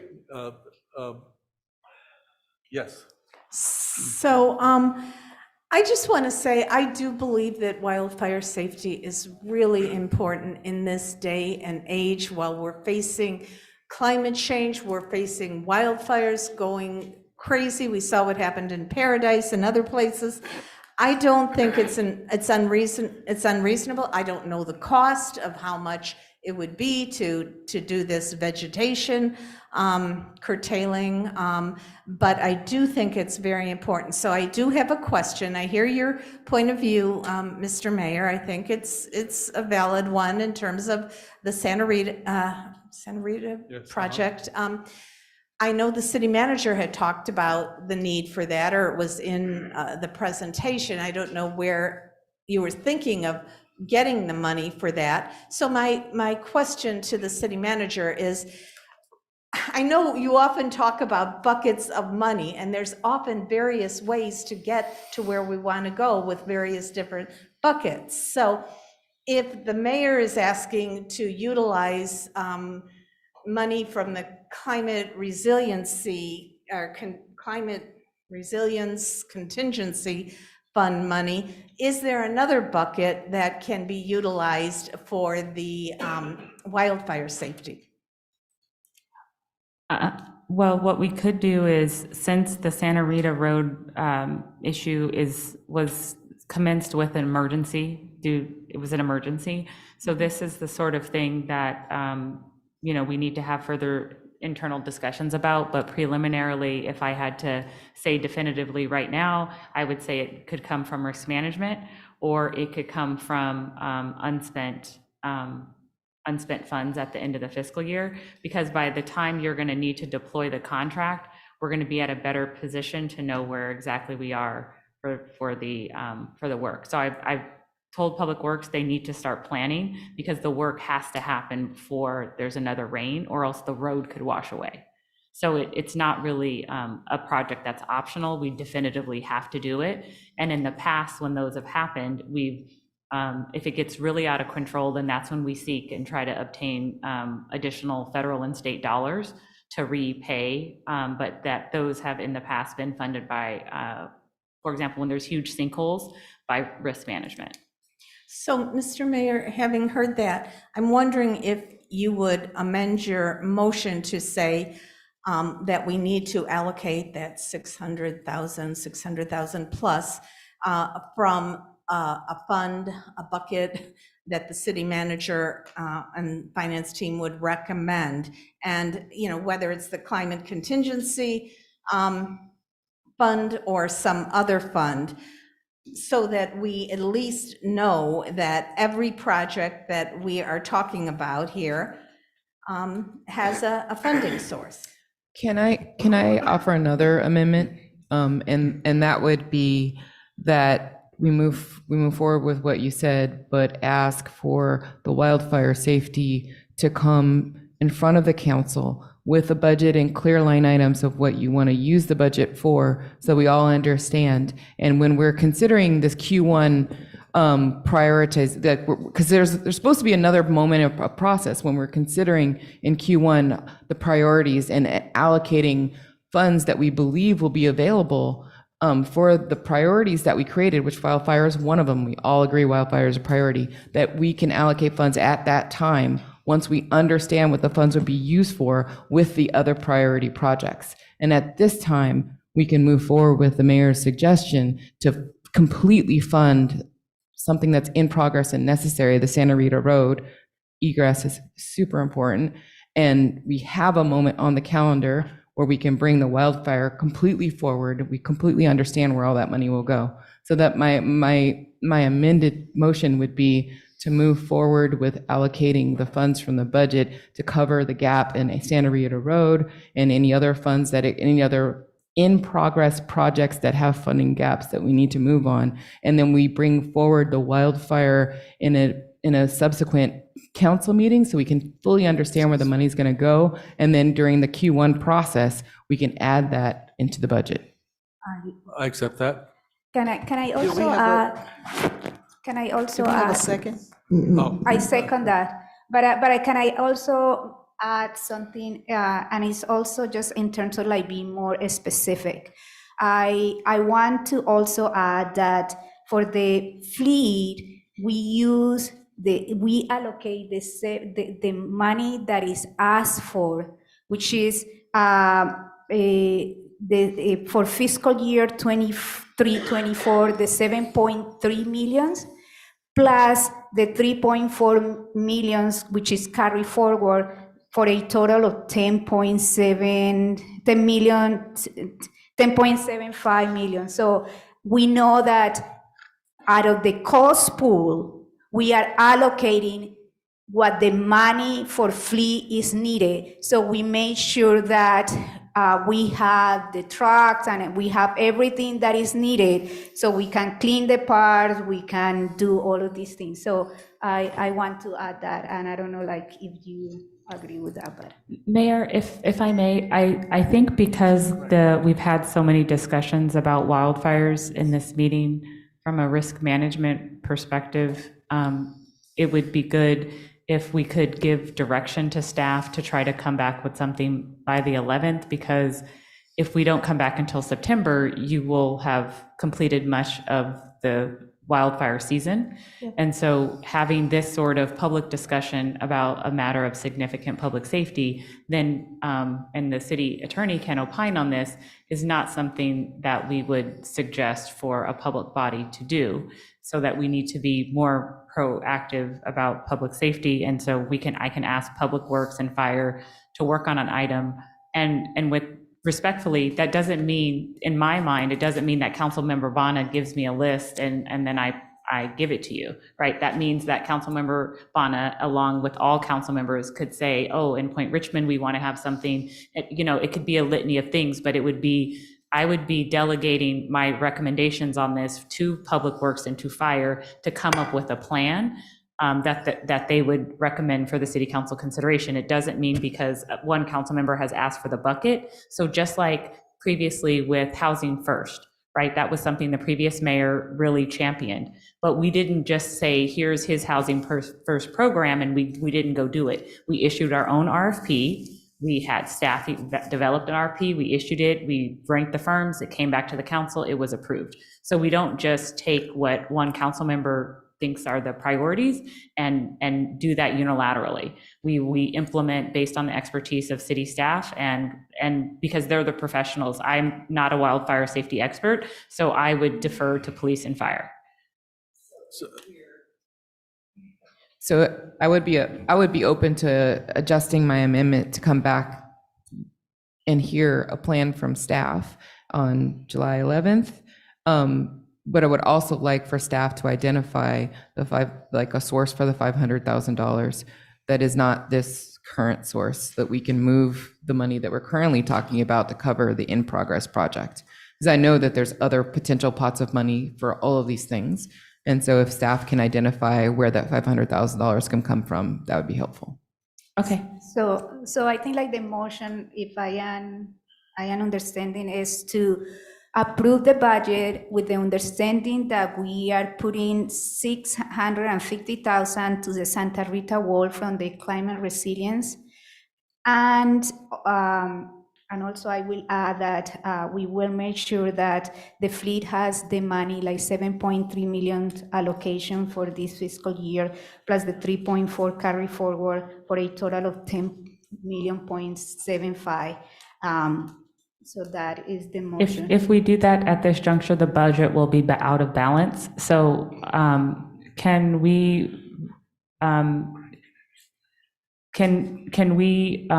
take into consideration that we need to have a balanced budget for the corrective action plan with the state of California? And if you want us to figure this out right now, we probably need to have a 5-minute recess, and we can try to provide you with a recommendation. But doing this in this way. But it's not unbalanced if we are just saying that for the cost pool of $21.6 million, we are allocating 7.3 million for the fleet, plus the 650,000, that is 800,000. So actually 150,000 from the resilience is being. So I just want to make it clear to the city council at this point, if you are adding somewhere any dollar, you have to reduce someplace else. So if you are adding 650 to Santa Rita, you have to reduce someplace else. So I can account for that 650 coming out of the climate resiliency. Okay, we can reduce there. Yes. But when you are increasing fleet to 7.3, what are we reducing on the other end? We are not increasing. You are saying that we will have a placeholder on 9.7 millions. But you are increasing overall fleet's budget, right? No, I am saying that for the fiscal year 23-24, we had 7.3 millions, and that the carry forward, which is coming from 21-22, 22-23, that is $3.4 million, is included. But for this fiscal year, we are asking 7.3 million. So you're increasing in this 23-24 years, we're increasing fleet's budget, right? No, what I'm hearing is that she's saying that 7.3 will not be considered a placeholder. But, okay, so Mayor, right now, we've budgeted 9.7. We haven't budgeted 10.7. Remember, I said that there was a discrepancy. So the way I reported back to City Council, because I feel like it's very important to be very clear, I understand that Mubin's an accountant, so he thinks of things in his very accounting way. So what I feel like is important is when the numbers don't tie and the council can't see it, they think there's a mistake. So even if finance staff don't think it's a mistake, if the council thinks it's a mistake because the numbers aren't the same, I will accept that feedback. So what I saw is attachment 8 says 10.7. The budget has 9.7. So if you want it to go from 9.7 to actually be 10.7, we have to cut $1 million from somewhere else. So let's do it for the risk management right now. until would- you would come you- back with 5 years plan for the risk management, because this is like, Yeah, It depends on. I think there's actually too many factors to be considered. This budget needs to be done now, and so I will not accept that amendment. Okay. And go with the amendment as proposed by Councilmember Robinson. And I see that Councilmember Willis has his hand up. Mayor, before you guys vote, can somebody please restate the motion so we all know what it is when, at the appropriate time, please? Okay. Could I also ask, Pamela, did Gail originally get a second on her initial motion? Yes.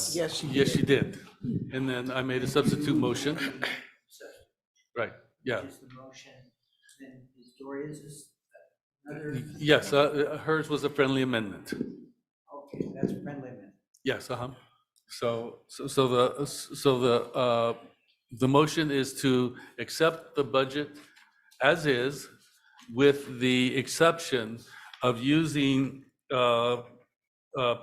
climate resiliency contingency funds to fund the Santa Rita Road, with the understanding that if there's other buckets that can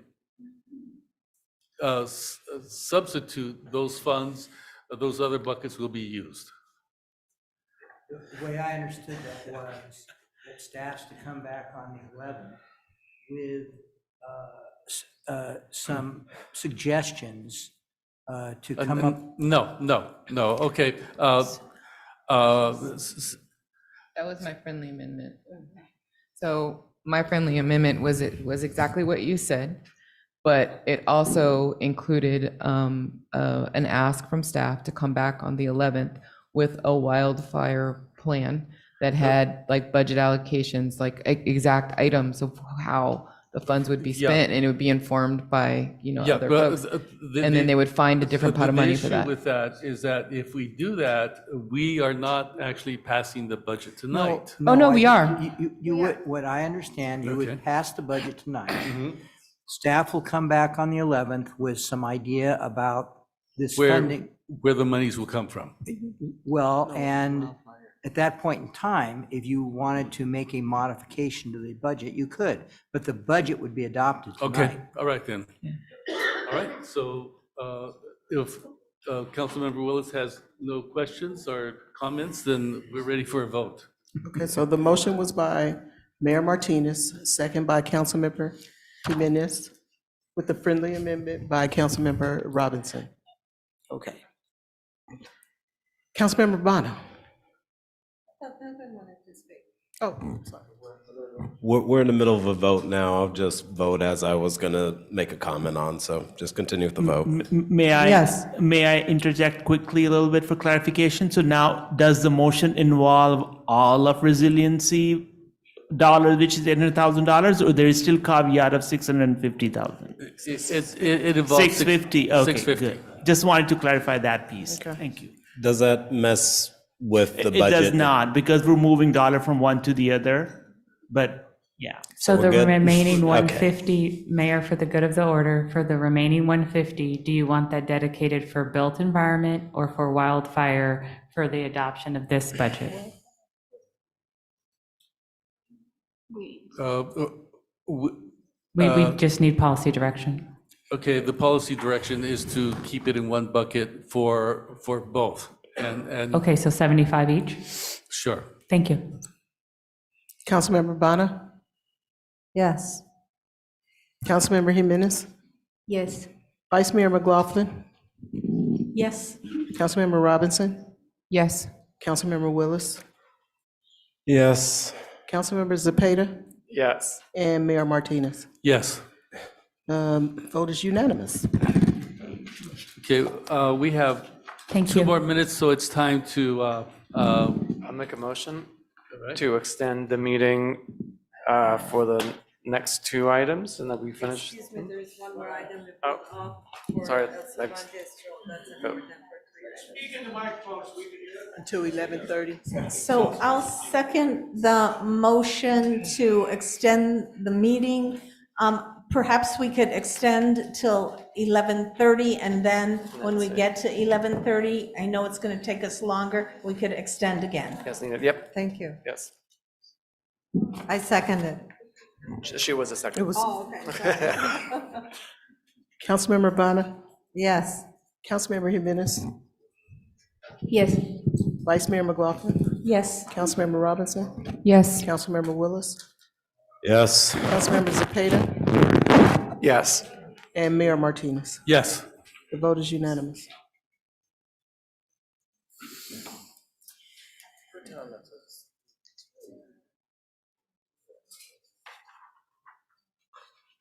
KCRT, can you please confirm that David Rosen has been promoted to a panelist for the home key item, and Gabino Arredondo, I think, and Chris will join us for this item, as well as Nikki Maste? So, City Clerk, will you read the item? Yes. Item Z1 is under new business, Home Key 3, joint application for a permanent supportive housing project, is to adopt a resolution authorizing a joint application to and participation in the Home Key program with 425 Civic Center LP to acquire and convert the Motel 6 at 425 24th Street into a 50-unit permanent supportive housing development. Direct staff to seek additional funding for the project. Adopt a resolution authorize the issuance of a general fund loan to the Affordable Housing Nexus Fund in an amount not to exceed $4,900,000 to support the project contingency upon receiving a Home Key grant award from the state, and authorize the city manager or her designee to execute the necessary agreements to implement the project. Thank you. City Manager, would you get us going? Yes, thank you very much, Vice Mayor McLaughlin. And given the time, I'm going to hand it over to Jesus, who's going to kick us off, both David Rosen from David Rosen and Associates. And unfortunately, even though I keep telling our Community Development Director to enjoy her vacation, she keeps coming back for Home Key. So this is clearly very important to her, so we're pushing forward. But she was trying to join us online as well. So Jesus, please, in KCRT, can you put up the PowerPoint? How would you like to keep this item at about 10 minutes for presentation? 5 minutes, Jesus, okay? Okay. So you've got to save 2 minutes for David, so that means you get 3. Thank you. No problem.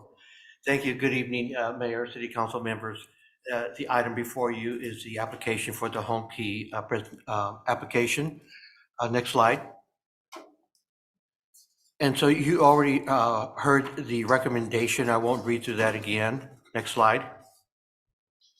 Jesus, can you move your microphone a little bit closer? Thank you. Can you hear me now? Yes, that's better. Okay, thank you.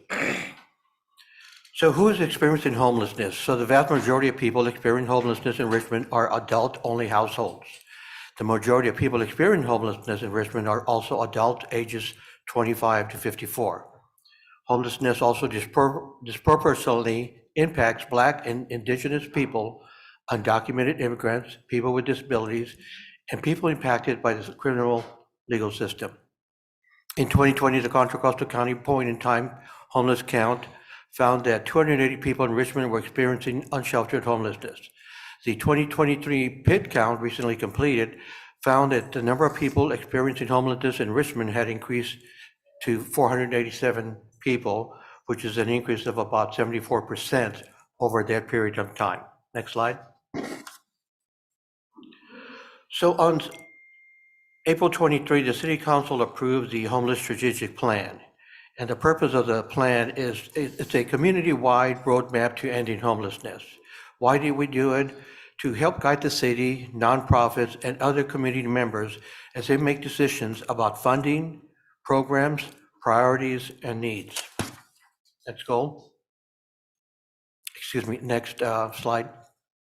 So the goals in the HSP are listed there, and you see 5 of them: to improve the quality of life for unsheltered individuals and communities, to expand and sustain permanent, supportive, and affordable long-term housing, expand homelessness prevention and crisis programming, improve economic pathways for unhoused and recently housed individuals, and also to build capacity, collaboration, and accountability within agencies working to address homelessness and the system of care as a whole. Next slide. So the Home Key program, and this is actually round 3 of the Home Re program that we're applying for. So the state created this program to provide an opportunity for state, regional, local public entities to develop a broad range of housing types to permanent or interim housing for persons experiencing homelessness or at risk of homelessness. Eligible applicants or the lead applicant can be cities, counties, housing authorities, and all other state, regional, and local public agencies and tribal entities. Co-applicants are also eligible to apply in conjunction with the eligible applicants. Next slide. So the timeline for the Home Key application, the NOFA was released on March 29, 2023. The application was released on April 24, 2023, and HCD had a stakeholder webinar in mid-April of 2023. So final applications are due by July 28, 23, or until funds are exhausted, whichever occurs first. And so that's part of the reason that we're working hard to try to get this application in place so we can submit it early. There's $736 million of Home Key funding that's available in this round. As in other, the last 2 rounds, the program has been oversubscribed. And so we want to make sure that we submit our application before the deadline for concerns that the program will be oversubscribed by that time. Next slide. So a couple of items that I wanted to bring to your attention that impact our application for the Home Key funding. You'll see there that the maximum grant amounts are based on a couple of things. One is the type of unit that's provided that you see there listed under unit size, and also 2, under the populations that you'll be serving. In our particular case, we're looking to submit an application where we're targeting the chronic homelessness, which would allow us to request the maximum amount of $200,000 per door. In addition, you can have a local match. So beyond the applicable baseline amount, the eligible applicant may leverage 1-to-1 local match to provide up to $100,000 in additional funds per door. So for example, where the applicant shows $100,000 in matching funds, the department will fund no more than $250,000 for a 1-bedroom, $275,000 for a 2-bedroom, $300,000 for a 3-bedroom. In our case, we're looking at the chronic homelessness. It could be up to $300,000 per door from HCD plus the contribution from the city. Next slide. HCD can also provide awards for the operating. And you'll see there, so where an operating award is requested, the total amount of operating award per assisted unit is limited as follows. Assisted units reserved for those experiencing chronic homelessness, for homeless youth, or for youth at risk of homelessness shall not exceed $1,400 per month. All other assisted units shall not exceed $1,000 per month. The total duration of the operating award described in 1 above is tied to the amount of the applicant's matching funds and is limited as follows. If projects can demonstrate a commitment of 3 years of non-home key operating funds for assisted units, the department will provide an operating award size for 2 years. If projects can demonstrate a commitment of 4 or more years of non-home key operating funds for assisted units, the department will provide an operating award size for 3 years. For our application, we're looking to provide a commitment of 4 years so we can get the 3 years subsidy from HCD for the operations. Next slide. So briefly, the project site is currently a Motel 6 with 49 guest rooms and 39 parking stalls. The partnership between the City of Richmond, Nova Development, Inside Housing is to establish a more permanent housing solution for the unhoused by converting the motel to a 49-unit complex consisting of 48 studio apartments, one one-bedroom apartment for the manager, and will also be providing on-site services. Tenants would pay no more than $375 of their adjusted income toward rent and utilities. There will also be 55-year affordability covenants recorded on the property.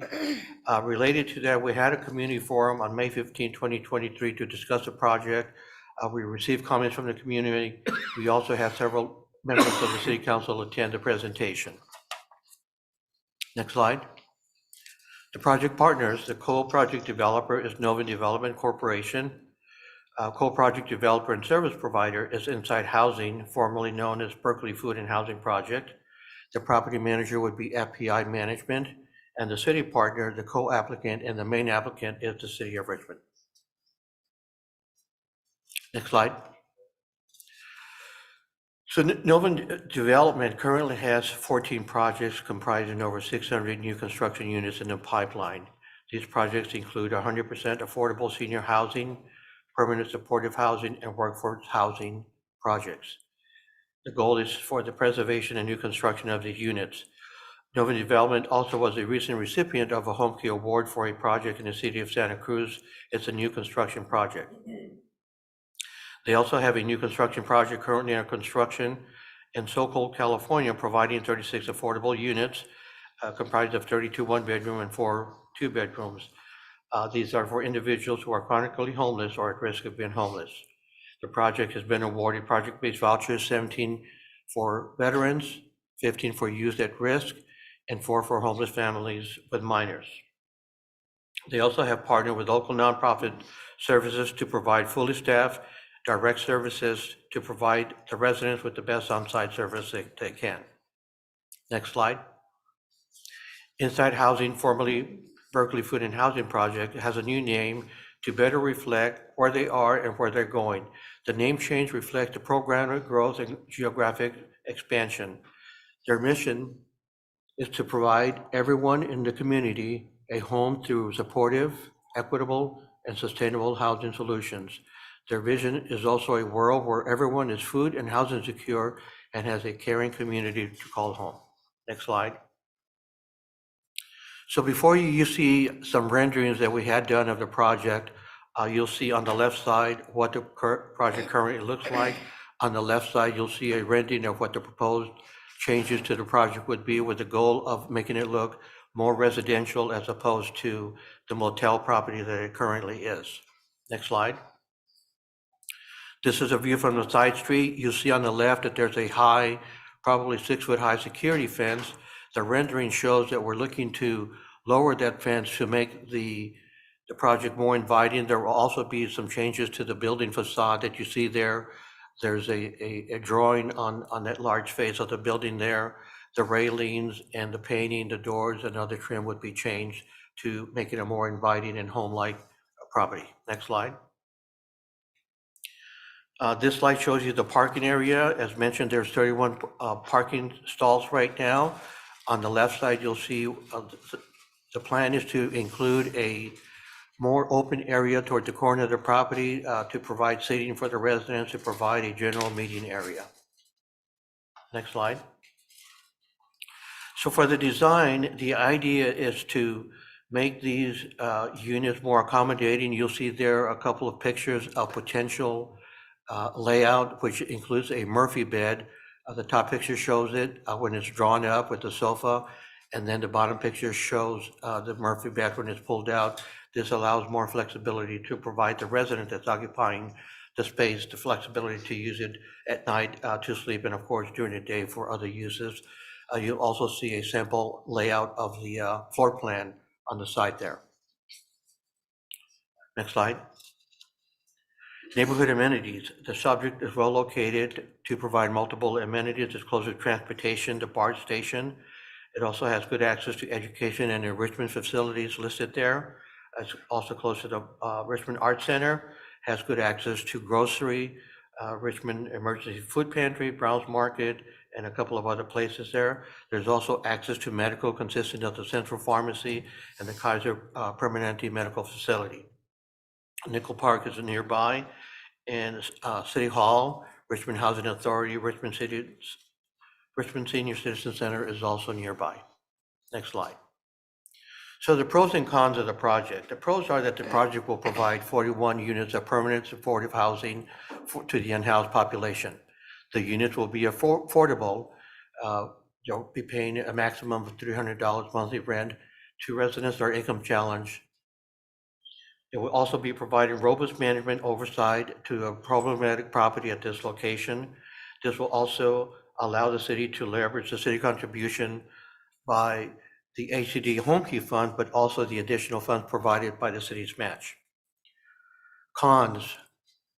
So the project does require a substantial city subsidy up to $4.9 million. Part of the subsidy will be a loan from the general fund to the Affordable Housing Nexus Fund.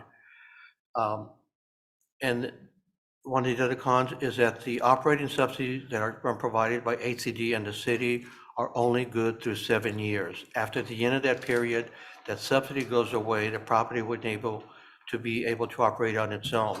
And so that's part of the uncertainty that we're facing, because there will be a certainty of the rental income due to the income challenge occupants, and we will know for sure what the options will be relative to getting more subsidies for the property.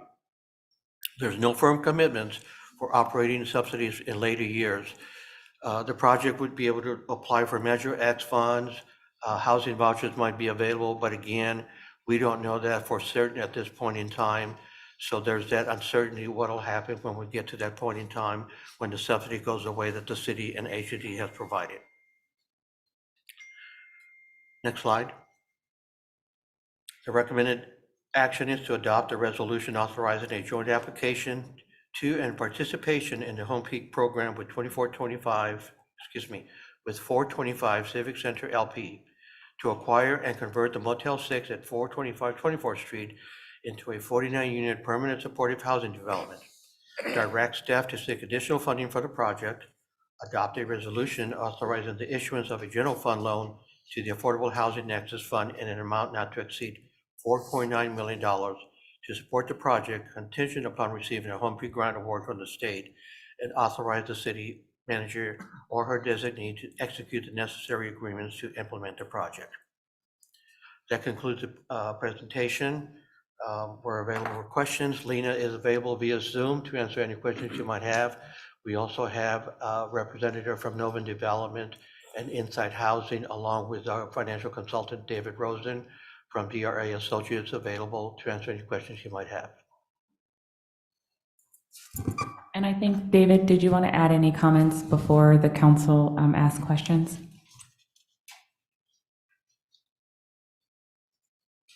All right. KCRT, can you confirm that David Rosen has been updated to a panelist as we requested at the start of the presentation? He has been in. Yes, can you hear me? Okay, great. Oh, there he is. David. Yeah, okay.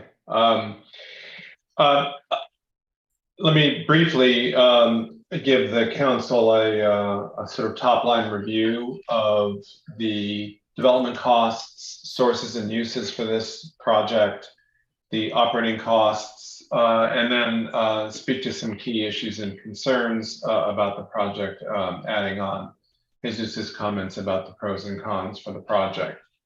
This project has a total development cost of $22.7 million. Of that total, the state would provide $17.12 million. The city up to $4.9 million. And the county has committed $670,000 for the first 3 years of operating subsidies to help defray the cost of social services for the residents. The acquisition for the hotel is just a little bit north of $9 million. The hard cost construction budget to improve the project, as the rendering shows, total about $4.5 million, just shy of $100,000 a unit. Importantly, there's a $6.3 million capitalized operating reserve. This means that operating deficits for the first 7 to 8 years are funded upfront by a combination of state, county health funds, and city subsidies, as summarized. One of the very important features of the Home Key program, for better or worse, is it structures a cliff for operating deficits following years 5, 7, or 8, depending upon the structure of the proposal. This proposed project projects break-even operations through year 8, with operating deficits in year 8 projected at more than $850,000 for that 1 year. To give the council a sense of the disparity between the rental income, as Jesus noted, the rents are extremely low. They're actually $322 when you net out utilities for the residents. Even at $322, that may be a challenge for some of the unhoused intended resident population. Inside housing social service budget runs almost $5,000 a unit a year, and FPI's property management expenses simply to manage the project run more than $11,000 a year. So that in year 1, the rental income for the property is projected to be $185,000. The expenses are projected to be $777,000 for a deficit of nearly $600,000 in year 1. That is why the operating reserve is so high. One of the key risks to this development is, as Jesus has noted, there is no guarantee, as we discussed the project today, of continued operating subsidies for both operations and resident services after year 7 or 8. The opportunity cost of the $4.9 million from either the general fund as a loan to the Affordable Housing Fund or some combination of low mod funds, affordable housing funds, and general fund loan occurs at potential expense to other keystone affordable developments in the city, such as the Nystrom 4-block neighborhood revitalization program, providing upwards of 300 plus units for as many as 1,000 Richmond residents, more than 300 families, Metro Walk, and other projects. So I'm happy to answer questions that the council may have, and I'm pleased to be here with you tonight. Thank you so much. Vice Mayor McLaughlin. Yes, thank you for the presentation, both Jesus and, is it David? Yes. The question I have, since Lena is here, is on Zoom, I understand, is for Lena. At least that's the question I have at the tip of my tongue. So, Ms. Velasco, can you tell us, so what we're hearing is that, we have 7 or 8 years of operational funds worked out through this loan from the city and through the state grant and through the county contribution. So come when we get close to the 8 years or 7 years or, whenever is the appropriate time, do you see the potential of reaching out for further grants, perhaps with the developer or separately by the city? So I just want to bring out a more positive outlook here, that we have options. 8 years is a long time, and we need to plan for that period of time when operating funds are no longer available from the sources of funding we have right now. So Lena, can you give us some understanding or at least some thoughts on this? Yes, sure. Good evening, good morning from where I'm located. Vice Mayor McLaughlin and council members. So I think, as Jesus has mentioned, there's certainly uncertainty. We do know that there's a strong emphasis and focus from the state on providing additional resources related to homelessness. The city was successful in getting a round 2 encampment resolution funding grant of $8.6 million that was, I think, shared with the council last week. So there is a potential through that program that we'll be able to further subsidize some of the rents that we're anticipating. But I think, just given the time crunch we have to submit this application, we're not making those assumptions now, but certainly over the next couple of weeks, as we finalize the application, discuss with HCD, we are looking at opportunities to reduce the city's contribution. In addition, we do know that there were some recent some recent vouchers that were released by HUD to the both the Housing Authority and the Continuum of Care. So they're currently establishing how those will be allocated. I know that the county is also looking at that for the San Pablo project. So there's a lot of folks eyeing at very few vouchers. So there's certainly a lot of uncertainty that we don't have, but we also see that there are some opportunities of funding sources that this project could be eligible for.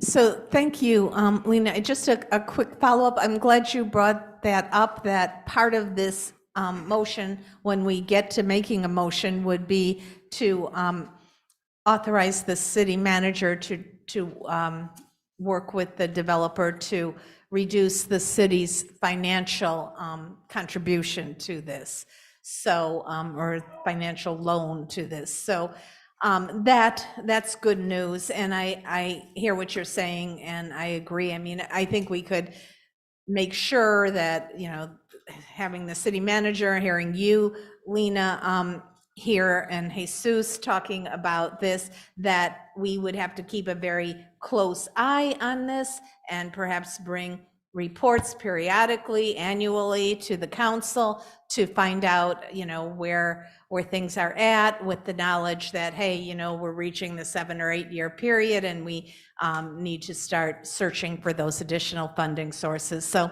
thank you. I personally think there are ways in which this project will immensely help our unhoused community, and there are ways in which the funding can be acquired, not only within the period of the grant, but post grant after the 7 or 8 years.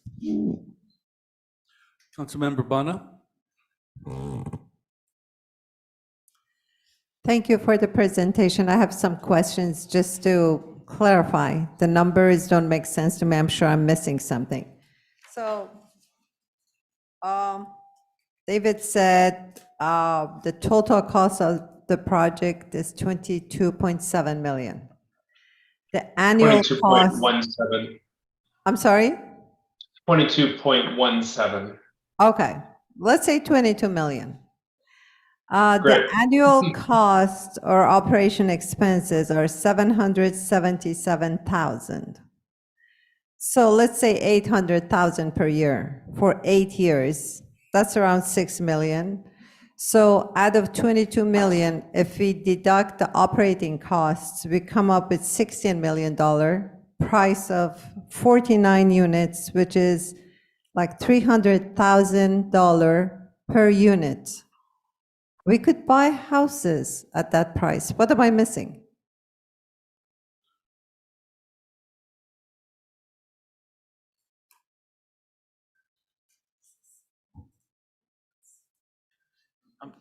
Multiple family units are usually a lot cheaper than single family houses. So if you buy a multifamily unit with so many units, the math should be simpler. I'm sure there's something I'm missing. I don't know what I'm missing. Mr. Mayor, I was just going to say, this is a whole reconstruction program. It's a motel right now, and it's altering the rooms such that they will become SROs, little apartments, if you will, little studio apartments. So that's a lot of funding into the renovation. And then, of course, there's, you know, various costs. I know there was, I think there was fire safety or fire alarms or sprinkler system that came up, and that was a cost. And of course, the facade, the outside, that's all, you know, I think it's brought out in the PowerPoint in terms of a lot of the costs associated, but I'm sure staff could explain it better than I can. I mean, Well, let me take a crack, if I may, Councilwoman, if you can hear me.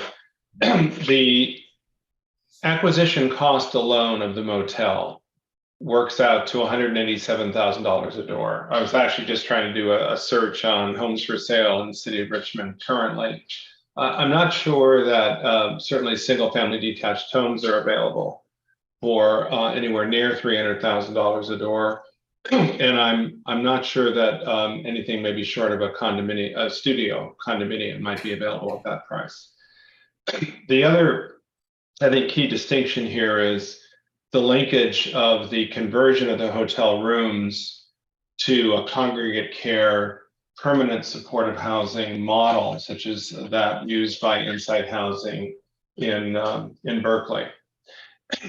That model is intended to bring caseworkers on site. There's 2.5 full-time equivalent caseworkers for the 48 residents to help them with a range of needs, substance abuse to employment to assistance finding permanent unsupported housing without need for services. So I don't think you're missing anything, Councilwoman, but I think the costs of purchase in Richmond are higher than you might be thinking. Do you live in Richmond, David? Well, I live nearby, so. I'm and a we work in- realtor, so I know prices. I mean, you can buy a 4-unit for 1 million. Oh, So I okay. don't understand why we're spending so much money. I know the project is awesome. I love the project. I'm just questioning the numbers. They don't make sense to me. Also, I wonder why we're not the owner of the property when we're spending so much money. Grant the developer, they develop it fine, but Mayor, spend- if I may, Councilmember Bonner, if Novin Development is on, maybe they should be answering some of these questions. Are they on, Jesus? Shasta, they- before we move on, okay, sorry, 'cause it is I just- I 11:30, feel- so we have yeah. to make another motion to extend the meeting. Okay, we have a motion to suspend. I move that we suspend the rules and at least finish this item. I know others may And the have. item that we pulled off the agenda about the Sobrante stroll, please. I'm happy to include that one. Thank if you the very much. I council is second good. it. So Mayor, if I may, I think that some of the questions the council are asking, we should certainly let the development team respond to some of those questions because it's their project. They're the sponsor, and if they say anything that David is uncomfortable with, then he can certainly respond directly himself as the firm representing the city in this analysis. So Iman, can you please approach the dais and answer the questions? We have to vote. Yeah. I'm sorry, we do have a motion on the floor and a second. What is the motion? The motion is to extend the item, suspend the rules and extend the time to finish this item as well as address the El Sobrante stroll item. I seconded it. Ready? Councilmember Bonner? Yes. Councilmember Jimenez? Yeah. Vice Mayor McLaughlin? Yes. Councilmember Robinson? Yes. Councilmember Willis? No. Councilmember Zepeda? Yes. And Mayor Martinez. Yes. The motion passes with Councilmember Willis voting no.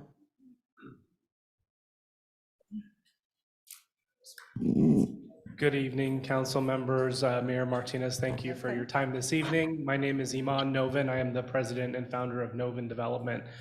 We are a Walnut Creek-based affordable housing developer that has a double bottom line mission of expanding housing to a broad spectrum of incomes. To answer your question, Councilwoman Bonner, on the total cost of development, as David mentioned, our acquisition price is around $187 per unit. That is in line with other motel sales in Contra Costa County. So we looked at a number of other similar recent sales for that type of commercial project. And then our rehab budget is about $98,000 per unit, which brings us up close to that $250,000 per unit, or sorry, $300,000 per unit total cost for acquisition and rehab. A big part of what drives the rehab cost is prevailing wages. This project is subject to state prevailing wages. And so that automatically adds maybe 30% to the total hard cost budget. Also, I will point out that affordable housing new construction cost is north of $500,000. Actually, the average per unit cost for new construction of affordable deed restricted in the Bay Area is $800,000 per unit.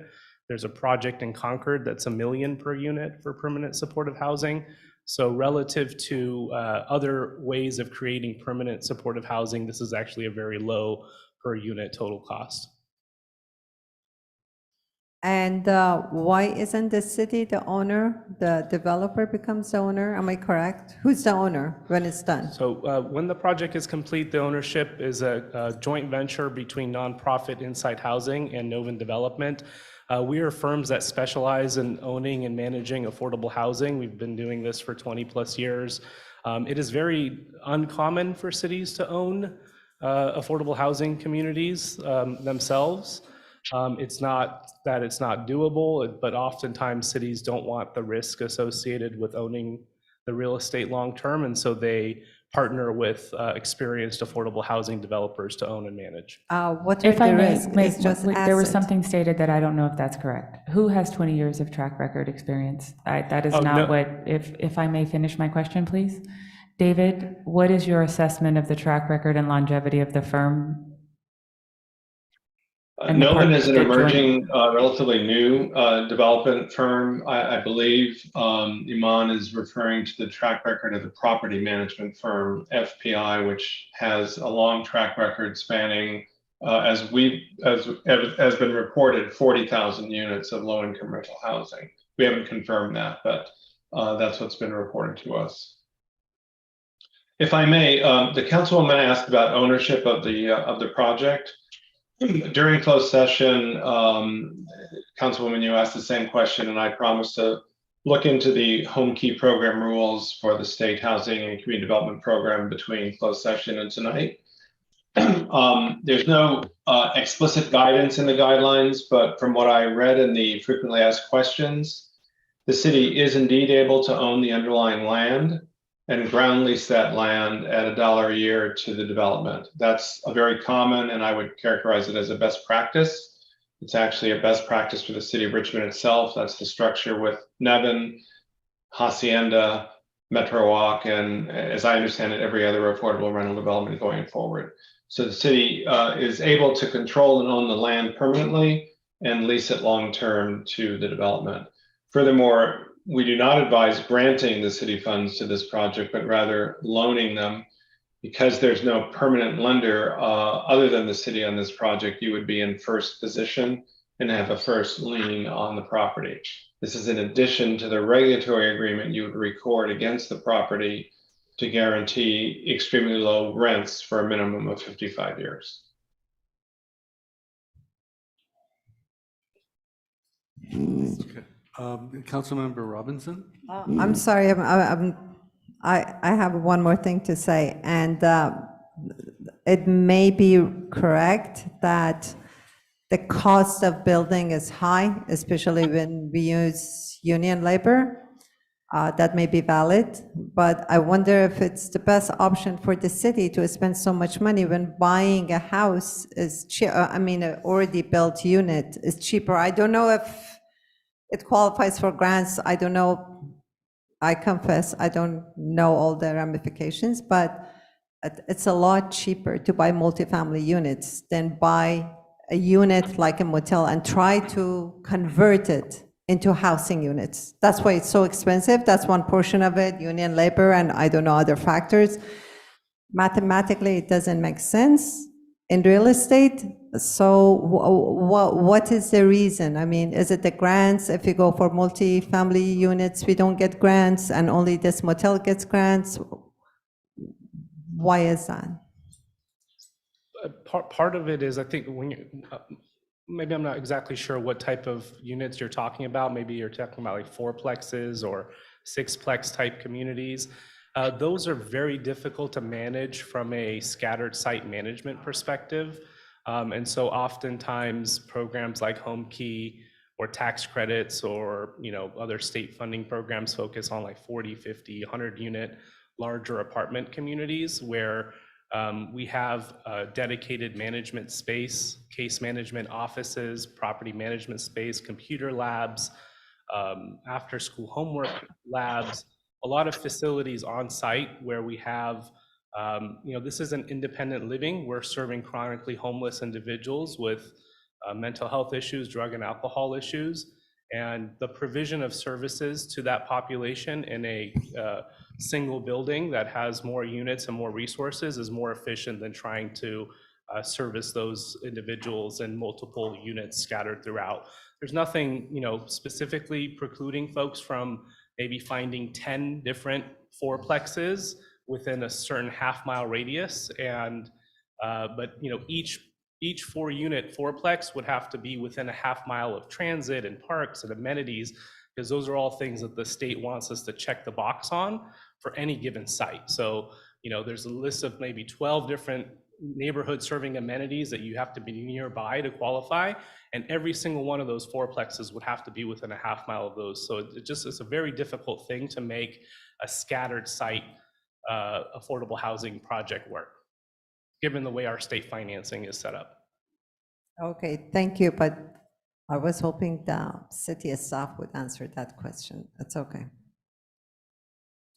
Councilmember Robinson. Okay, so I think I missed the answer to this question, and that was, what is the experience of the folks that are going to operate this? Like, how many years of experience do you have operating this type of housing? And how do you remedy the long-term operating costs? Do you fundraise? Sure. Can you speak to that? Absolutely, yes, thanks for the question. I can speak to Novin Development's experience. We were founded in 2013. I personally have about 19 years of experience in affordable housing. Ed could talk a little bit about Insight Housing experience as a service provider. And then in terms of actual property management, we're working with FPI Property Management. And they have, I think, over 20 years of experience and manage something like 40,000 units of affordable housing across the state. So collectively, the team just has a lot of people with lots of experience in affordable housing. Does the housing that you have experience with include supportive housing, this particular type of housing for chronically homeless? Yes, absolutely. How many buildings or units, or not units, but how many projects are of that kind? Currently, Novin Development has 14 projects with about 600 units in the pipeline, and I would say roughly a third to half of that is serving some sort of either chronically homeless, permanent supportive housing, and/or special needs populations like individuals with developmental disabilities. If I may, Iman, can I ask, are any of those projects completed? Yeah, that's what I was going to ask. That I think Councilmember Robinson was getting to. Sure. Thank you, David. For Novin Development, our permanent supportive housing project, our first ground up, is actually in construction right now in Santa Cruz.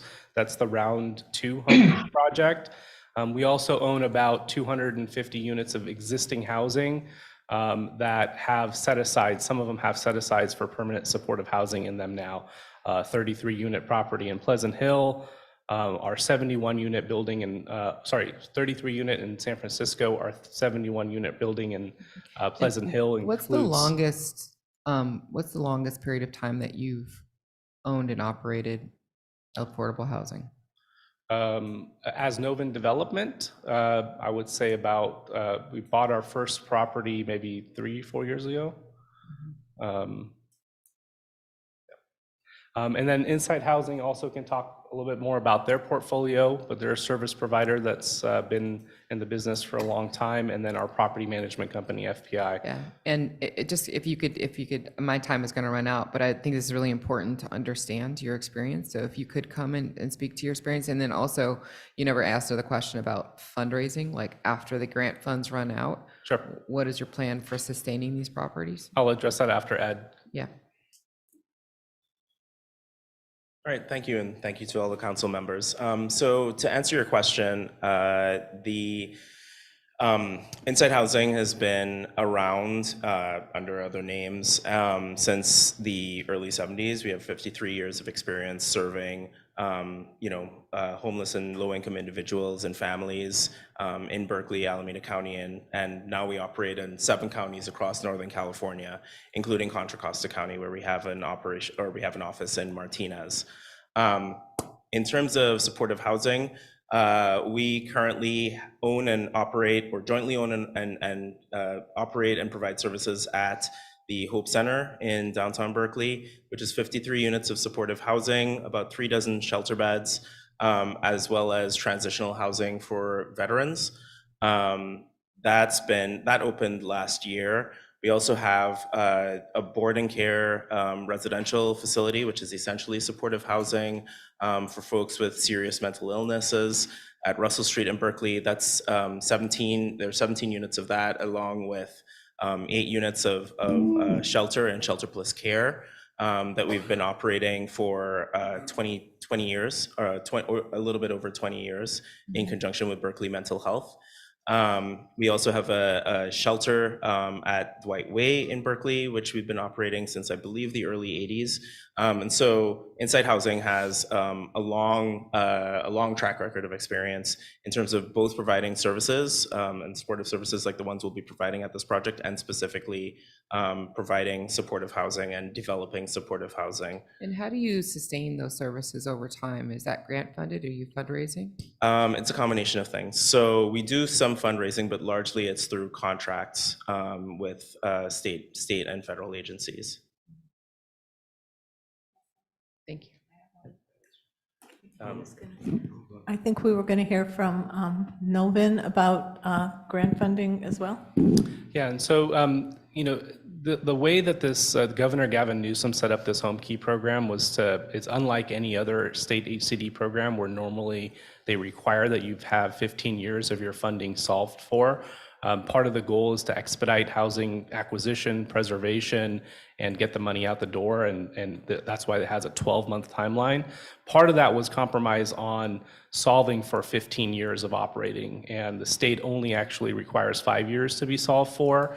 And if you don't request any HCD match, in our case, we are going for the HCD match, and so we're getting up to 8 years of operating. Can you not use acronyms, please, Iman? Can you say what you're speaking to? Sure, yeah.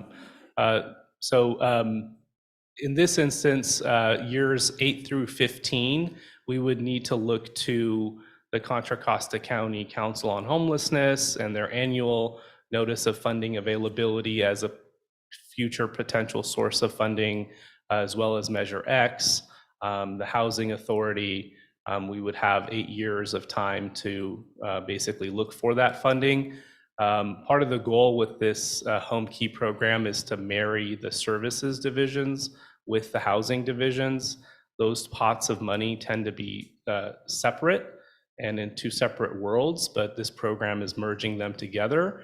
A lot of the money that comes through our County Council on Homelessness is earmarked on an annual appropriation to individual service providers, and oftentimes housing developers don't count on that because it's not a long-term source.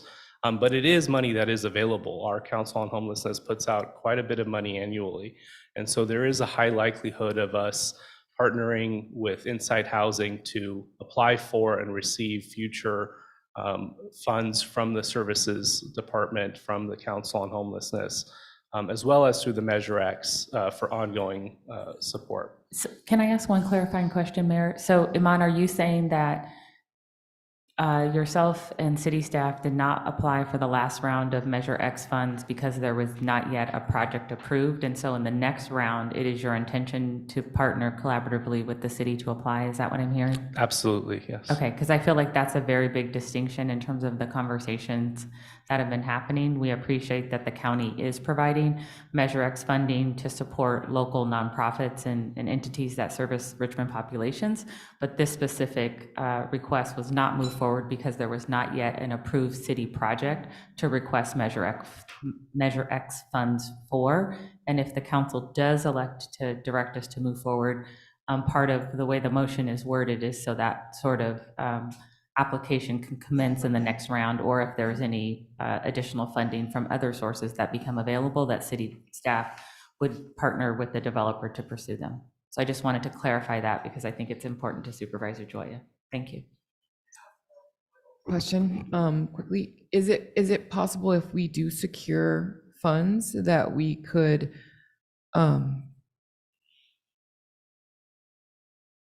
transition the loan into a grant? Because we heard that it's probably not possible for that to be There's a repaid. couple of reasons why it's a loan. It's also a loan because the way that it's currently structured, if there aren't any additional resources that are identified, whether it's from any other public source or private source, right? If we continue to have this gap, then the city is working with community development staff to make an advance against future funding that is going to be received. So you're going to have a negative line item in the budget to support this project. And so over time, as developers develop in Richmond, that would cure that negative balance. So that way you're not just having, it's not like we're not going to just say, oh, there's $3.5 million that is coming from the general fund straight to this developer. We're saying that we're going to use an appropriate source of funding from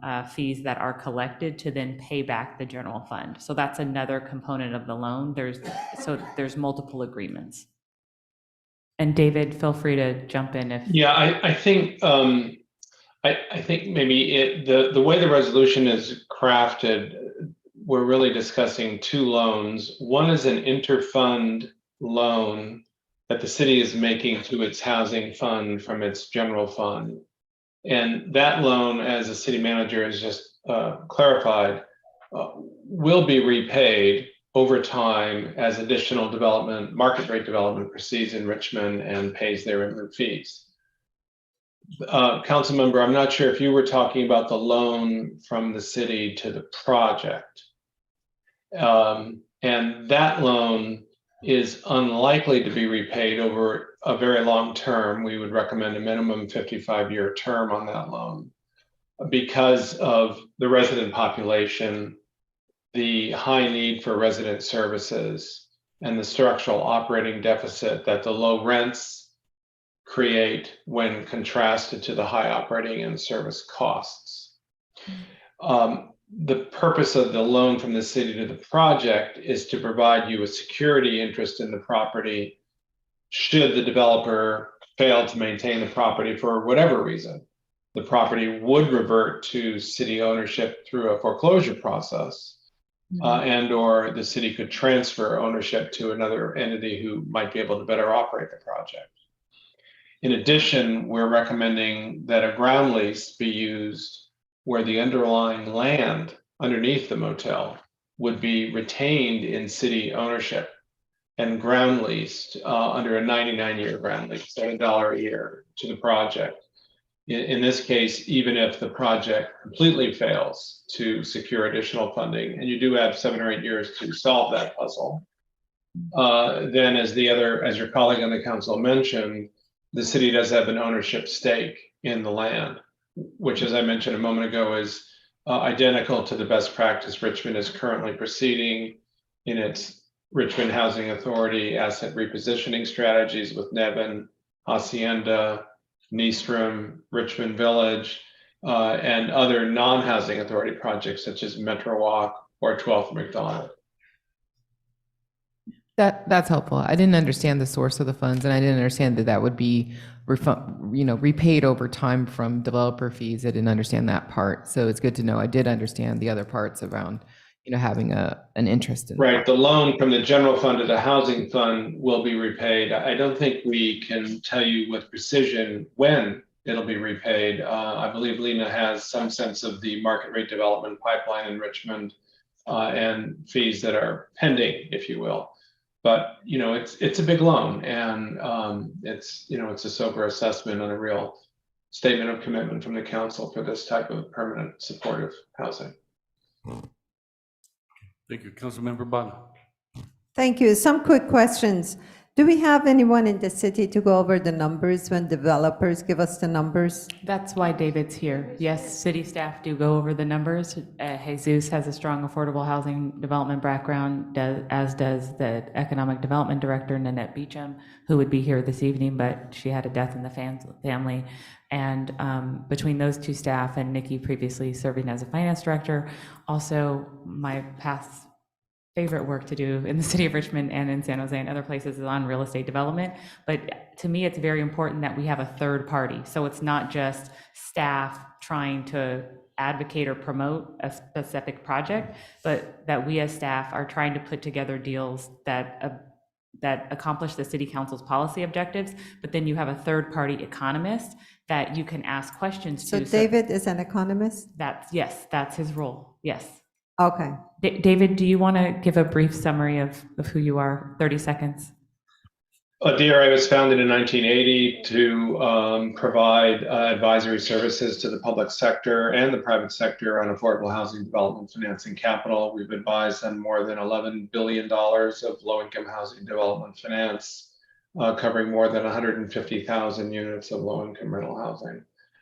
We've represented more than 60 jurisdictions in the state of California alone, and more than 350 jurisdictions in 45 states throughout the United States and on several continents. Well, I'm impressed by your qualifications, but my question was actually going over the number of the costs, a sanity check, that the numbers are not, too Yes, inflated. he goes through the pro forma, and we all joke that David Thank asked you. about $300. So every dollar is accounted for when David is in the pro forma. Iman can attest to that. He's had an inordinate amount of communications with David, and that's why we think it's very important to have such a resource on these very complex transactions where the pro forma template is provided by the state, and there's a lot of assumptions, and so that way the city council can ask questions and hear objective answers from a third party. Got it, thank you. And I still don't understand the ownership. I appreciate the fact that we own the land and lease it, but I don't understand why we are giving such an asset, because we cannot manage it. We can hire an asset manager.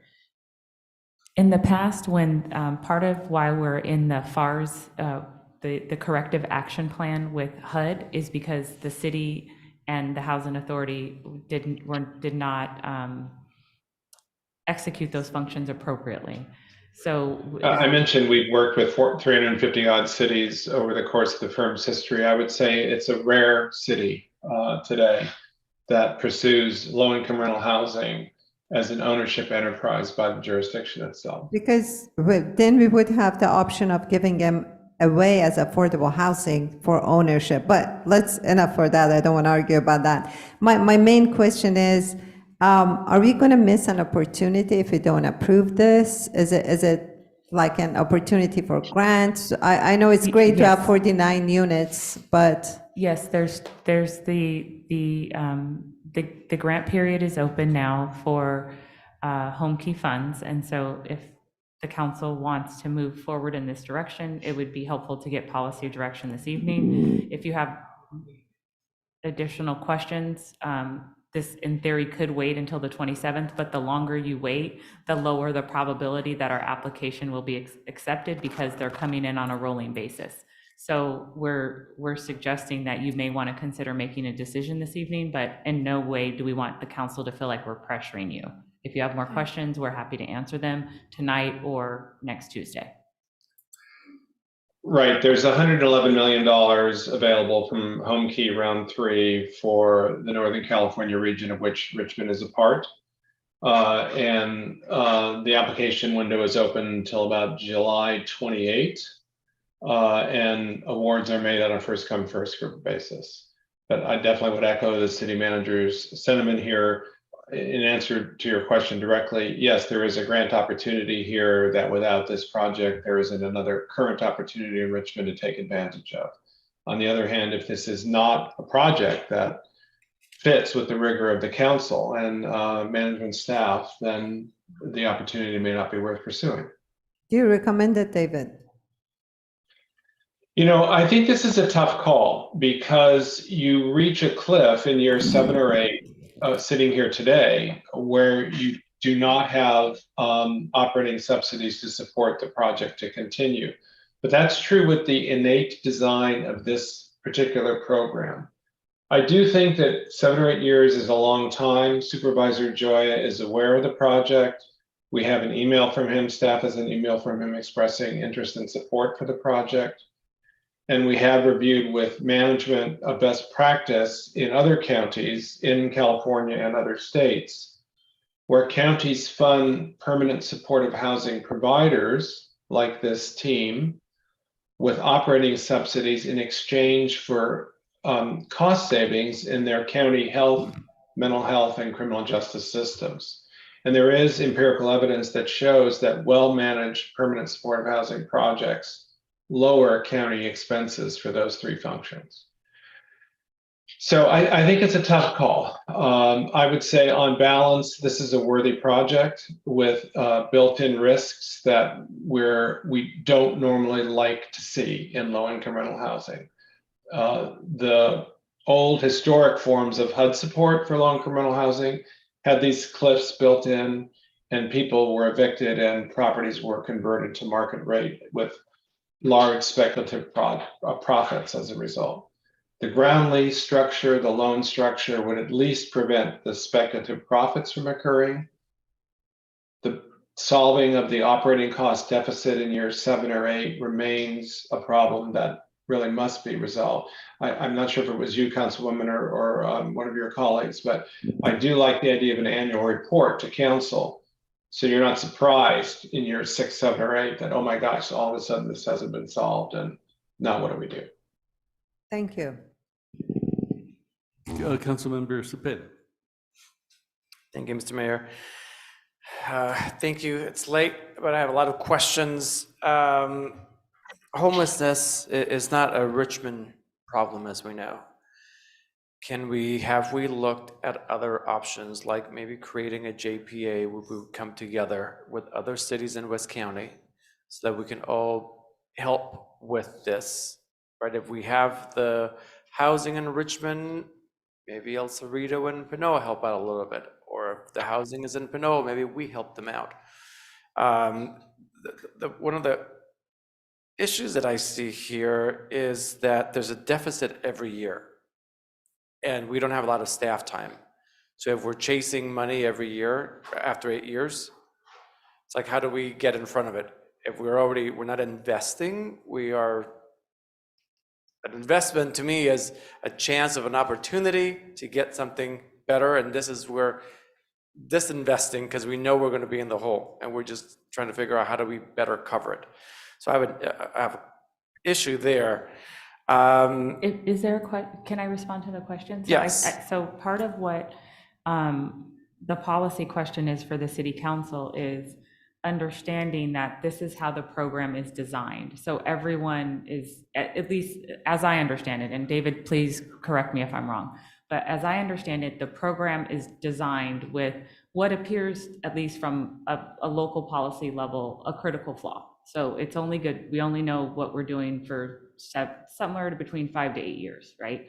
So that's a critical flaw. It's not the traditional model. But at the same time, it's saying that we recognize that we're having a crisis, that this population that we're trying to serve deserves to have housing and deserves to have programming.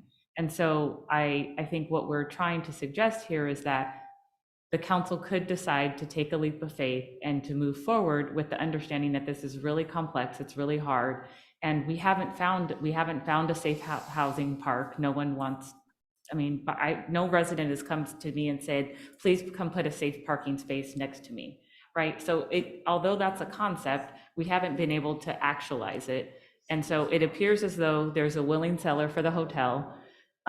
There was a community meeting, people came here. I don't know that there was tons of opposition.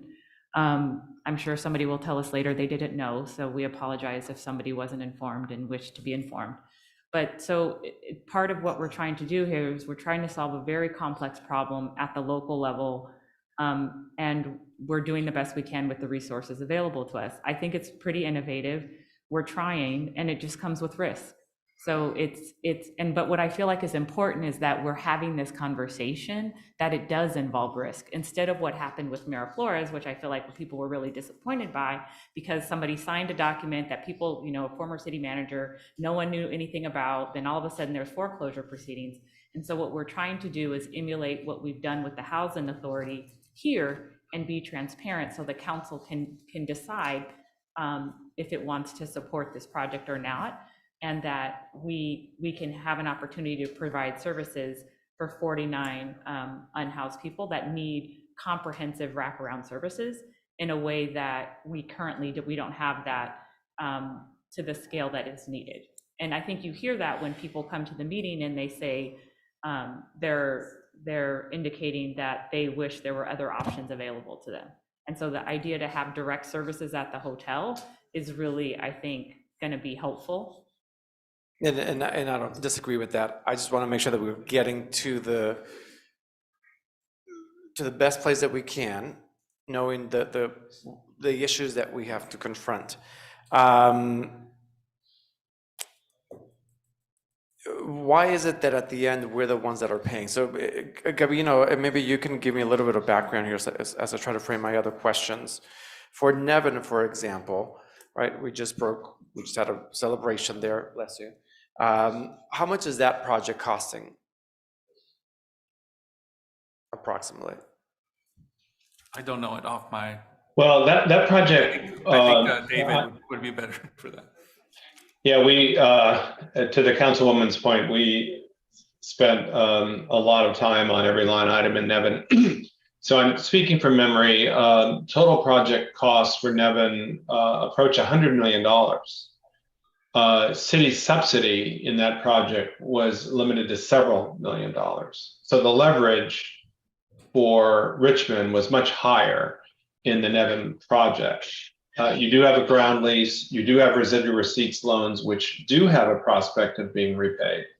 And you do have not a 15-year cash flow true for profitable operating, but a 30-year cash flow. And solid prospects for recapitalizing and refinancing every 15 to 20 years, as you would expect to do in market rate housing. So Nevin, I think, and Hacienda are really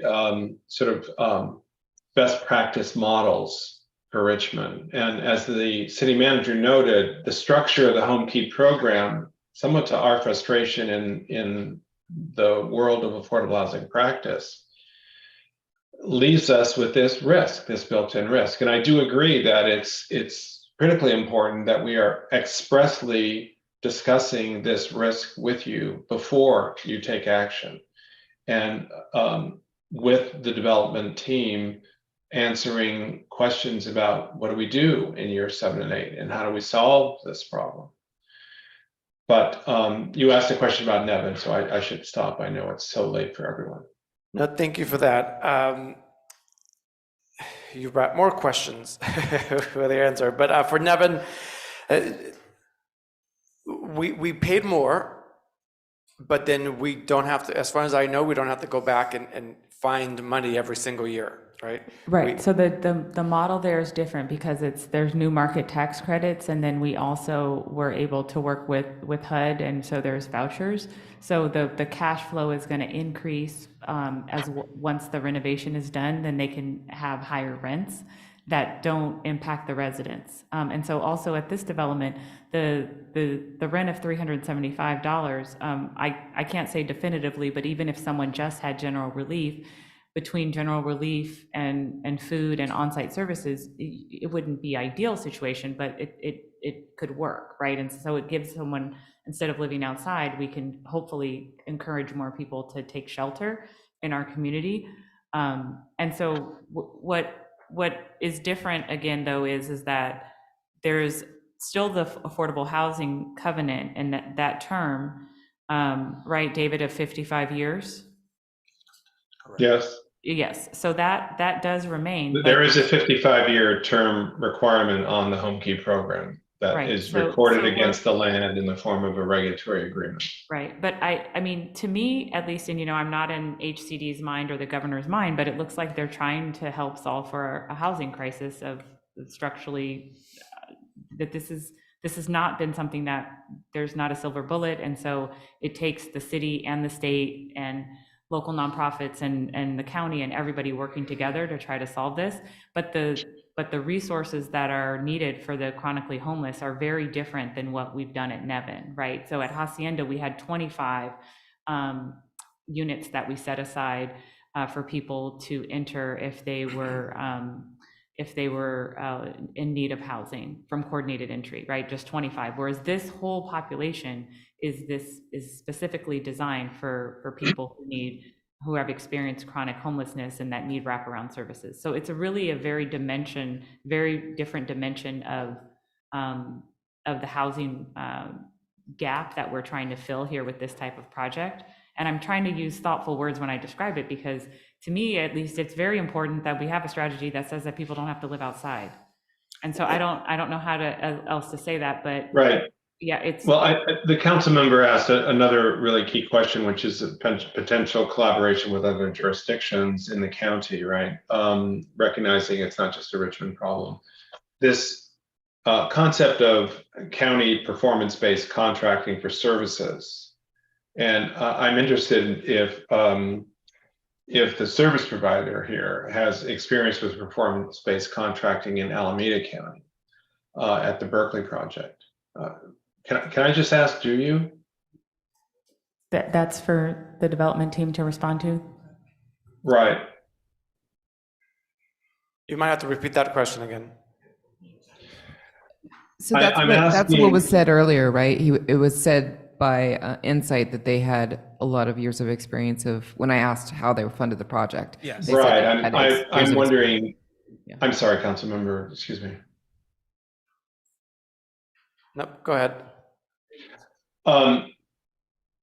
At Inside Housing, have you worked under a performance-based contract for resident services with Alameda County? So I'm not sure whether we've worked specifically with a performance-based contract rather than the general county contracts that we have. But I know our CEO, Colleen Egan, is on the line, and she might have the answer to that specific question. I'm not sure whether she can come through if she's a panelist on the meeting. Well, while we're waiting for her, to the councilman's question, I think one long-term structural solution to the challenge of providing permanent supportive housing with service-enriched housing for the chronically homeless, where the costs of operating the housing far exceed the rental income, is a performance-based contract arrangement with the county. This has been done in numerous counties throughout California and outside of California to reimburse folks like Inside Housing for their service costs in exchange for empirically demonstrating that they've lowered county costs in health, mental health, and criminal justice services. Thank you. That might be something maybe we need to look at. Are we able to also get Section 8 vouchers to help subsidize the rent? I think that's unlikely, maybe, but the demand for vouchers far outstrips the supply. And Richmond Housing Authority itself is having a challenge getting the vouchers they need for their repositioning of their public housing assets. But we could certainly make a request to Congressman Garamendi that we ask that he, as our congressional representative, prioritize this. If this was part of the direction this evening, I would be happy to just like we've made a request for the choice neighborhoods, that we make another request for to advocate for more for the Housing Authority of Contra Costa County to receive more vouchers to specifically provide housing to this population and other development projects that we have in the pipeline, because without those project-based vouchers, it is going to be extremely difficult for us to move forward affordable housing because interest rates have gone up so high. And so that is also another reason why this is an interesting project, is because it's a rehab, and so it's not a ground-up construction project, and so the term of the amount of time that you need to do the construction is much shorter. So versus new construction, in today's time, like we saw with Nevin, we were at the end, and then there was a big gap because construction prices have increased so high because of and interest rates. So we would be happy to continue to work with Garamendi's office. Thank you. And then Shasta, I think I heard you say the developer fees, they were repaid. No, the developer fee, as I understand it, and Iman and David can speak to this directly, my understanding is the total developer fee will be paid by month 15 in an amount of $2 million, so 1.2 to their construction company and an $800,000 in development fee, so total $2 million. It's actually, Shasta, it's $800,000 in developer fee and $700,000 in general contractor fees. Novin Development and Novin Construction, the contractor and the developer have an alignment of identity of interests. So the combined compensation to the developer contractor is $1.5 million. And we're recommending the developer fee be deferred to completion and lease up. And we did negotiate the original fee down from 1.2 to 800. Thank you for that clarification, David. David is digging into the numbers even while I'm trying to finish other budgets. So thank you, David. And is this project just if we vote yes, it moves forward, we build it, this is not tying us to a service provider, so if in 8 years we want to change service providers, we can? Or is this for the lifespan of the project, 55 years? Well, the regulatory agreement, the way the city has structured previous regulatory agreements and ground leases, say looking at Nevin and Hacienda and looking forward to Metro Walk, is that the developer operator needs to meet standards of the city. And with documented default, it's possible under the regulatory agreements that have been drafted already in prior projects to remove an operator and or developer for cause and replace them. Okay, thank you. I'll stop there for now. Thank you. Okay, Vice Mayor? Okay, I want to just make a comment, and then I want to make a motion. We're at 12:15, and we really need to get this going. So when this grant first, when the NOFA first came out, both Councilmember Jimenez and I were saying, staff, we have to be ready when NOFA comes out so we move forward, because it's a first come, first served thing. Staff was saying, yeah, we agree. Let's try for the end of April. Let's try for May to bring it out. And it wasn't. Here we are on June 20th, and we have to approve this today, in my view, with all the conditions that we've talked about, which I will address. And I also want to say that Supervisor Joya has suggested that we pursue HUD grants, Measure X grants, and also that we utilize the encampment resolution grant that we got $8.6 million. So there are opportunities to access funding to lower the city's contribution. So my motion, and I love the idea of the ground lease. So my motion is to adopt a resolution authorizing a joint application for the Home Key program with 425 Civic Center LP to convert Motel 6 into a 50-unit permanent supportive housing development, direct staff to seek additional funding for the project, adopt a resolution authorizing the issuance of a general fund loan not to exceed $4,900,000 as per the breakdown in the agenda report, contingent on us receiving this grant, and authorize the city manager to execute the necessary agreements to implement the program, and also to work with the developer to lower the city's financial contribution. And so those are all the points basically from the recommended action, City Clerk, with the addition of the city manager working with the developer to lower the city's financial contribution. Also, that we include a ground, that we institute or execute a ground lease such that we provide the lease to the developer for $1 a year. Is that how it usually works? Okay. Yes. Yes, all right. And also that we get an annual report from the developer or property manager or service provider or a combination of all in order to stay abreast of the project. Can we add?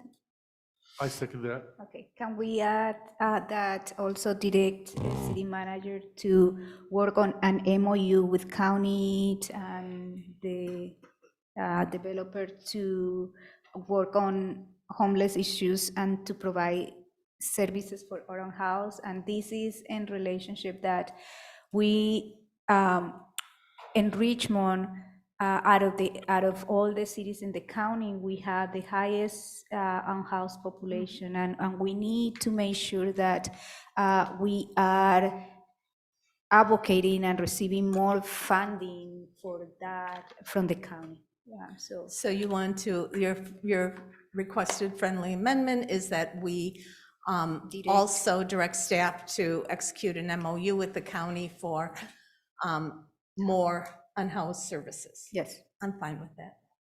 Yes. All right. Okay. All right. Called question?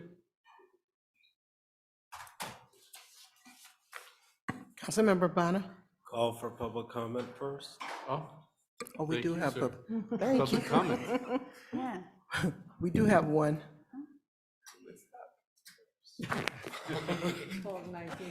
Sabrina, please. Oh, okay, okay. Marion Williams, please unmute yourself and you may begin.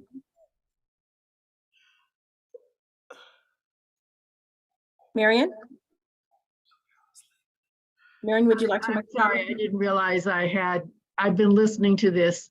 I do have some real concerns that this is being somewhat rushed through, especially with the report from David, and that it is, the finances of it are so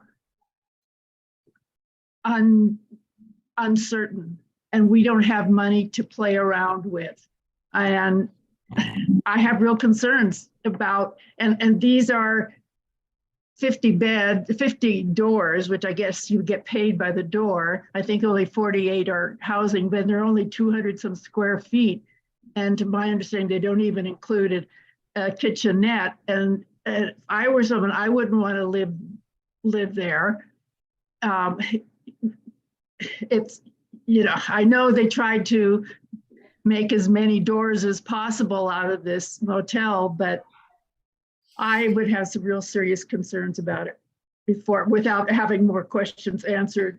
And also, I did attend the meeting where it was supposed to have been open to the public, but we didn't know and an overview. But I didn't hear from the very first person who spoke that any of the suggestions that were given at that, or questions and recommendations that were given at that meeting were implemented in the overview of the development. Just so I would vote for at least postponing it till the next meeting and have some more in-depth look at some of these financial questions, especially. Thank you. And that was our last speaker. Okay, time for a vote. Councilmember Bonner? Yes. Councilmember Jimenez? Yes. Vice Mayor McLaughlin? Yes. Councilmember Robinson? Yes. Councilmember Willis? Yes. Councilmember Zepeda? Yes. And Mayor Martinez. Yes. The vote is unanimous. Next item. Thank you to everyone who put so much work into this, and I know there's more work to come, but thank you. Our next item is item X3A, co-sponsor the El Sobrante Stroll. Approve co-sponsoring the annual El Sobrante Stroll by providing $2,000 for portable restrooms or procuring portable restrooms in the Richmond portion of the stroll, staffing for city booth, and staging of public safety vehicles or equipment.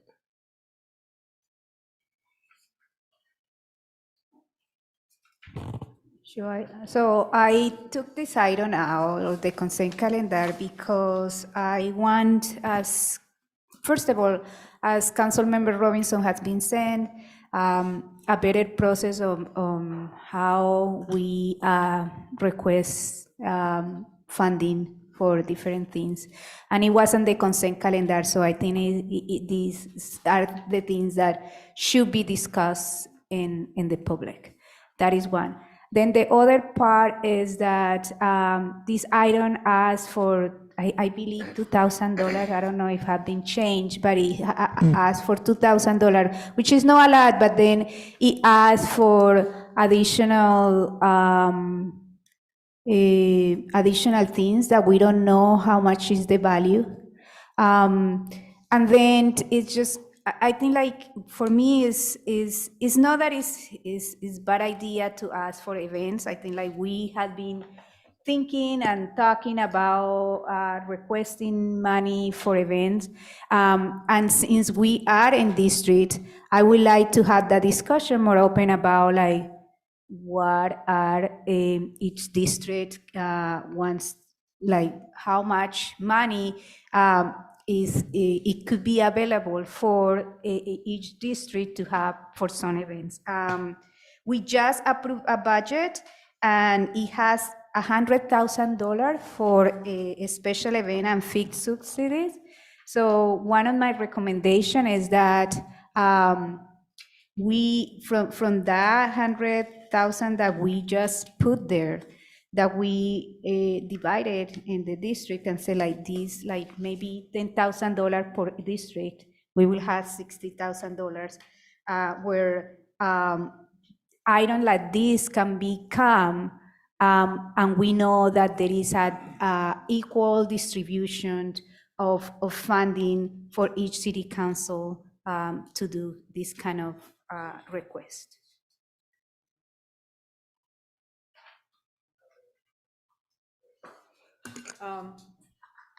Yes, please.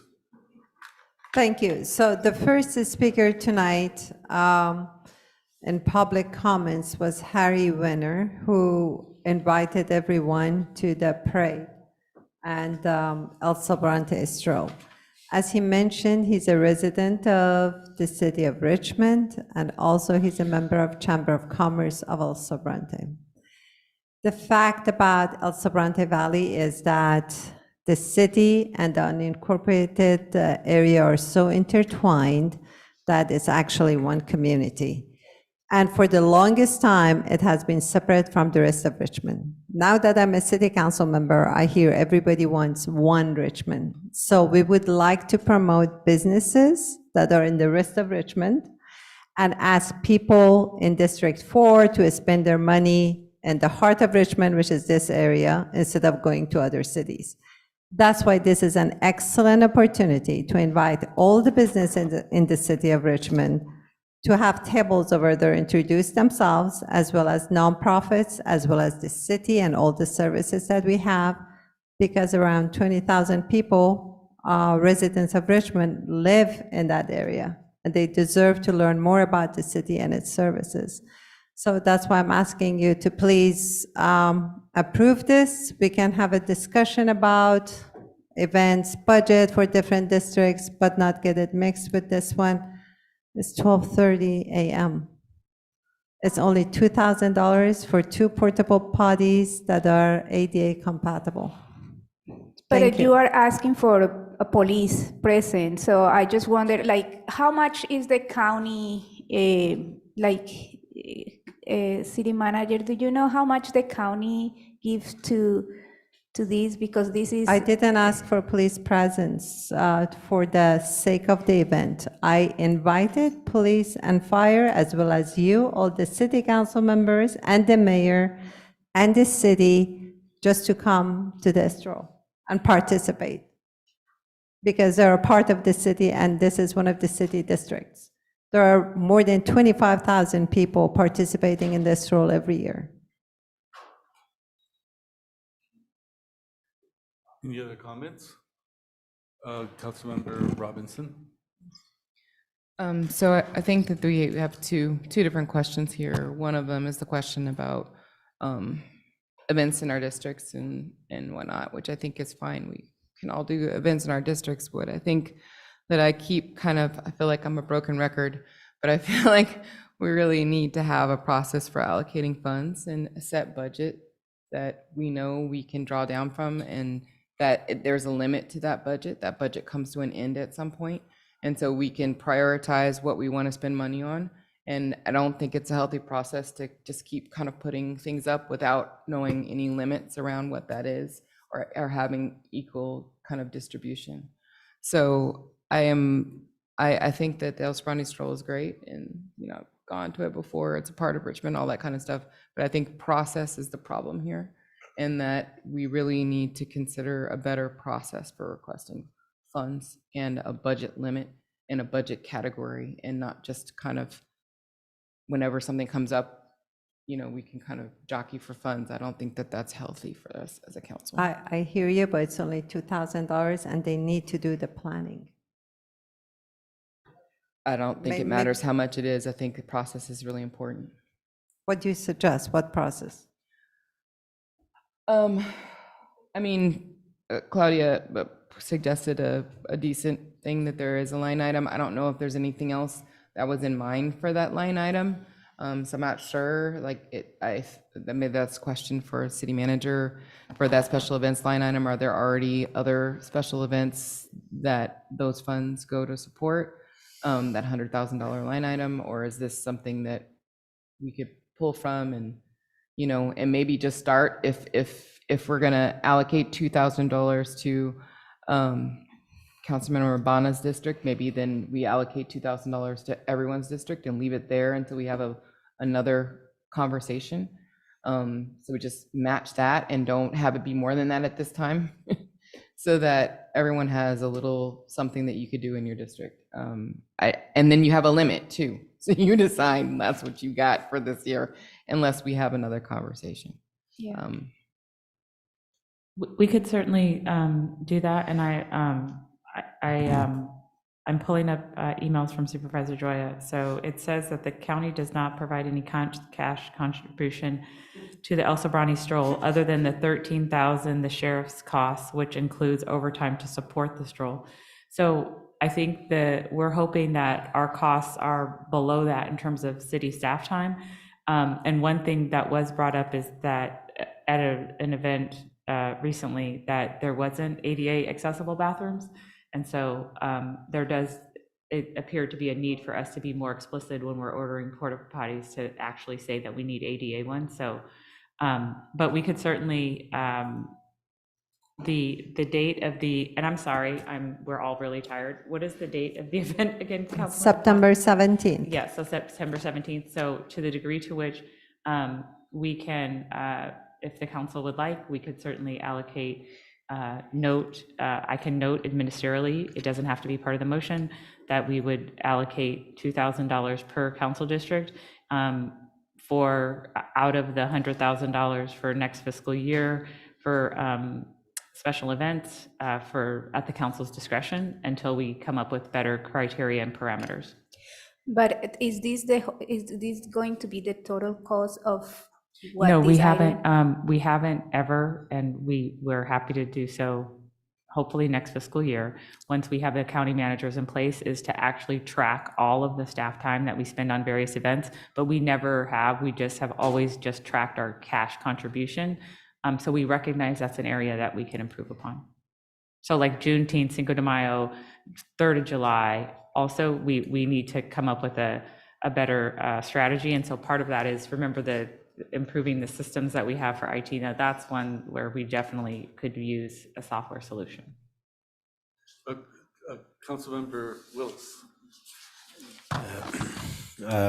Councilmember Urbana, when you're saying the inviting police staff, council members to participate, you're just thinking like just in general, just come out and participate, nobody's there working or on the clock, right? And this, sorry, Mike. I think there is a distinction. So Councilmember, a lot of times staff do table at events all the time. So we're going to have Taste of Richmond. There's going to be tables there. Some of the staff that work are, for example, members of the city manager's office, and they are salaried employees. And so that's why they are offered admin time and floating time and different buckets of time, because sometimes they work on the weekends. Other staff that may be invited to go may be hourly part-time, and some may be, depending on the type of request, could be overtime. So we would be happy to provide a report to the city council for next year of all the special events that we do, and try to track and monitor that time. So for fiscal year 24, 25, we would have that information. I guess my question was just getting more into the nitty gritty just for the item itself, for the sake of this event. It's only $2,000, no staff time, no hours, just if you can make it, great. If you can't, that's good too. Well, what I'm saying is sponsor the event by $2,000 cash. Mm-hmm. And in addition, I'm inviting the city to have tables and inform the residents about the services they provide. I'm inviting you to participate in the parade. It's one city, right? I mean, for 4th of July or 3rd of July, nobody asks how much the budget is. It's a city event. Why don't we consider this event as a city event? It is a city event. Many people participate in it. People from Pinole, Hercules, all over, they come to it. It is a huge Richmond city event. We need to recognize this is one city.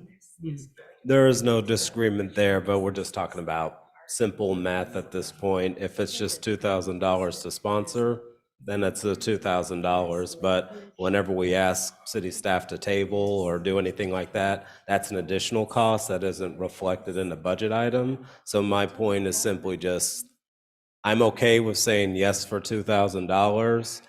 I think it's a bigger discussion that we need to have if we're allocating staff time to be there, because that's money that we're going to be paying for them to be there too. So it becomes more than just $2,000. I strongly believe residents of Richmond and District 4 deserve and have the right to learn about the city services. Oh, no disagreement. Many of them don't know about any services. The lady who talked about 4,900 Love Your Block grant, this was the first one, the first benefit of the city to anybody there from any nonprofit, city, anything. We do not receive any services in District 4. We don't even, we're not included in outreach events. We don't have many people complain, but they pay taxes, they do not receive services. It's my attempt to reconcile the residents with the city, bring, tables, staff, let them know what's going on, and just connect two parts of the city, bridging two communities on two sides of the freeway. I do not disagree with that goal at all. The only thing I'm just getting down to is that staff being there is more than just the $2,000 that's being requested. I perfectly understand your concern. So- I hope you understand my community for the longest time has felt ignored. And unfortunately, it seems like their feeling is valid. No, and no one is, and I'm not necessarily saying that I'm against the item or sponsoring it or anything. It's just more about getting clear on what the actual cost allocation is. So I would support this item, but the other part on staff time and planning, that's going to require, for the future too, more of a discussion on everything that goes into, like when we do Juneteenth, we have staff that are working there, so it's not just. Nobody questioned the staff for Juneteenth or something.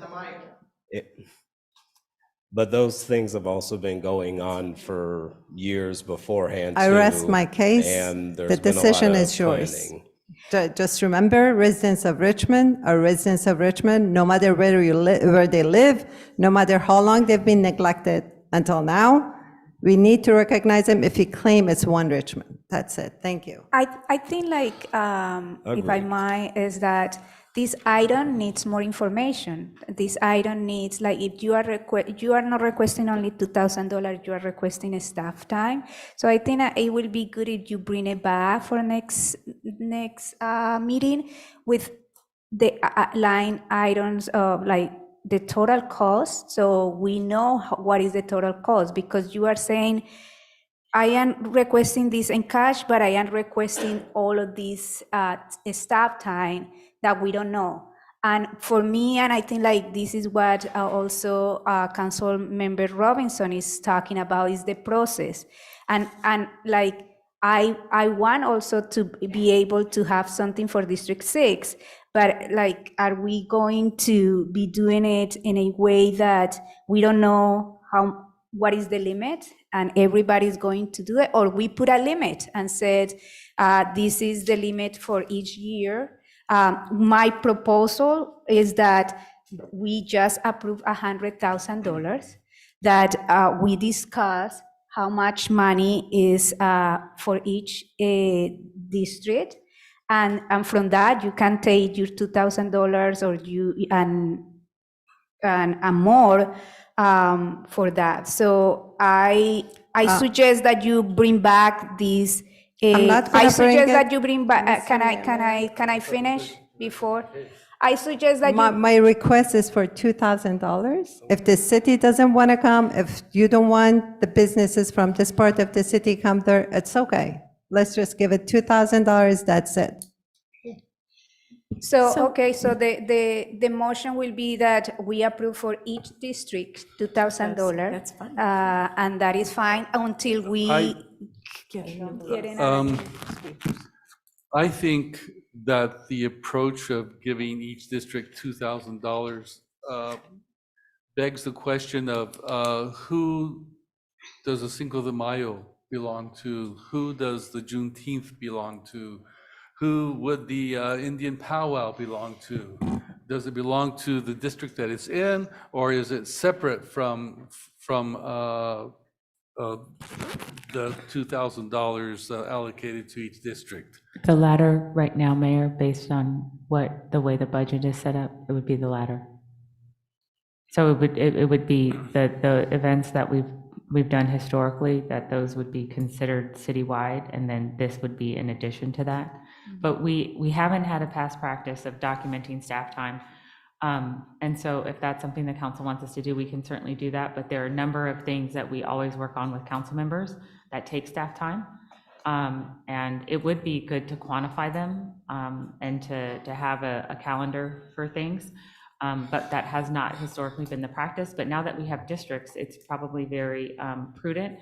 But I would just want to note that we do receive requests for events, and we partner collaboratively with Trina. I think there's some in the pipeline now where people want to have different things to be shown and we work on them. So I just want to make sure everyone's clear that there are other things in the queue. So there are many events that have to do with cultural groups. Yes. And the cultural groups might want to have their event done in a district other than the district that the majority of the cultural groups live in. For instance, the Tibetan groups were thinking of having a festival here at Civic Center, but most of them and their center is in the Richmond District 5. So would we consider that cultural event a District 5 event, or would it be a District 1 event? District 6 event? You know, I think when we start considering events per district, we're getting into really complicated waters. Mr. Mayor, can I just quickly, I don't think it should be per district. It should be discretionary funding for each council member, Yes. each district council member. So $2,000, and of course, there's limits on what the discretionary funding could be. It could be a community event, it could be, contribute to an event that is happening, like Sohela is seeking money to contribute to the Solano Stroll. It could be a project that, I'm thinking of the Pullman issue that we talked about. Maybe there's an event around that would be desirable to happen. But whatever it is, most cities give discretionary funding to council members. We don't have it. We have our travel budget. But it would be 2,000, and it could be stipulated. I mean, I'm happy to have the city manager stipulate as to what kind of uses the money could be for, but it would be $2,000 per council member to utilize in a way that he or she would think will serve the community at large, or the community in the district. Councilmember Cepeda? Thank you. As we're kind of brainstorming some processes here, In my district, I also have unincorporated county, North Richmond. So if I was to get 2,000, can I use it in non-Richmond locations? Can I use it in Terra Hills? Or does it have to be, since it's city money, does it have to be in city money? So, Does it have to, I'm sorry, if it's city money, does it have to be used in city proper? I think it should be used to serve Richmond residents. That's my opinion.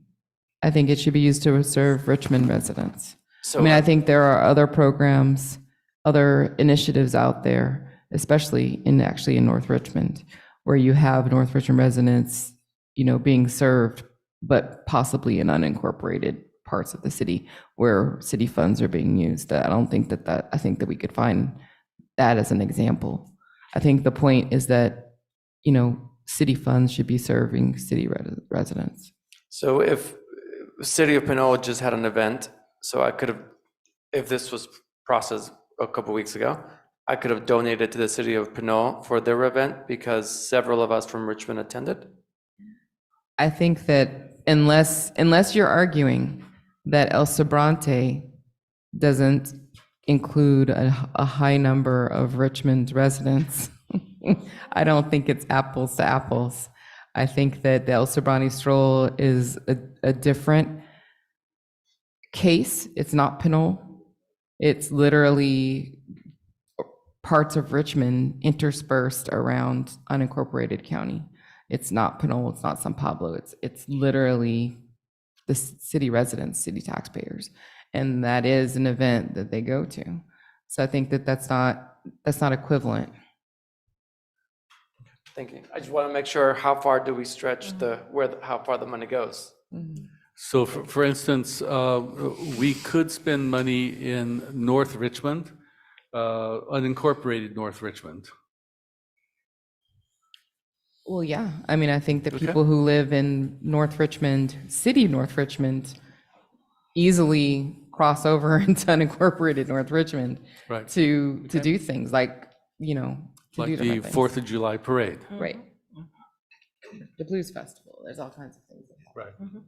Right. And the Green Festival. Yes. So again, to clarify, I'm just asking for $2,000 from the city council. I'm inviting the city manager to consider community outreach, having tables there. It's up to the city manager to come or not. I think it's very important as community outreach to get it done. Well, we need a motion. We have Public speakers. comment. Yeah, we have 2 in-house speakers. Each will be allowed up to 2 minutes. Speakers are Don Gosney and Jamin Purcell.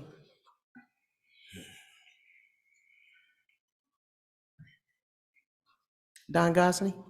Surprised that the city attorney allowed this discussion when it's not on the agenda.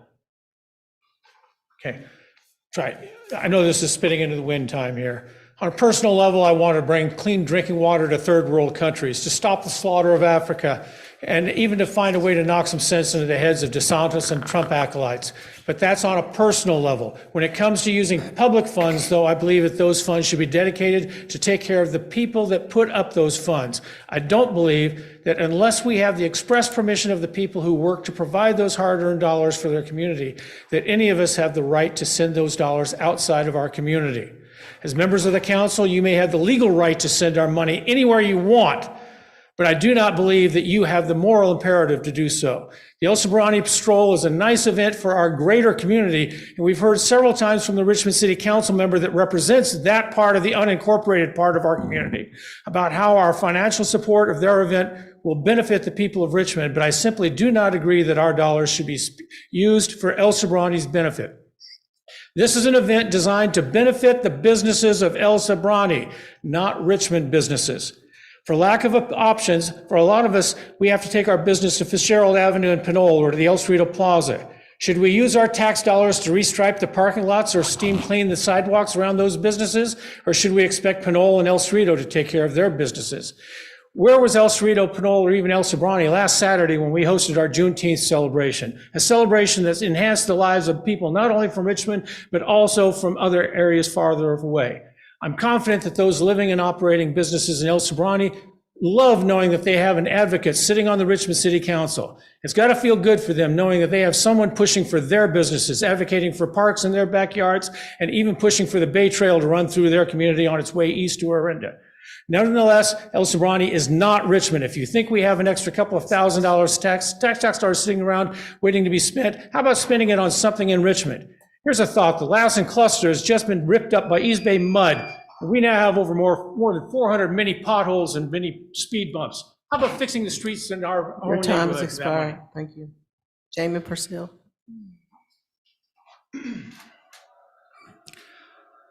Well, so as somebody who lives out in that area, I can tell you after speaking to many people over the many years I've been doing public good in that area, whether it was on the El Sobrante Planning and Zoning Committee, whether it was working for the Greener El Sobrante, I will tell you one thing, they do not want to be Richmond residents. They don't pay our taxes.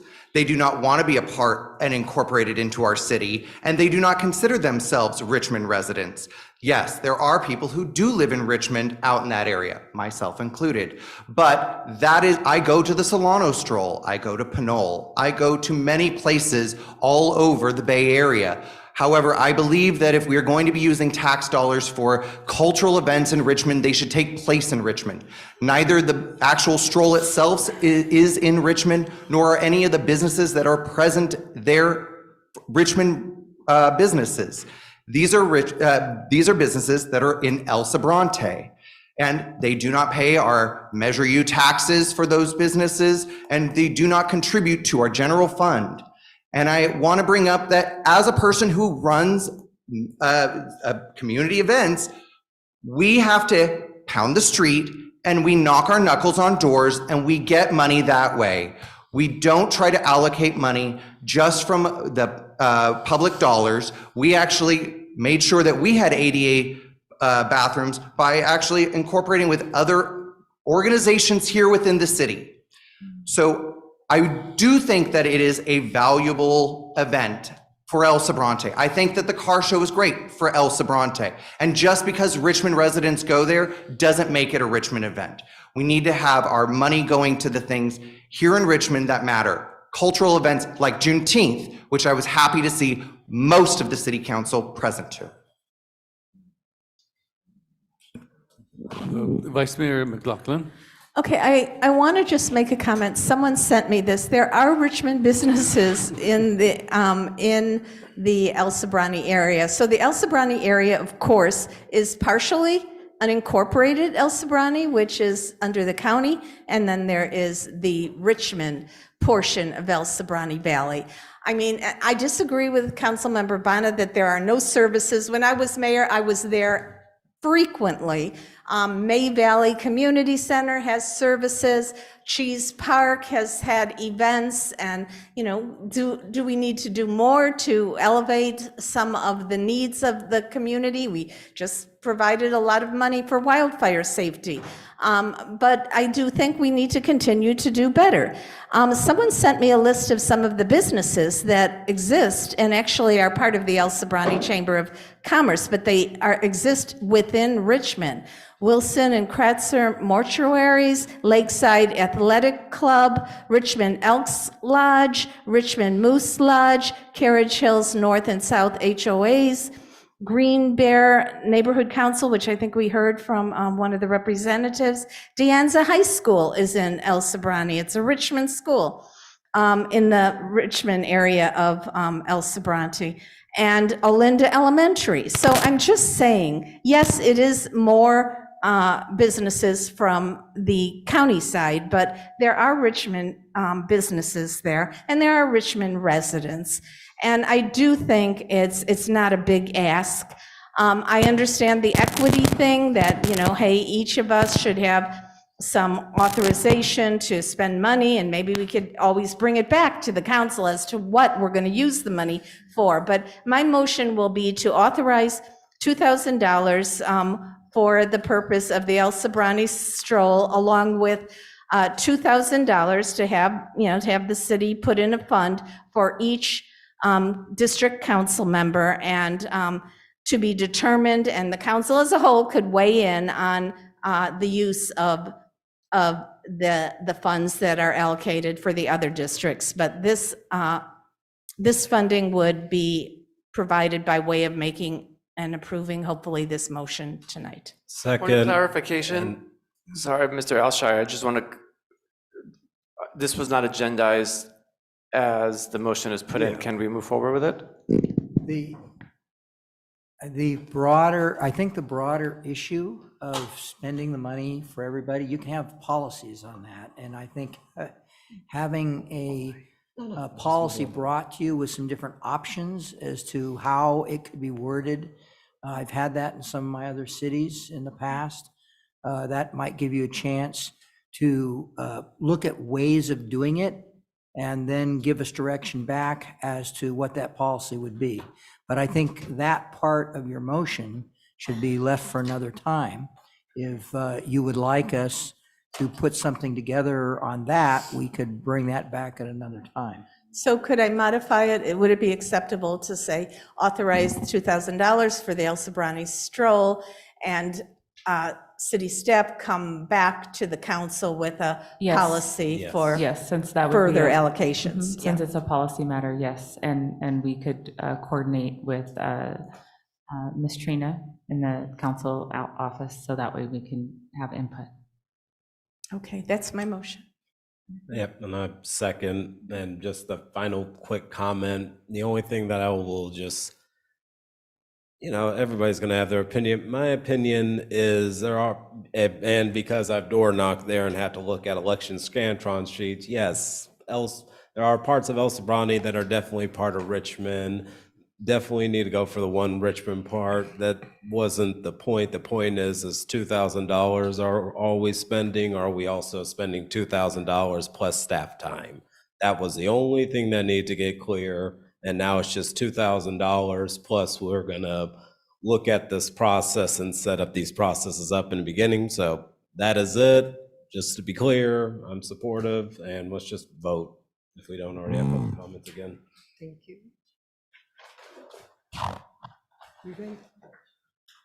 Councilmember Bonner? Yes. Councilmember Jimenez? Abstain. Vice Mayor McLaughlin? Yes. Councilmember Robinson? No. Councilmember Willis? Yes. Councilmember Zepeda?